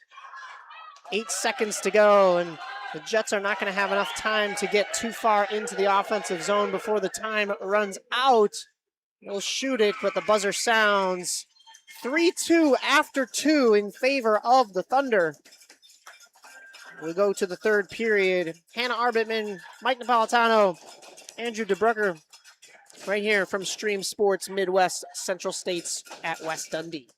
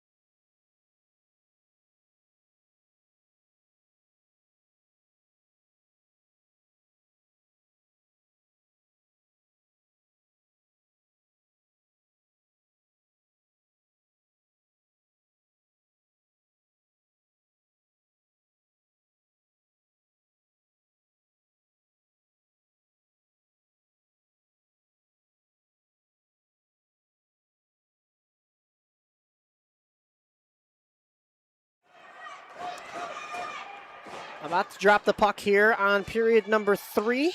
3-2 in favor of the Bloomington Thunder. They had the longer trek to get here. Still a long drive from Johnny's Ice House area downtown Chicago, but Bloomington is quite the distance, so they want to make a weekend out of it and get everything that it's worth as the Jets go off sides right there. We'll get a whistle. 11. Another, I believe that's another Bloomington team banging on the ice there, supporting their club mates. Yeah, I'm not sure if this is the team. So it's down to our left over here along the glass. I'm not sure if that's the team we saw earlier this morning. We don't have another Bloomington team on the schedule on this rink, but it doesn't mean that they can't be playing a game on one of the other rinks here at West Dundee, especially the one behind us has been loud and vibrant all morning. So I would imagine this is the team that we saw get the win in overtime in the 7 a.m. game. Feels like so long ago at this point.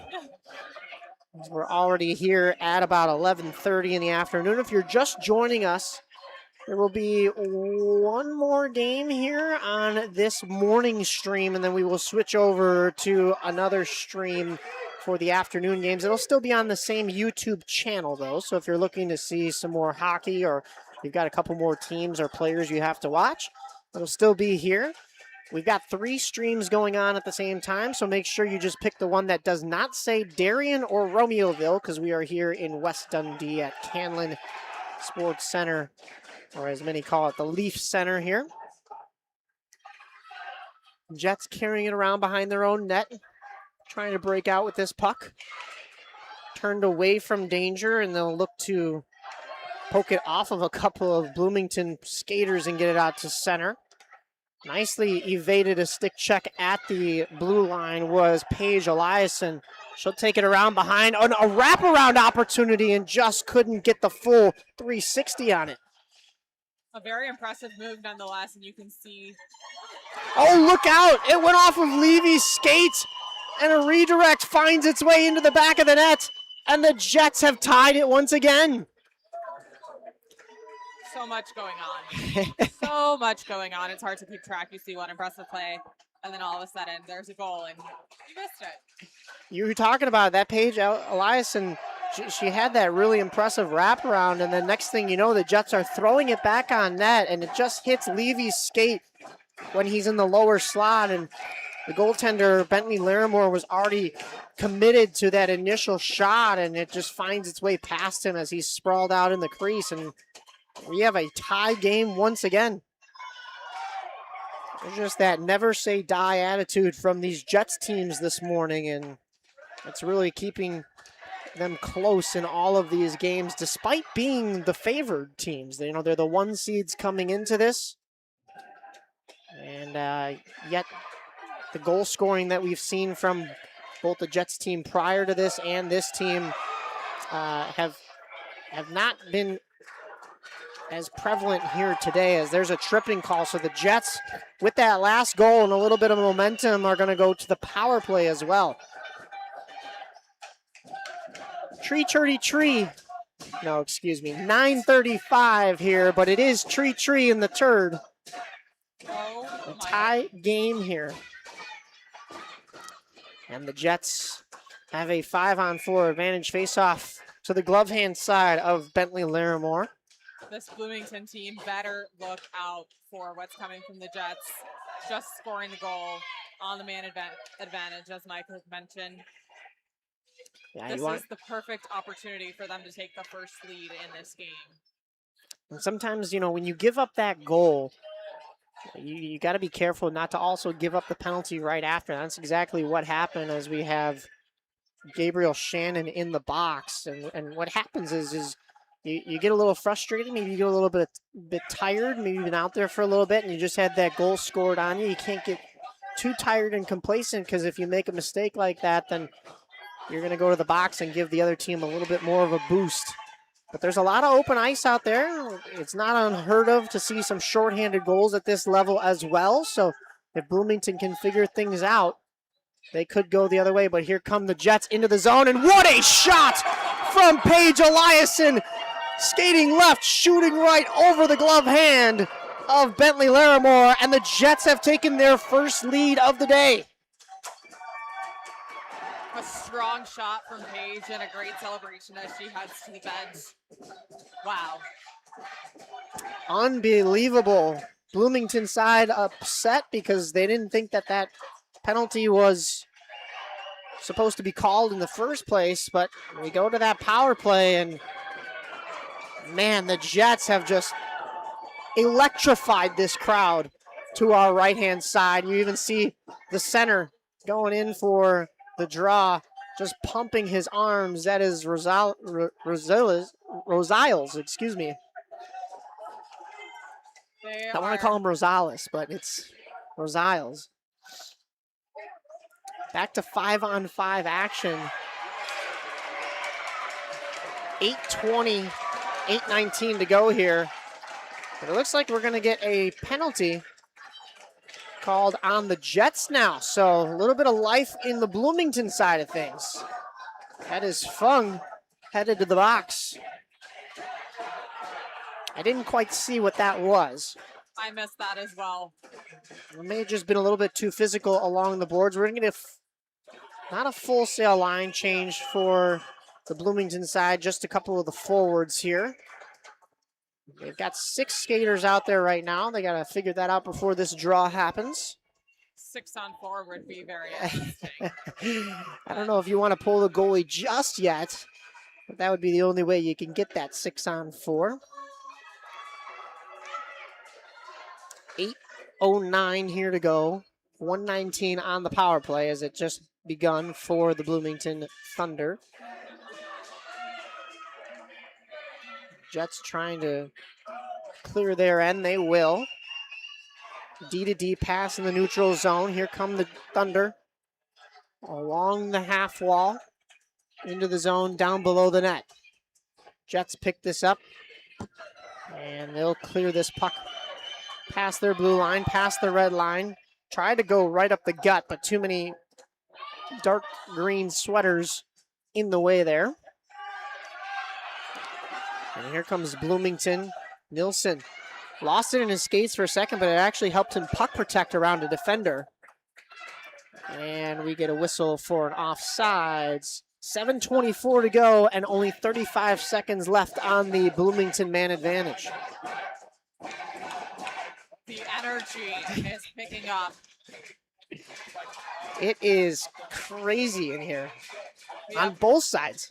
a traveling fan base along the boards. Not really sure where they came from. I believe they're part of that previous team that I was talking about, but they're just walking back and forth, trying to support their clubmates, it looks like. Yeah, you see them even in the bottom half of that camera shot right there as they are just cheering on their side no matter what. In this one, trailing by a goal. But Bloomington, with the last 15 seconds of this man advantage, trying to get set up in the zone. That's tipped a secondary shot down low. I'm not sure if that got much on it. A little bit of a whiff there, but closing the door regardless was Galiner. Galiner, I don't know if you just saw, was trying to be a little physical with his stick on one of Bloomington's players. Great tie-up of the stick in the slot from Levy. And then the rebound actually found its way to another Bloomington forward. Out of the box are the Jets, as they still hold that 4-3 lead. And carrying it into the zone, flipping it, had to make a pad save was Larimore. 6:18 to go, and it's still 4-3. Nothing on that power play. Bloomington wanted a call there. Lots of traffic and an open net for Bloomington, but they choose not to shoot. Yeah, Bloomington was able to clear the danger, but oh, and look out, a stick from behind, and that's going to send the Jets right back to the box. Rosales with the stick into the back of Nielsen. And Bloomington, a much-needed power play once again, as they get another minute 30 on the man advantage. So these next 90 seconds, if they take the entire time and don't score for the equalizer, that would take them down to just about 4 minutes and 30 seconds. As we get a timeout called, looks like by the Bloomington side of things, they're going to draw something up for the power play. As for the Jets side of things, we saw this during the intermission. Their goal is to put their sticks on their heads, give themselves a little bit of a breather, open up those lungs.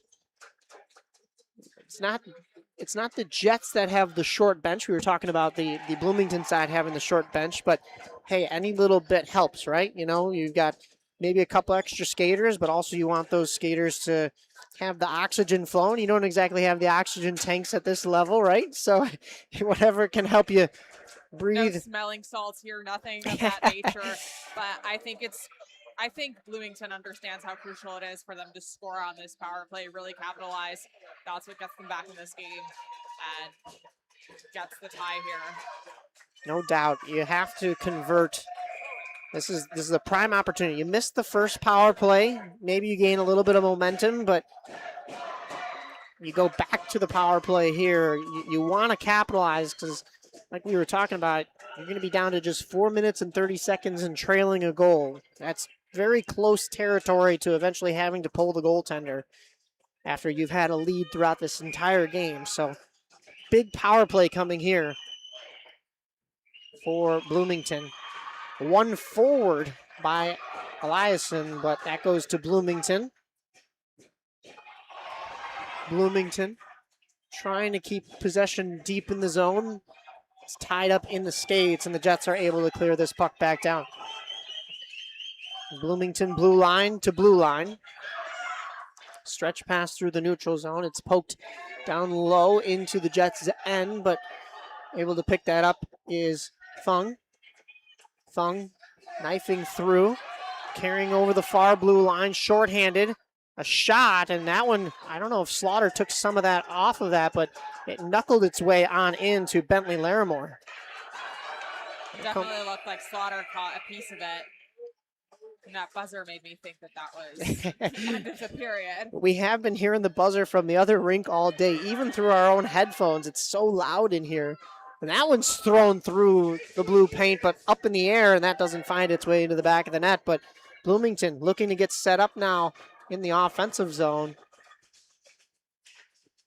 Into the corner. Tough angle shot, backdoor opportunity for Wirtz, and that just wouldn't go. Wirtz again, laying in the blue paint, and what a skate from the Jets defense to keep that one out. Bloomington seemingly had a wide open cage on the back door, and it wouldn't go. That was outstanding work from the defenseman and Charlie Galiner, of course, to keep Bloomington from scoring on their power play, and we are back to even strength. Another power play kill by the Jets at crucial times. They don't want to go back into the box. And thrown in front, and look out right after the power play. A high-to-low pass. A backdoor shot from Shannon, and it is tied up here at West Dundee. Wow. Falling all over the ice are the Bloomington Thunder, but they have just leveled this score 4-4 with 4:08 to go here in this third period. And boy, oh boy, both of these teams playing for keeps today. The fan bases know it as well.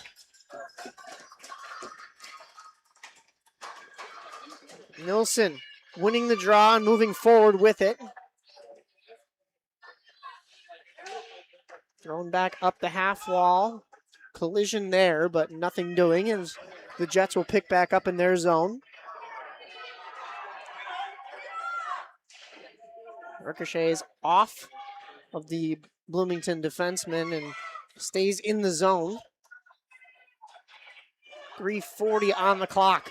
Both teams deadlocked, 4 apiece. Leswall from the wing, trying to move towards the center with it. He's a righty, so had that stick in a shooting lane, but also getting stick checked at the same time.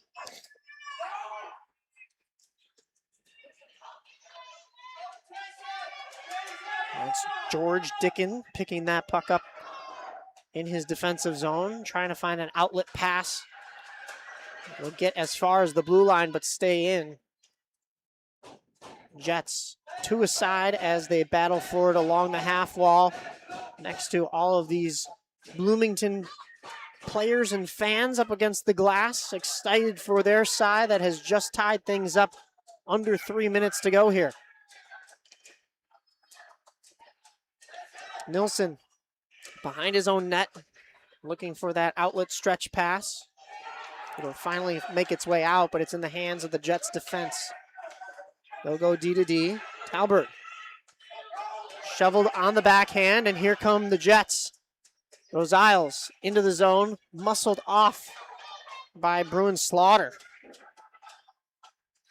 And this puck comes all the way out. Wirtz trying to beat Talbert there, but pinched off along the boards, and we're going to get another tripping call here on Bloomington with just 2:12 to go. It'll be, at this level, of course, a 90-second power play, but still, for just about the remainder of the game, the Jets will be on the power play. And that is huge for this Jets team. Try to get some momentum back. Don't want to call it a messy game for either team, but there has been several penalties, a lot more than we've seen in previous games this morning. And it looks like somebody is using their timeout. And that should be the Jets side of things. I believe Bloomington has already used their timeout when they were going to that other power play, so it looks like it'll be the Jets' turn to try to draw something up in the offensive zone. Not exactly hiding the whiteboard there. I could see it from here, but none of the Bloomington side can really see it from where they're at. Do you see what he's drawing up? What's the game plan, Mike? Walk us through it. I could see the board. My eyes are not that good from here, though. I mean, I know he's pointing at the net. It looks like a type of crashing the net type of play. So my guess is try to win that face-off, shot from up high, crash the net with everybody else, and try to poke in that rebound. That's how we've seen a couple of goals in this game be scored, a couple of goals all day be scored. It looks like it'll be Spencer Leswall at the dot when they do line up for the face-off eventually. A little bit longer of a timeout than normal, I guess. Referees do blow their whistle, so Jets still kind of explaining something over there. Bloomington ready to go. They do. They almost threw 5 skaters out there. They are short-handed though, so one of the Bloomington skaters had to head right back to the bench. 4 and a goaltender for the Thunder. 5 and a goaltender for the Jets. They don't win the draw though. And Bloomington looking to carry out with it, kill some more power play time. Power play clock is not running. And finally, there it goes. I believe they'll be letting the player out of the box a little bit earlier than what that time is. And boy, that came right on net for Charlie Galiner to cover that up. A team effort there to keep that puck from going in the net. But Bloomington has created some momentum, even short-handed. Parents were yelling for the clock, but I think that was the makeup for the seconds that didn't tick off as soon as that face-off happened in the Bloomington zone to start the power play. So I think we're all caught up where we need to be right here. Referees would have gone to the boxes if we weren't. 1 minute to go on the power play for the Jets as they get it into the zone with Levy. Low slot shot hits the pads of Larimore. 1:35 on the actual game clock. Shot may have been going wide from Paige Eliason, but Larimore wanted none of that. He'll grab it with the glove. An impressive pull of that puck into his glove. Yeah, he had to come across his body to try to make that save, and it was on the outside of the goal. So sometimes you almost want to let those go, but he wanted the stoppage, and Wirtz eats that puck from the point and stops on it. And look out, we have some extracurriculars like you were mentioning earlier at the crease as Larimore was poked with the stick. Puck may have still been loose for just a second, but he freezes it, and of course his teammates are going to come help him out. Larimore wanted nothing to do with that scrum. Skated away right as soon as it happened. He knows what role he's playing within his team right now, and he knows how crucial it is for him to lock in as soon as that puck is out. You also don't want to get tied up in that and take the extra penalty as you're already down a man right now. Shannon trying to work that through center. Fung will carry back over the blue line, though. He's got Levy with him. A shot from distance. It hits the chest of Larimore and bounces back out. It's still live. And Bloomington is going to be able to kill off the rest of this power play as they carry back up with it. And then some. Just under 50 seconds to go, and a shot from wide. Steered away from Galiner. Rebound finds its way to the corner. 40 to go here. We're back to even strength as Lopez comes out of the box.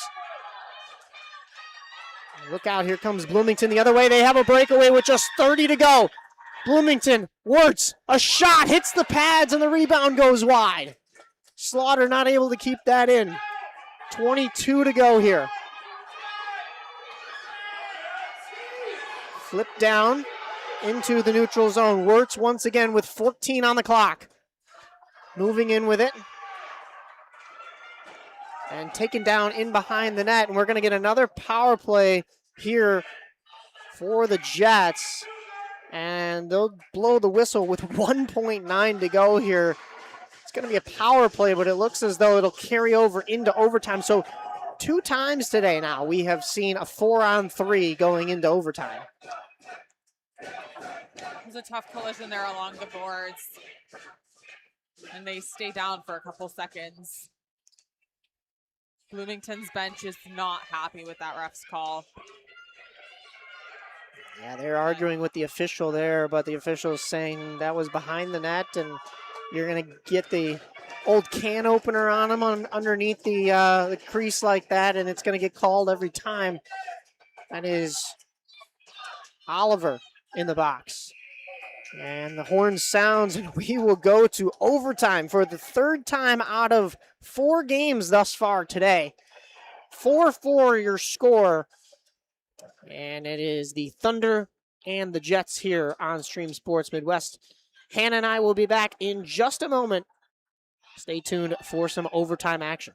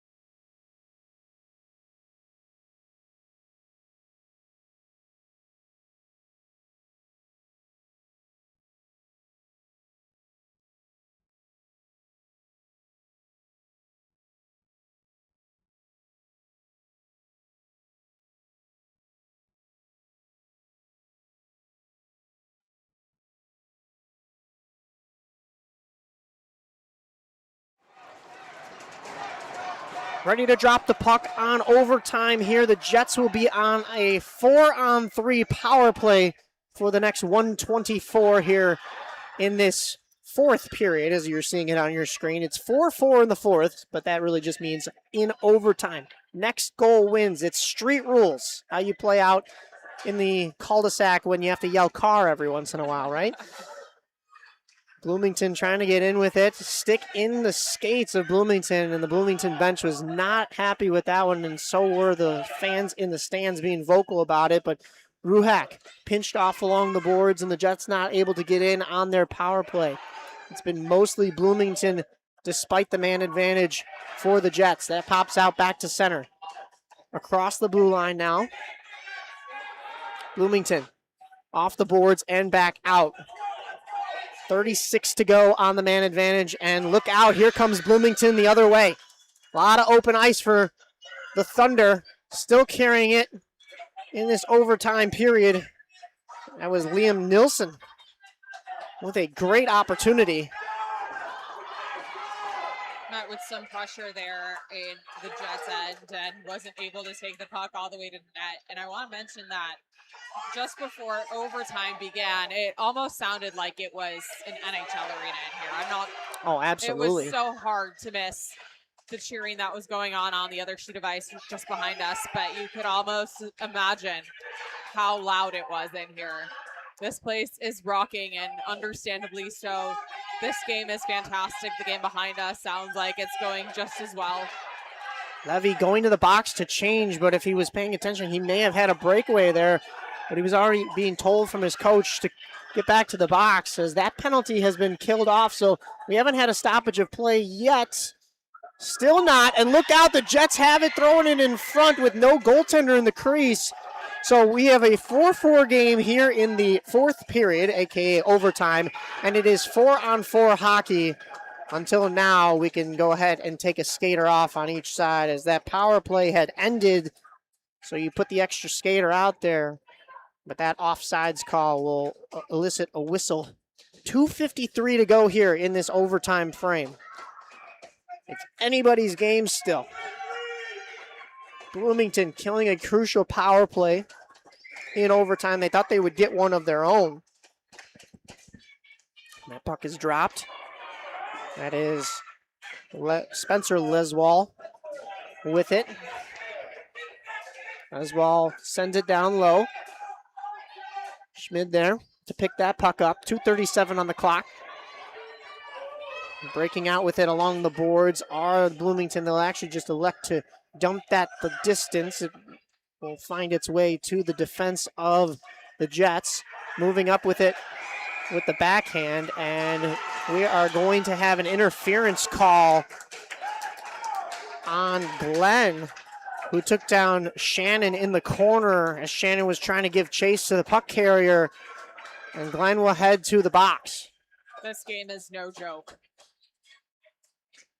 We've got arguments from the Jets side as they thought that there wasn't enough of a real touch there to be a trip, but 2:21 to go in this overtime frame. And we saw at the end of the third period that Bloomington was in this situation where the majority of the game was going to be spent on the penalty kill. Now the Jets are being put in that situation, and it's even more of a drastic moment because it's overtime. Jets win the draw, though. Much needed as they carry it out of the zone. Leswall. That's Spencer. Throws it down the length of the ice and just gets that puck deep. Gave chase there, but not able to get the forecheck. And here come Wirtz and the Thunder moving around one, and good stick poke from the defender. I'm trying to get a license plate on that one. That looks like it was Ben Ruak. A great poke check right there. And he's still carrying it up out of his own zone. Ruak across the far blue line, going wide with it. Shot goes wide. Leswall. Couple of stick handles, still with it. Couldn't pull the trigger. And here come the Bloomington Thunder the other way. Could be a 2-on-1. Ruak, heavy, back checking the other way and diving to make that save or touch that puck to make it go wide, and he goes crashing into the end boards. But look out, Shannon's still on the puck. A shot. Rebound goes in the crease. Here come the Jets exiting their zone. 1:05 to go, only 14 on the power play. But they've played like they haven't been shorthanded this entire time. Just under a minute now. Shannon skating up with it, 2-on-2. Shannon trying to go wide. Has done everything and more to help his team in overtime. Obviously throughout the game as well, but his efforts in overtime are to be noticed.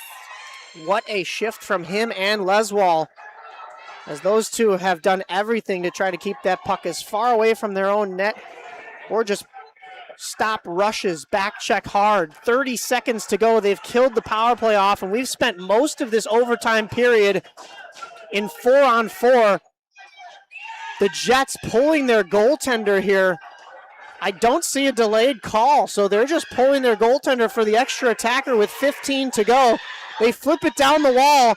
It's going to go far enough, but not in the hands of the Bloomington side of things. So this clock, no, it's not going to expire. We're going to get an icing right here with 6 seconds to go and 5 skaters on the ice for the Jets, although with the whistle, it'll now be down to 4. But still, the goaltender pulled in a 4-4 overtime game. Was quite the choice. What are we seeing here today, Hannah? I think the coaching staff might have had enough confidence to do that, and can't blame them. Yeah, definitely not something you see very often. Thrown down the length of the ice, and that's not going to have legs to find the net, so the horn will expire. And wow, overtime was not enough for these two teams, but I believe with this tournament that, well, no, it looks like we are going to go to some kind of a shootout, unless are we lining up? Is this how that happens at this current level? Apologies, because just a couple games ago, yeah, no, we are going to get a handshake line here, as that is how this one is going to end in a 4-4 tie. So both teams receiving equal amount of points in this one as they fought neck and neck. As I mentioned, we spent most of that 4-on-4, or most of that overtime at 4-on-4 because of so many oddities with the penalties. But boy, oh boy, these two teams fought tooth and nail to get the draw in this one. Honestly, a very impressive outcome, and I kind of like the way that it ends this way. I don't think there was a team that necessarily outplayed the other. I think they, not a common thing to hear in sports, but I do think they both deserve to win today. So that is the perfect play on this. No doubt. Yeah, we don't have enough time to really go into any kind of a shootout in this because we've got games lined up and the point system will decide from here on out. But both teams have fought well, and we get a 4-4 tie through 4 in this one. Thunder and Jets with a draw. Stay tuned for one more game on this stream, and then we will switch over to the afternoon stream here from West Dundee for Hannah Arbitman, for both our new cameraman, Drew, and also Andrew, our old cameraman. We will have a 4-man group for this next game, and then we will resume in the afternoon. I am Mike Napolitano. We'll see you in the next one.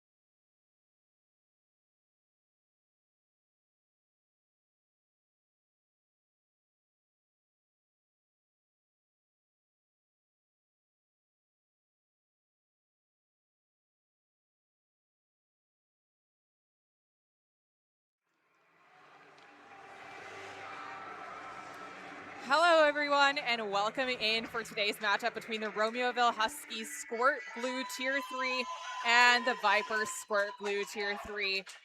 I'm Hannah Arbitman here with Andrew DeBrucker, and we are just about to get underway here at the Canlan Sports Center in West Dundee. This is set to be a great matchup. These teams have each played 20 games. The Vipers, 17 wins, 2 losses, 1 overtime loss. And the Huskies sitting at 20 games, 9 won, 8 losses. And a tie. And a tie, that's right. So clearly there is a stronger team in this matchup, but as we've seen in the playoffs so far, that really hasn't mattered. Seed 5 has beat out Seed 1, Seed 4 has beat out Seed 2, so we could be looking at any outcome in this game, and that's the best part of it all. Yeah, today has been full of upsets. Me and Mike talked earlier about how even though there's this vast difference in wins and losses, and it may seem that way in seeding, that just about every team has shown up to play at their very finest. Just as we get underway here, you mentioned Mike Napolitano is off this one, just observing, but he is right here beside us, keeping score and helping us as we may need it, and the puck is dropped. The Huskies win it off the face-off, but the Vipers will quickly try to take possession. They do. Still at center ice here, and the Huskies now traveling with it. Yeah, the Huskies wearing these beautiful baby blue uniforms. I love the uniforms. I was talking to you about them earlier, and the Vipers kind of wearing that kind of Anaheim Ducks look. Yeah. The Huskies sporting the Utah Mammoth colors. We love to see that. And same for the Vipers with the Anaheim Ducks-esque jerseys. Look very cool both on and off the ice. The Vipers now in the Husky zone. And that is the first shot for goaltender Gage Kucher, and it goes in. Quick goal there from Benson Justice. And Gage Gutcher has been tested early. He is number 30. Their other goalie, Andrew Hornung, is skating out today. There he is on the face-off dot to the right side. Always interesting. We've seen a few of the teams operate with 2 goalies and never really switch one out. Good to see one of the goalies just get out there and show that he can skate around some. Yep. 11 minutes remaining, just a minute into this game, and the Vipers already have the goal difference. Yeah, the Vipers, the highest scoring team in this division, had an 83-point differential. They only allowed 30 goals, but they scored 113 this season. High-powered offense. That's pretty impressive, and it's beginning to show early in this game as they're in the offensive zone again. Kutcher having to do some early work to keep his team in this one. And the Huskies are tripped up. It looks like the Vipers will be getting a call. There's quite a bit of action going on already. We'll see who'll head to the penalty box. That is number 60, Daniela Fremy. And that will result in a Huskies power play. They have 90 seconds on the man advantage. Huskies should take big advantage of this right here, especially with not having a lot of time in their offensive zone.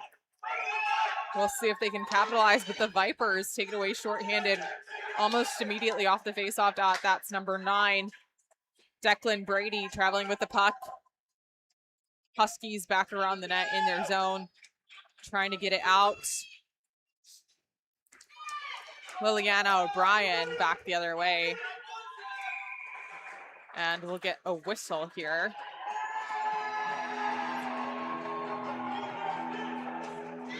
This is so much fun. There is nothing like playoff hockey, no matter where it is. All day from 6 a.m. this morning, these kids have been battling or sitting around waiting just to get on the ice. And you know this game has probably been on their mind for the last several days, if not weeks. I'm sure this will be the thing they're talking about when they go back to school on Monday. And now they can have clips to show their friends. That's right. Hey, look at me. Maybe some low lights too, you know, for friends who want to go ahead and maybe poke a little fun at their own friends. Hopefully not. Hope every kid has a great group of support around them. Huskies with the puck now. Still on the power play. There is 27 seconds remaining. Neither team has really looked to have puck possession for too long on the power play, which is interesting. And just as I say that, the Vipers take it back to their own net to try to get it out of their zone. They are shorthanded, of course. Still with the puck. Yeah, possession. Go ahead. Possession has just been changing over time and time again. No team really spending too much time besides when the Vipers were really holding it in the offensive zone a lot during that first couple minutes there. That goes back to kind of what we were talking about pregame, just the difference in skill maybe and the records when, although it, you know, they might have had a great record through the regular season, it really doesn't mean anything here in the playoffs as we've seen earlier in the day. Yeah, these teams fighting to play some more, even more meaningful hockey later in the playoffs. Back at even strength, and there is a little puck battle along the boards. We can't quite see it, but the Huskies come away with the puck back to the Vipers. However, the defenseman will try to tap it out of the zone, and the Huskies back with the puck. Shot from O'Brien goes just wide. I believe that was O'Brien. Sorry. O'Geen and O'Brien had the tip towards the net. The first save there from, I believe that's 80. Anthony Wells for the Vipers in net today. They also have a backup goalie. I don't see him on the, he is on the bench. That would be Madden Durley. One of the few teams we've seen with a backup goaltender dressed, so that's pretty interesting. Broken up play there by the Huskies as Tenuta was going into the zone, and some very excited parents on the sidelines here. They've got the fat heads. They're excited. This is the playoffs and everyone knows it. Love that they all have their bright blue names painted on the back too, cheering them on. We saw even earlier today a whole bunch of fans celebrating up against the boards for just about every goal. It's a rowdy environment here. Face off here on the near side. And number 90 takes the puck. That's Theo Costa to the Vipers net, just wide, and he isn't able to create any offense on that one. Still in the zone, doing everything they can to get these pucks on net, but the Vipers defense has been pretty strong in this game so far, not really letting them come near their goaltender, which must be nice for him to take the load off. Costa again with the puck.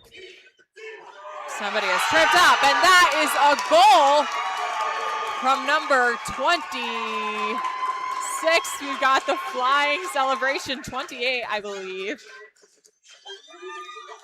That is Jackson Hernandez with the game-tying goal so far. 7 minutes remaining in the first period, and we are tied at 1 apiece. Yeah, Wells just getting a little turned around there, just kind of how you were saying, maybe relaxing a little bit too much with his defense and just letting one slip right by him. That's right. He hasn't seen too much action. Maybe he hasn't been locked in. It's hard for a goaltender when you don't have a lot of shots on net. You kind of get relaxed at a point, and I think that's probably what happened here with Anthony Wells, and hopefully he recovers from that one and shows a stronger game moving forward. Yeah, and a lot of the games that we've had today, most of the goalies have had a really rough first period and really settle in as the game gets going. Kind of just making sure that the tempo and everything, maybe not up to their speed, maybe not be overly engaged. Also about reading the opposing team, and you can't quite see that early on in the first period, but a great save there by Wells. Yeah, almost had an unlucky beginning bounce. To settle in. Almost bounced right in, but he kept it out of his crease, and his team is still in this game. The Vipers now trying to take it back. Hart with the puck, but gives it up almost immediately. There's quite a bit of pressure on him from the Huskies. Yeah, some wonderful stick defense from the Huskies to get that puck back. You speak of stick defense. That's Andrew Hornung, who poke checked that one almost. That is their second goalie who's skating out today. Hart with an opportunity. He scores. Doesn't score. He missed. He doesn't It went score. over the top. That totally looked like it went in the It back of the net on definitely my end. did. My bad, folks. Didn't mean to get you all so excited. I got excited myself. But we play on at 1 apiece. Vipers still in the Husky zone. Around the back of the net for Hornung, it looks like Fenny there to break it up and try to take that shot behind the net again. Carrying the puck around. Hart with the puck. Ryder Hart with a nice pass up to middle ice there. Huskies definitely trying to get it out of their zone right now, but they are unable to do that as the Vipers offense is all over them. Yeah, it looks like Henry Kuchery mainly working that deep corner there and just making sure that he can get back to his teammates, doing a lot of stick work too. We talked about Hornung on the other side doing a great job. Kuchery doing the exact same thing to try to battle him on the opposite. That's right. Great effort from both teams so far.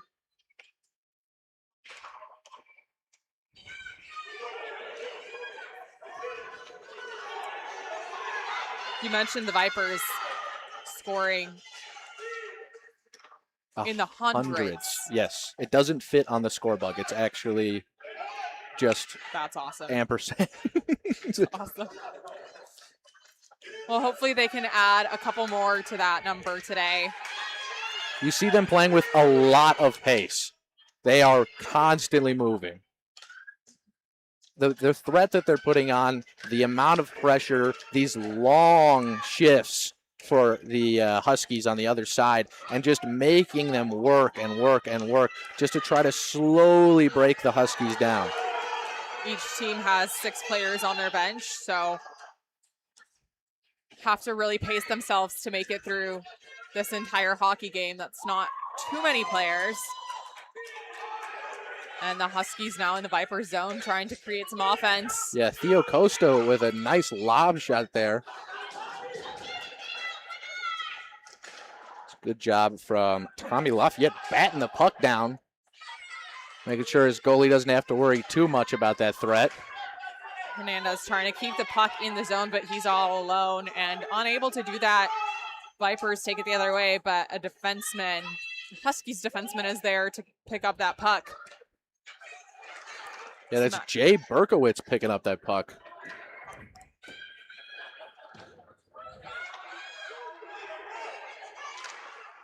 Some action on along the boards as each team is trying to get the puck onto the opposing net. The Huskies may be able to do that, traveling through the ice. Yeah, 2-on-1 opportunity, but he got caught up to. He's going to slow down. What a beautiful chance, and what a stop by Anthony Walls. That was Theodore Costa with a nice shot. Threatened the goalkeeper, made him make a nice glove save there. I've been really impressed with the goalkeeping work of these kids. Myself as well. I'm a huge goalie fanatic. I love to see how they work. I think they're just incredible athletes. And obviously the ability of them to play all over the ice. One goalie skating out. We had one on the previous team also that was a skater.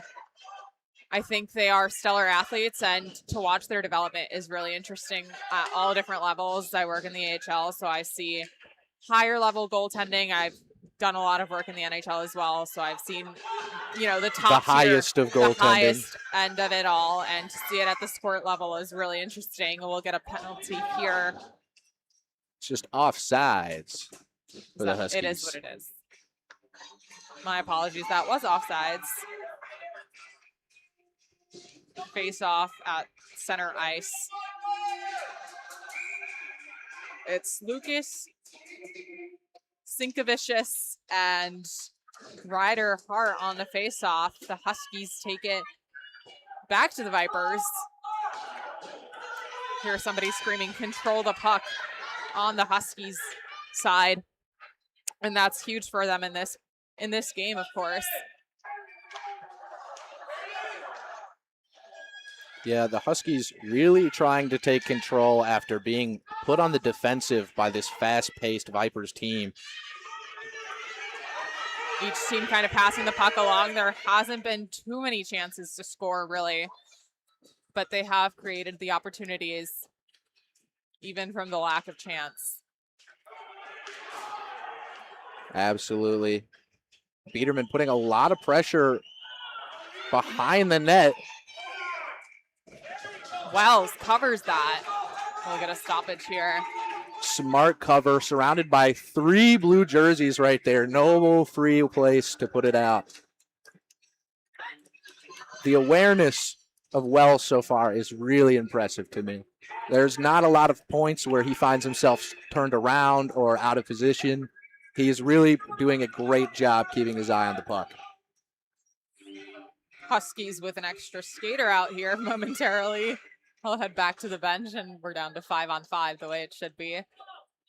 Something that's kind of caught me off guard over the day is that there's not a too many men on the ice penalty. And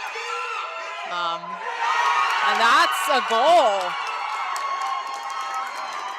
I believe that's Theodore Costa finally putting one in. That's a player that totally deserves it. He's had a lot of puck possession in this game and truly has stood out. Yeah, that's his 3rd shot on goal and finally gets one to squeeze right in there. 2-1 now, Huskies with just about a minute remaining in this first period.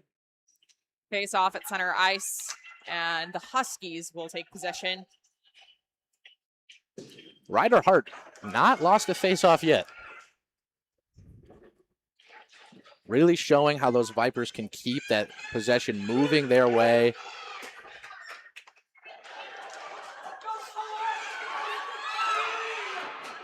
Lots of sticks in the mix with one puck. Absolutely. But nobody can seemingly get the puck. I think they call that too many cooks in the kitchen. Either that or it reminds me of the Kung Fu Panda with the chopsticks. Henry Kutchery with the puck now and passes it off, unfortunately. Finds the visitor bench. And we'll get a stoppage here as they retrieve the puck. 20 seconds left in this first period. Score still 2-1 in favor of the Romeoville Huskies. And possession feels very even so far this period. We haven't really seen one team in the opposing zone too much.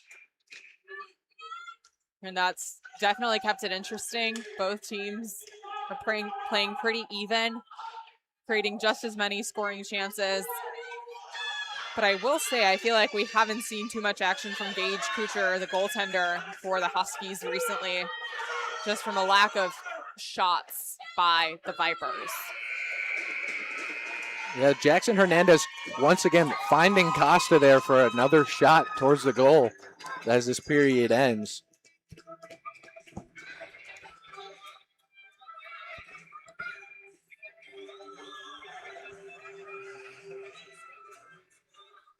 Andrew, you've now seen a full period of play out of these two teams. What do you think each team has to do to capitalize in the following period?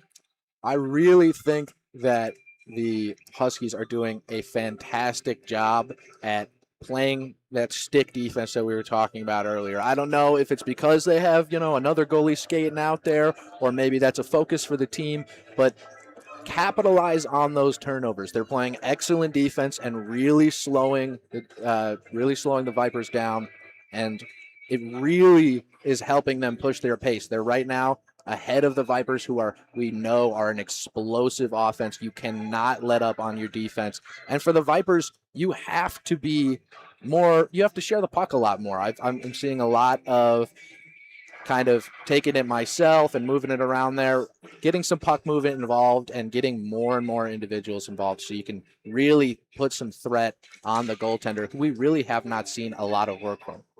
It's a great observation. We're back now. The Huskies don't have a goaltender. I guess we're not quite back for the second period. We're still waiting on a goaltender, and it looks like maybe they're changing a goaltender or starting off. They're not starting off on the man advantage.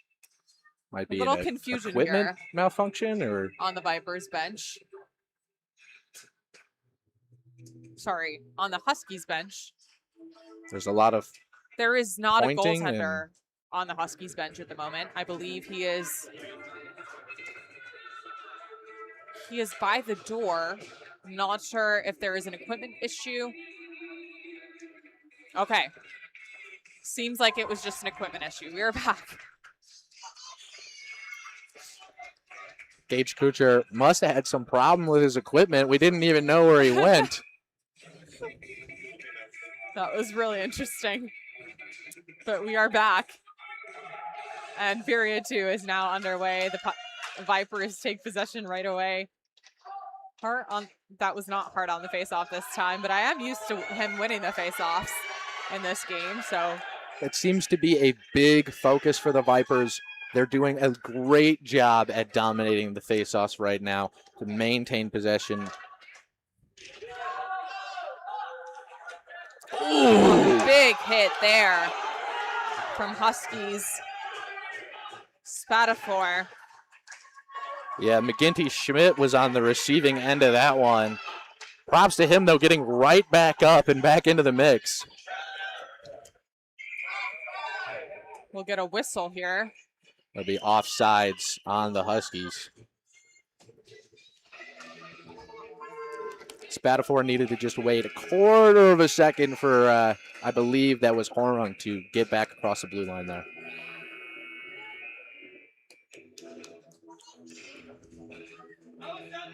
We have some music here during the stoppages. That's a new addition from the previous games. Yeah, I don't know what happened where we decided that we got theme music and everything. I know the games behind us they have the goal horns and a whole lot of theatrics, but I'm all for it. Absolutely. There's Ryder Hart once again. He did win another faceoff. Huskies now have the puck, but are met with several Vipers as they try to enter the zone. Vipers will try to take it back to the opposing end of the ice. But now the Huskies are there to prevent that from happening. It's been back and forth like this most game, where you see one team trying to create some offense, the other team is playing defense on them. You have three people on one guy sometimes, and neither team is able to capitalize. But now we have an opportunity for Costa. Wow. He just misses the net. Some wonderful stick work to lift that puck up and threaten the top side of the net.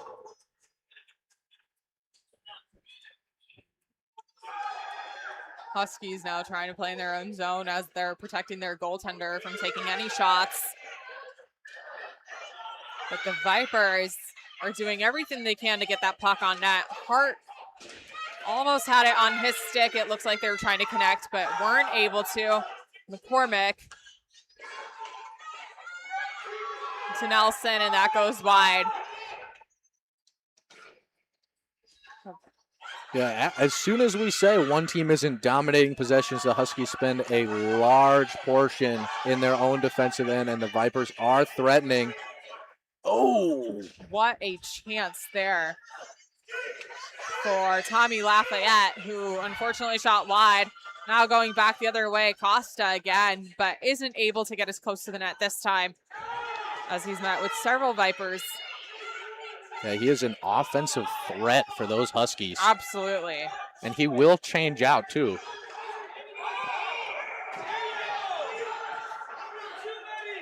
Got a lot of shaking the head action on the Huskies bench. Not quite sure what that was about.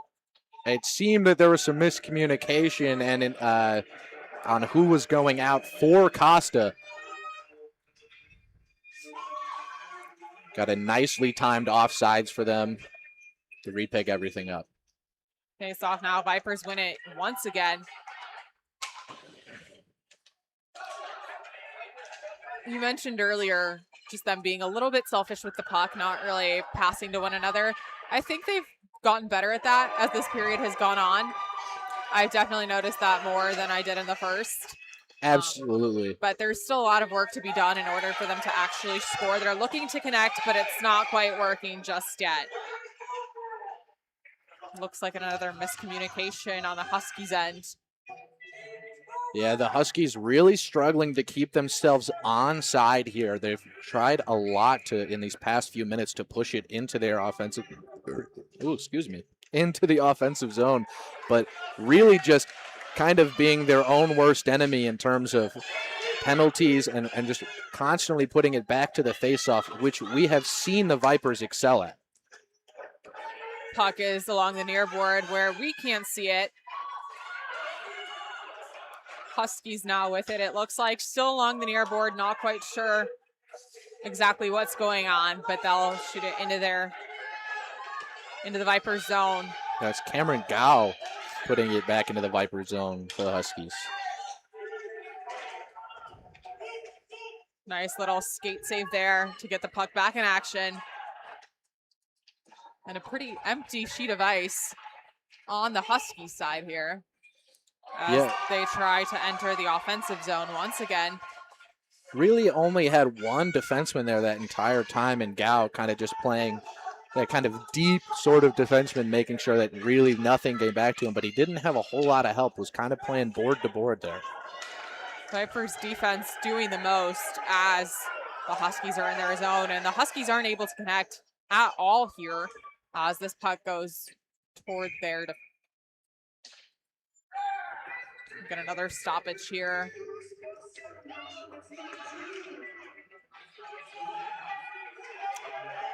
That was icing against the Vipers.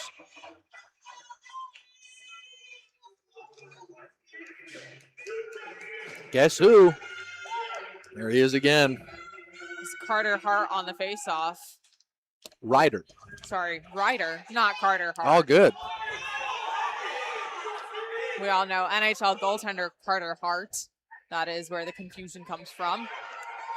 Pretty common last name though, so I wouldn't think they're related at all.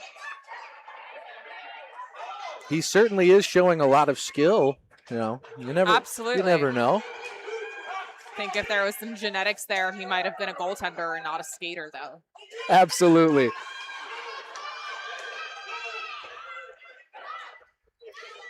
Puck kind of getting lost between a couple sticks there. Hart around the back of the net. Tries to connect with Cutchery.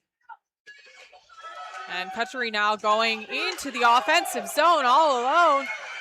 He is met with two Huskies defensemen unable to get any further with that puck, but a great effort from him. Absolutely. And then Tommy Lafayette getting it for the Vipers and bringing it into the offensive zone. One-man show. Nice shot. And a great save by Gage Cutcher on that one. Just what his team needed right now. He, again, also hasn't seen too many shots over the last several minutes. So important to lock in on that one when he has that chance. I believe that's Elliot McCoy. No, it's O'Gean, Brady O'Gean, going and giving Kutcher some well thought. Big chest bump, big head pat, appreciating the goalie. I love when teammates appreciate their goalie. I think goalies are often the glue guys of the team, so it's definitely important to show them the love throughout the game, not only after the game. And being there after a good save, bad save, just showing up for your goalie is a world of difference. And another save there from Kutcher as he covers the puck. And some more head pats from his defenseman, some more thumbs up. The vibes are fantastic over on the Huskies side. Vipers win the face-off And the shot almost from the blue line. That was quite the shot. Yeah, Daniela Freemy. Good power there, but not quite enough to get that on net. McGinty Schmidt had And the puck for a another minute. save. Another save from Gage Kuchar. Gage Kuchar, we said he wasn't getting a whole lot of work in, and he may have been a little bored, or maybe, needing some engagement. And now 3 straight saves in the span of 2 minutes. They always say that broadcasters jinx players. At least that's what players think. I think we're doing that for Gage Kuchar right now, but he's handling it very well. Can only wish him to continue doing that. But let's switch subjects. Let's not talk about goalies anymore because I feel like he's getting all the action. Another face-off win by Ryder Hart. He'll try to take a shot. Oh, another save from Kuchar after a beautiful shot from Ryder Hart. I guess not talking about it doesn't help. Yeah. But great play by Hart there. These Vipers are spending forever inside the Husky zone right now. In the neutral zone now.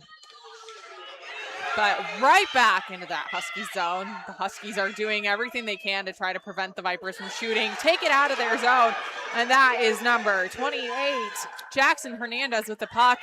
Unable to connect to his teammates, and the Vipers have possession one more time. Yeah, Ryder Hart able to corral it, get it to Kuchary. Jackson Hernandez tried to find a teammate there on the back pass, but wasn't able to. Nobody was there to pick it up from him. And Costa has the puck now, battling Benson Justice for it. Yeah, the goal scorer for the back of Vipers. ice. Actually, both goal scorers for both teams fighting over the puck there. We can't see the puck, but they're battling. Going down to the Vipers' end. There it is. Holding on to it is Lafayette. Tommy Lafayette. that is a 77. I was looking for a 27. It might be a little hard. When I was doing the basketball games at Hinsdale, there was a number 3 that was on the court and not on our sheets. That happens, especially at this level, but face-off is now to the left of Gage Kuchar. Vipers win it yet again. And a perfect opportunity there on the back door, but they aren't able to score. Wow. Costa the other way for the Huskies. Jaska Psyche Knox. I apologize for butchering that last name. That is a hard, what I think is Lithuanian last name. These parents are looking for a penalty call, and it looks like they will get one. The official has his arm up and just waiting for the play to die down. Just letting things playing on. And another big collision. Oh my gosh. goodness. He is shaken up. These parents are not happy. That was, again, number 77, Tommy Lafayette, who got the short end of that hit along the board, I believe. Yeah, Biederman delivering a big hit there. Yeah. Wow. But It looks like it will just be the Huskies getting the power play. Vipers are headed to the box for the following 90 seconds. We have 3 minutes remaining in the second period here. The score is still 2-1 in favor of the Huskies. Vipers have been in the Husky zone for the last several minutes of this game, and this is finally maybe their opportunity to make something happen, although they are shorthanded, but you can never count them out. Absolutely. We've seen the Vipers put a lot of pressure on the Huskies, just not able to capitalize. And the Huskies doing a great job of their limited time in the offensive zone of the Vipers, making sure that they capitalize. Costa had a wonderful goal earlier, and doing a lot of kind of that grunt work. Lots of getting in there. 4 guys smacking their sticks around, trying to maintain possession of the puck. Face off just to the left of Vipers goalie, and the Huskies win it this time, but aren't able to move it, get it back into the Viper zone, and the Vipers will meet them there, and the puck is. I believe that's another offsides on the Huskies.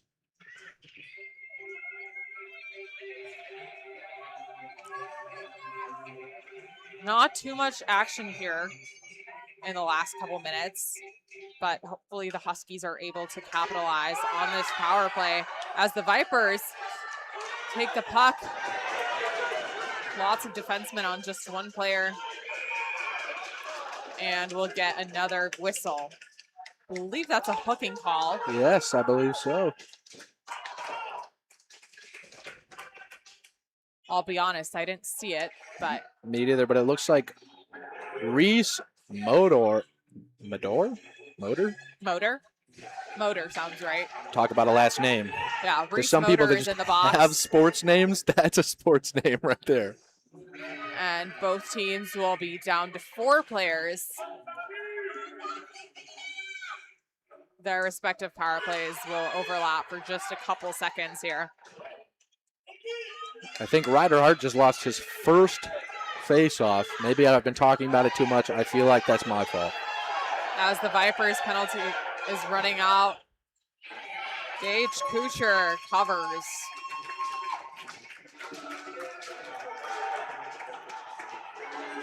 You can see that Vipers player eager to get out of the penalty box. And we've seen a lot of plays over the last couple games where the team score just right after the penalty. So maybe that's one of something we'll see here in this game as well. Oh, what that could have been. Lafayette to Kuchary, and their Kuchary kind of loses skate and isn't able to shoot. He'll get a Back to second Kuchary, opportunity. he'll get a second chance. Oh, Loses the puck. it's that wonderful stick defense from the Huskies, just putting enough pressure in and poking just enough to make sure that Kuchary can't really control the puck the way that he wants to. Tried Wow. to shove it in on the back door, but isn't able to, as Kuchar is right there to save that puck. Kuchar has been tracking that puck incredibly well this game. Just, it feels like he's able to find it really anywhere. Yes. And the Vipers are definitely challenging him the last several minutes. Even when he seems to not maintain control of it, he does a great job of repositioning his body. There was the one earlier where he tried to get snuck in on, and he ended up completely almost laying down and sticking his stick out to go ahead and get one on the when they tried to sneak it by his feet. He really positions himself excellently. Several seconds left on the Vipers power play. And they are definitely taking advantage of it. McCormick to Kuchary. See if they can create anything there, but the Huskies get the puck back from them.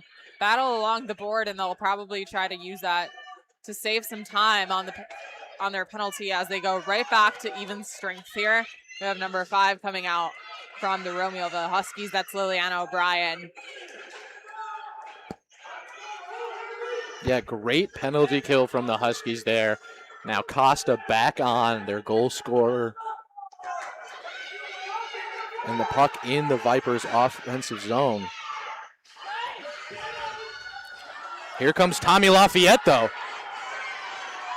All alone. Oh, alone. Can't Oh, wide, and Costa breaks up that opportunity. could feel the pressure from the two guys behind him. Tried to just get it towards center ice and put it towards the goal or give one of his teammates an opportunity, and it just caught.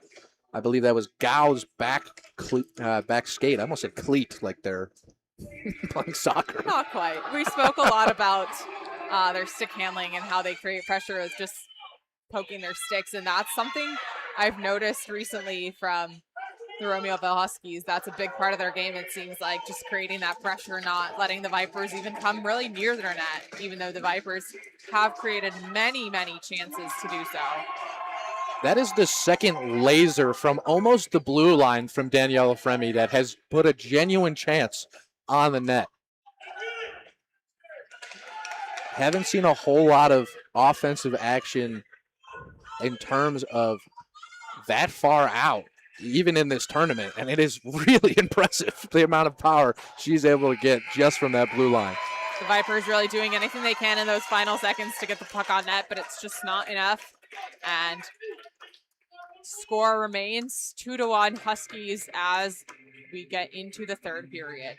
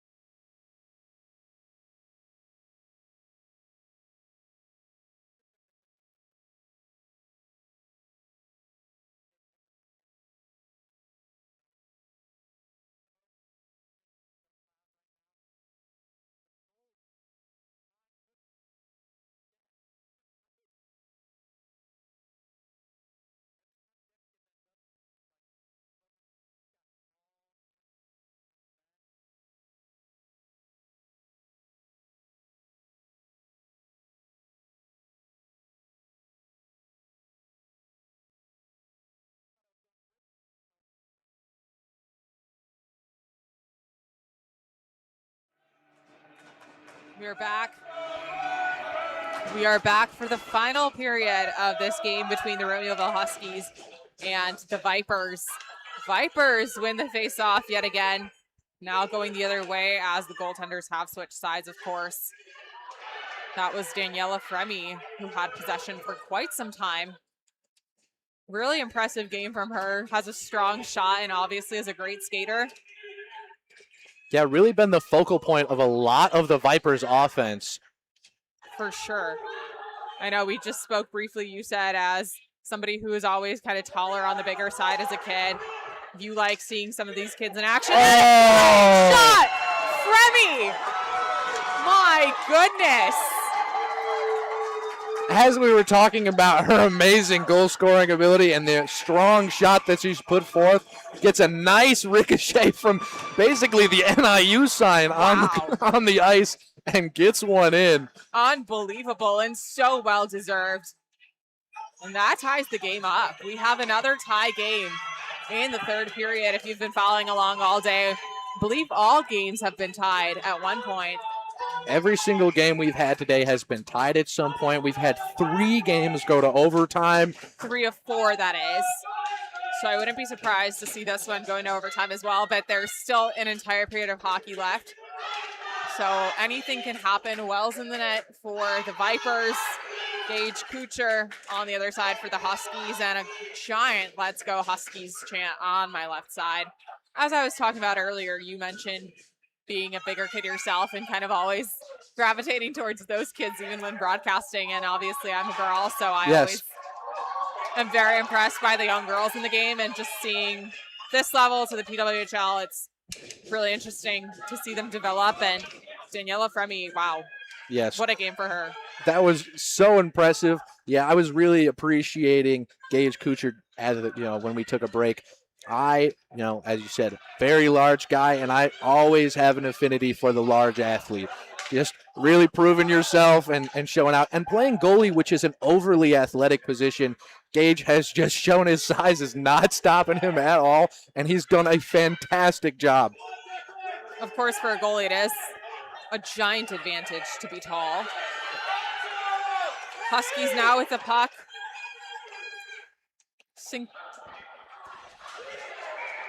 Sinkavicius took that shot, but Wells was able to gobble it up and prevent it from going into his net. Game is still tied 2-2 in the third period. Yep. Face-off will be to the right side of Anthony Wells. Yeah, it looks like it'll be Jackson Hernandez, and of course, the Vipers' very own face-off man himself, Ryder Hart, who does win another one. Very impressive stat for Ryder Hart and the Vipers as a whole. I don't think they've lost too many face-offs throughout this game. I think it's only been 1 or 2 for the Huskies.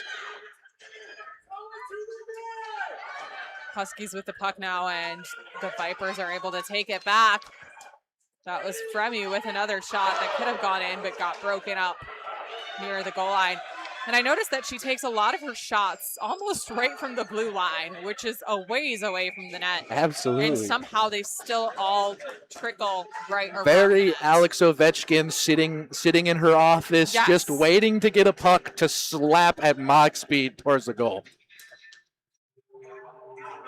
That has to be a very strong shot. And to think that she's, 10, 11 years old, most likely, wow. It's beyond impressive. That is definitely a name to look out for in the future. Daniela Fremy, for those of you listening at home. Superstar strength. Lafayette with the puck. Ricochets off of a Huskies player. But the Vipers still have it. McCormick back to Brady on the other end of the ice. And I believe that's a whistle on our sheet. Seems the players and the parents are confused as to what was that about. I believe it was an offsides, and they're yelling, "Let him play." These are kids, but it is playoff hockey, so there is a lenient whistle, but sometimes I'm assuming the parents would just like to get out of here, at a decent time. We've had, like we said earlier, 3 out of 4 games go to overtime, so this game did end up starting almost half hour late. That's understandable, of course. We also have a sheet of ice behind us that has been loud all day, so you never know where the whistle is coming from. Now in the Husky zone, Huskies are trying to take it out as the Vipers. Lafayette now with the puck, bringing it around the back of the net to hopefully get into the offensive zone, but he's met with several Huskies.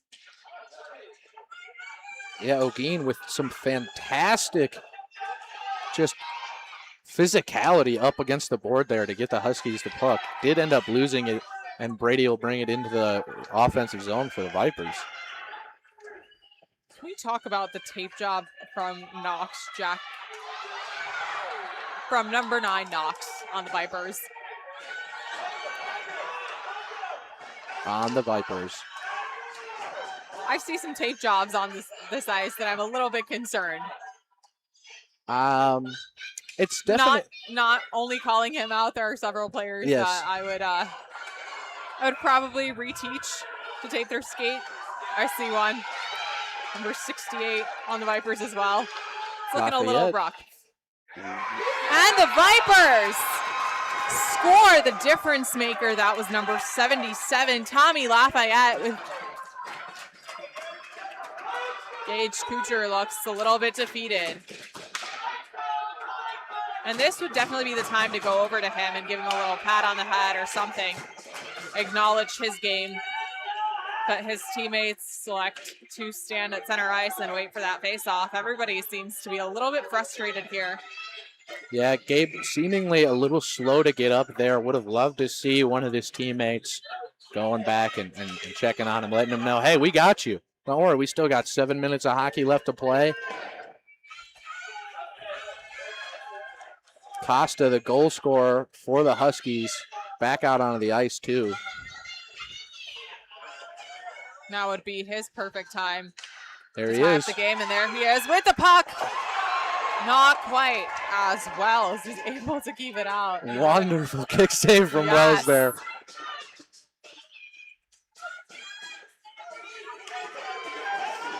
You have to be a little frustrated when you're up 2-1 to go down 3-2, but it's still a 1-goal game. Anything can happen. And we always say the 2-goal lead is the scariest. Nobody's really letting off the gas in this one. Absolutely. And really, it's just been self-inflicted injuries by the Huskies. Lots of offsides.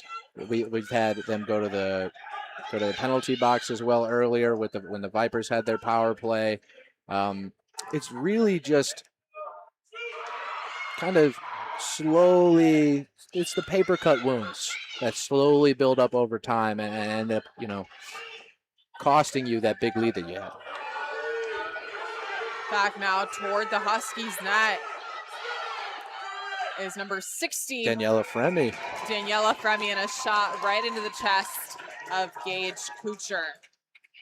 Great job by Fremy to take that puck and travel all the way down with it. Yeah, we haven't seen a lot of one-on-one opportunities over the course of today, and she has gotten like 2 or 3 so far. It's been really impressive. Just to not only, we complimented her power earlier, you saw the speed there basically saying, everybody catch up to me. I'm going to skate right through here and just challenge your goalie one-on-one. Henry Biederman with the puck, who's got all the Vipers players around him and still has possession. That was very interesting. Nobody really was battling him for that puck. Vipers have the perfect opportunity Wonderful to score, but job with there's the nobody stick. there. Gabe Gage Kuchar. Kuchar keeping his team within 1. Oh, And he'll cover this one for the stop. great job to clean it up. There were 3 white jerseys waiting for him to just let that puck go. Get everybody on the Huskies to settle down there. Another face-off, which is what the Vipers do best. But Yep. they will toss it. A little too much power on that one, maybe. They Toss it out of their zone. And yet he's going to get it right back. Goes through 2. Pass there. And a kick save by Kuchar to keep the puck out of his net. Yeah, great job from Brady O'Gean making sure that his goalie doesn't have to do a whole lot of work there. Good physicality from O'Gean against the boards, too. Here comes Costa, the goal scorer for the Huskies. Oh. Tripped up. Will lose the puck. Wow. Oh, my goodness. Bodies hitting the floor left and right. Kind of looking like everyone's losing their powers here, but not McGinty Schmidt, who's looked stellar in the last few minutes of this game. He's had a lot of opportunities with the puck. Yeah, just putting a little too much power on it and shooting it right over the top of the net there. Really didn't threaten it at all. Gage Kuchar almost coming out of his crease on that last play to make sure that the puck doesn't go in the net.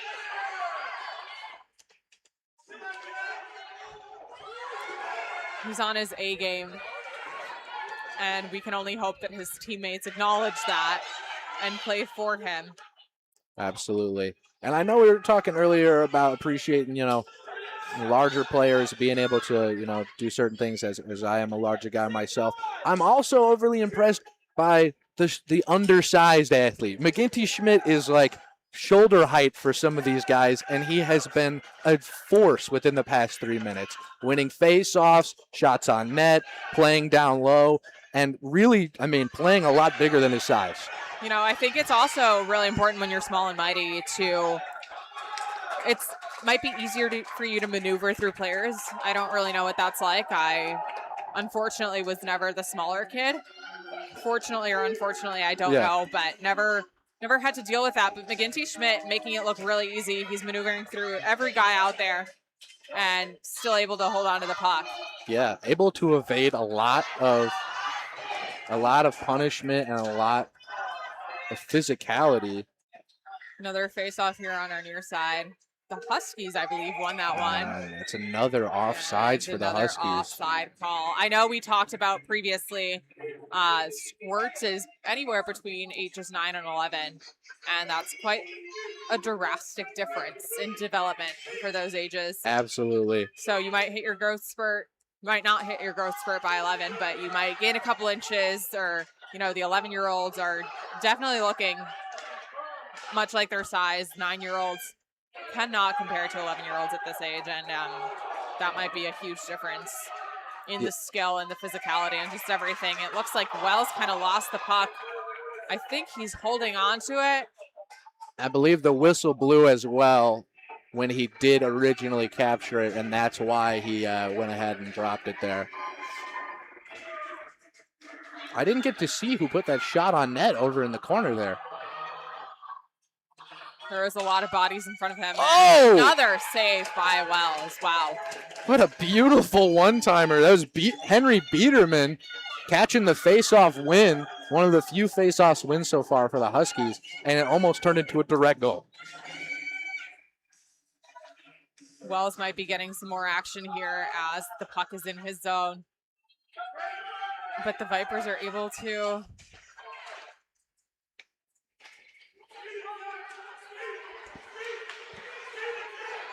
Huskies going back into their zone. A shot from Spatafor. Can't quite connect.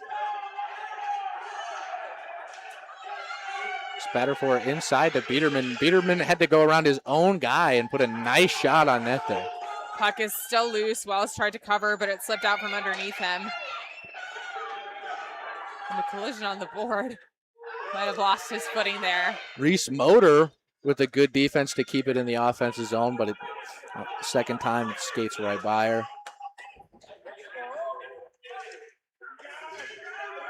Puck is along the board. We can't quite see it, but it looks like the Huskies are going back into the offensive zone, or trying to. Daniela Fremy right there where she normally is. And we'll see what she makes the pass to Tenuta.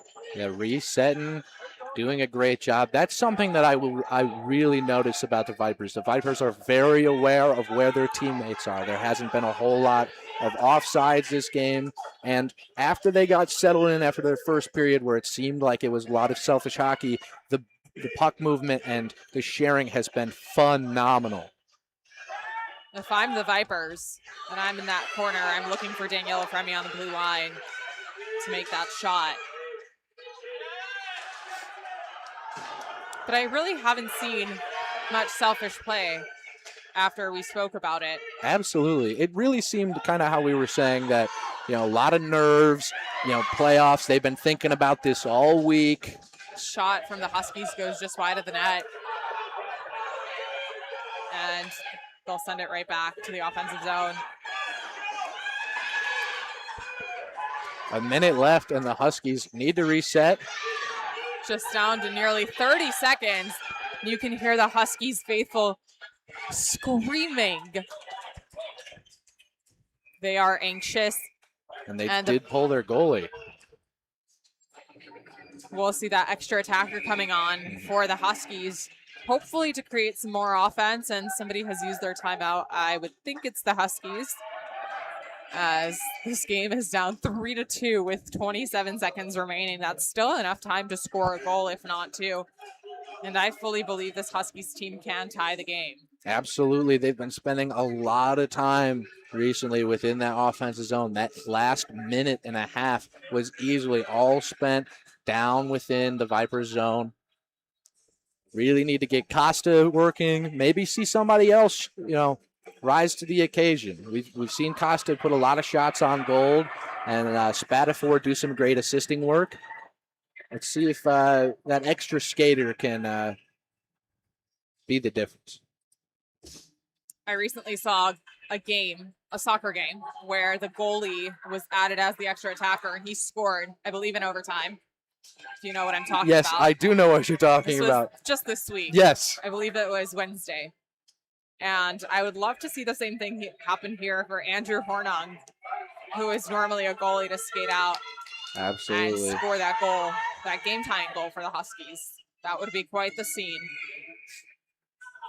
Face off to the left of Anthony Wells. Henry Biederman on the ice. That might be their extra attacker.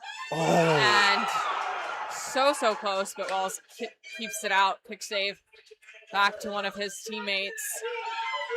Shot from far. They are doing everything they can to stay in this game. 10 seconds to go. Still in the Vipers zone. Down to the wire. In the final 5 seconds. Vipers clear. And they will win this game 3-2. Amazing comeback from the Vipers. What a battle from both teams. That was a really fun one to watch. Great game by the Huskies, although it wasn't the result that they, of course, wanted. Their fan base standing tall as they line up for the handshake line. The Vipers being class acts here. Absolutely mobbing Wells. He still hasn't got up down there by the goal. He deserves every bit of that. The fans getting very loud. That'll do it for today's game between the Romeoville Huskies and the Vipers. I'm Hannah Arbitman alongside Andrew DeBrucker. We are signing off.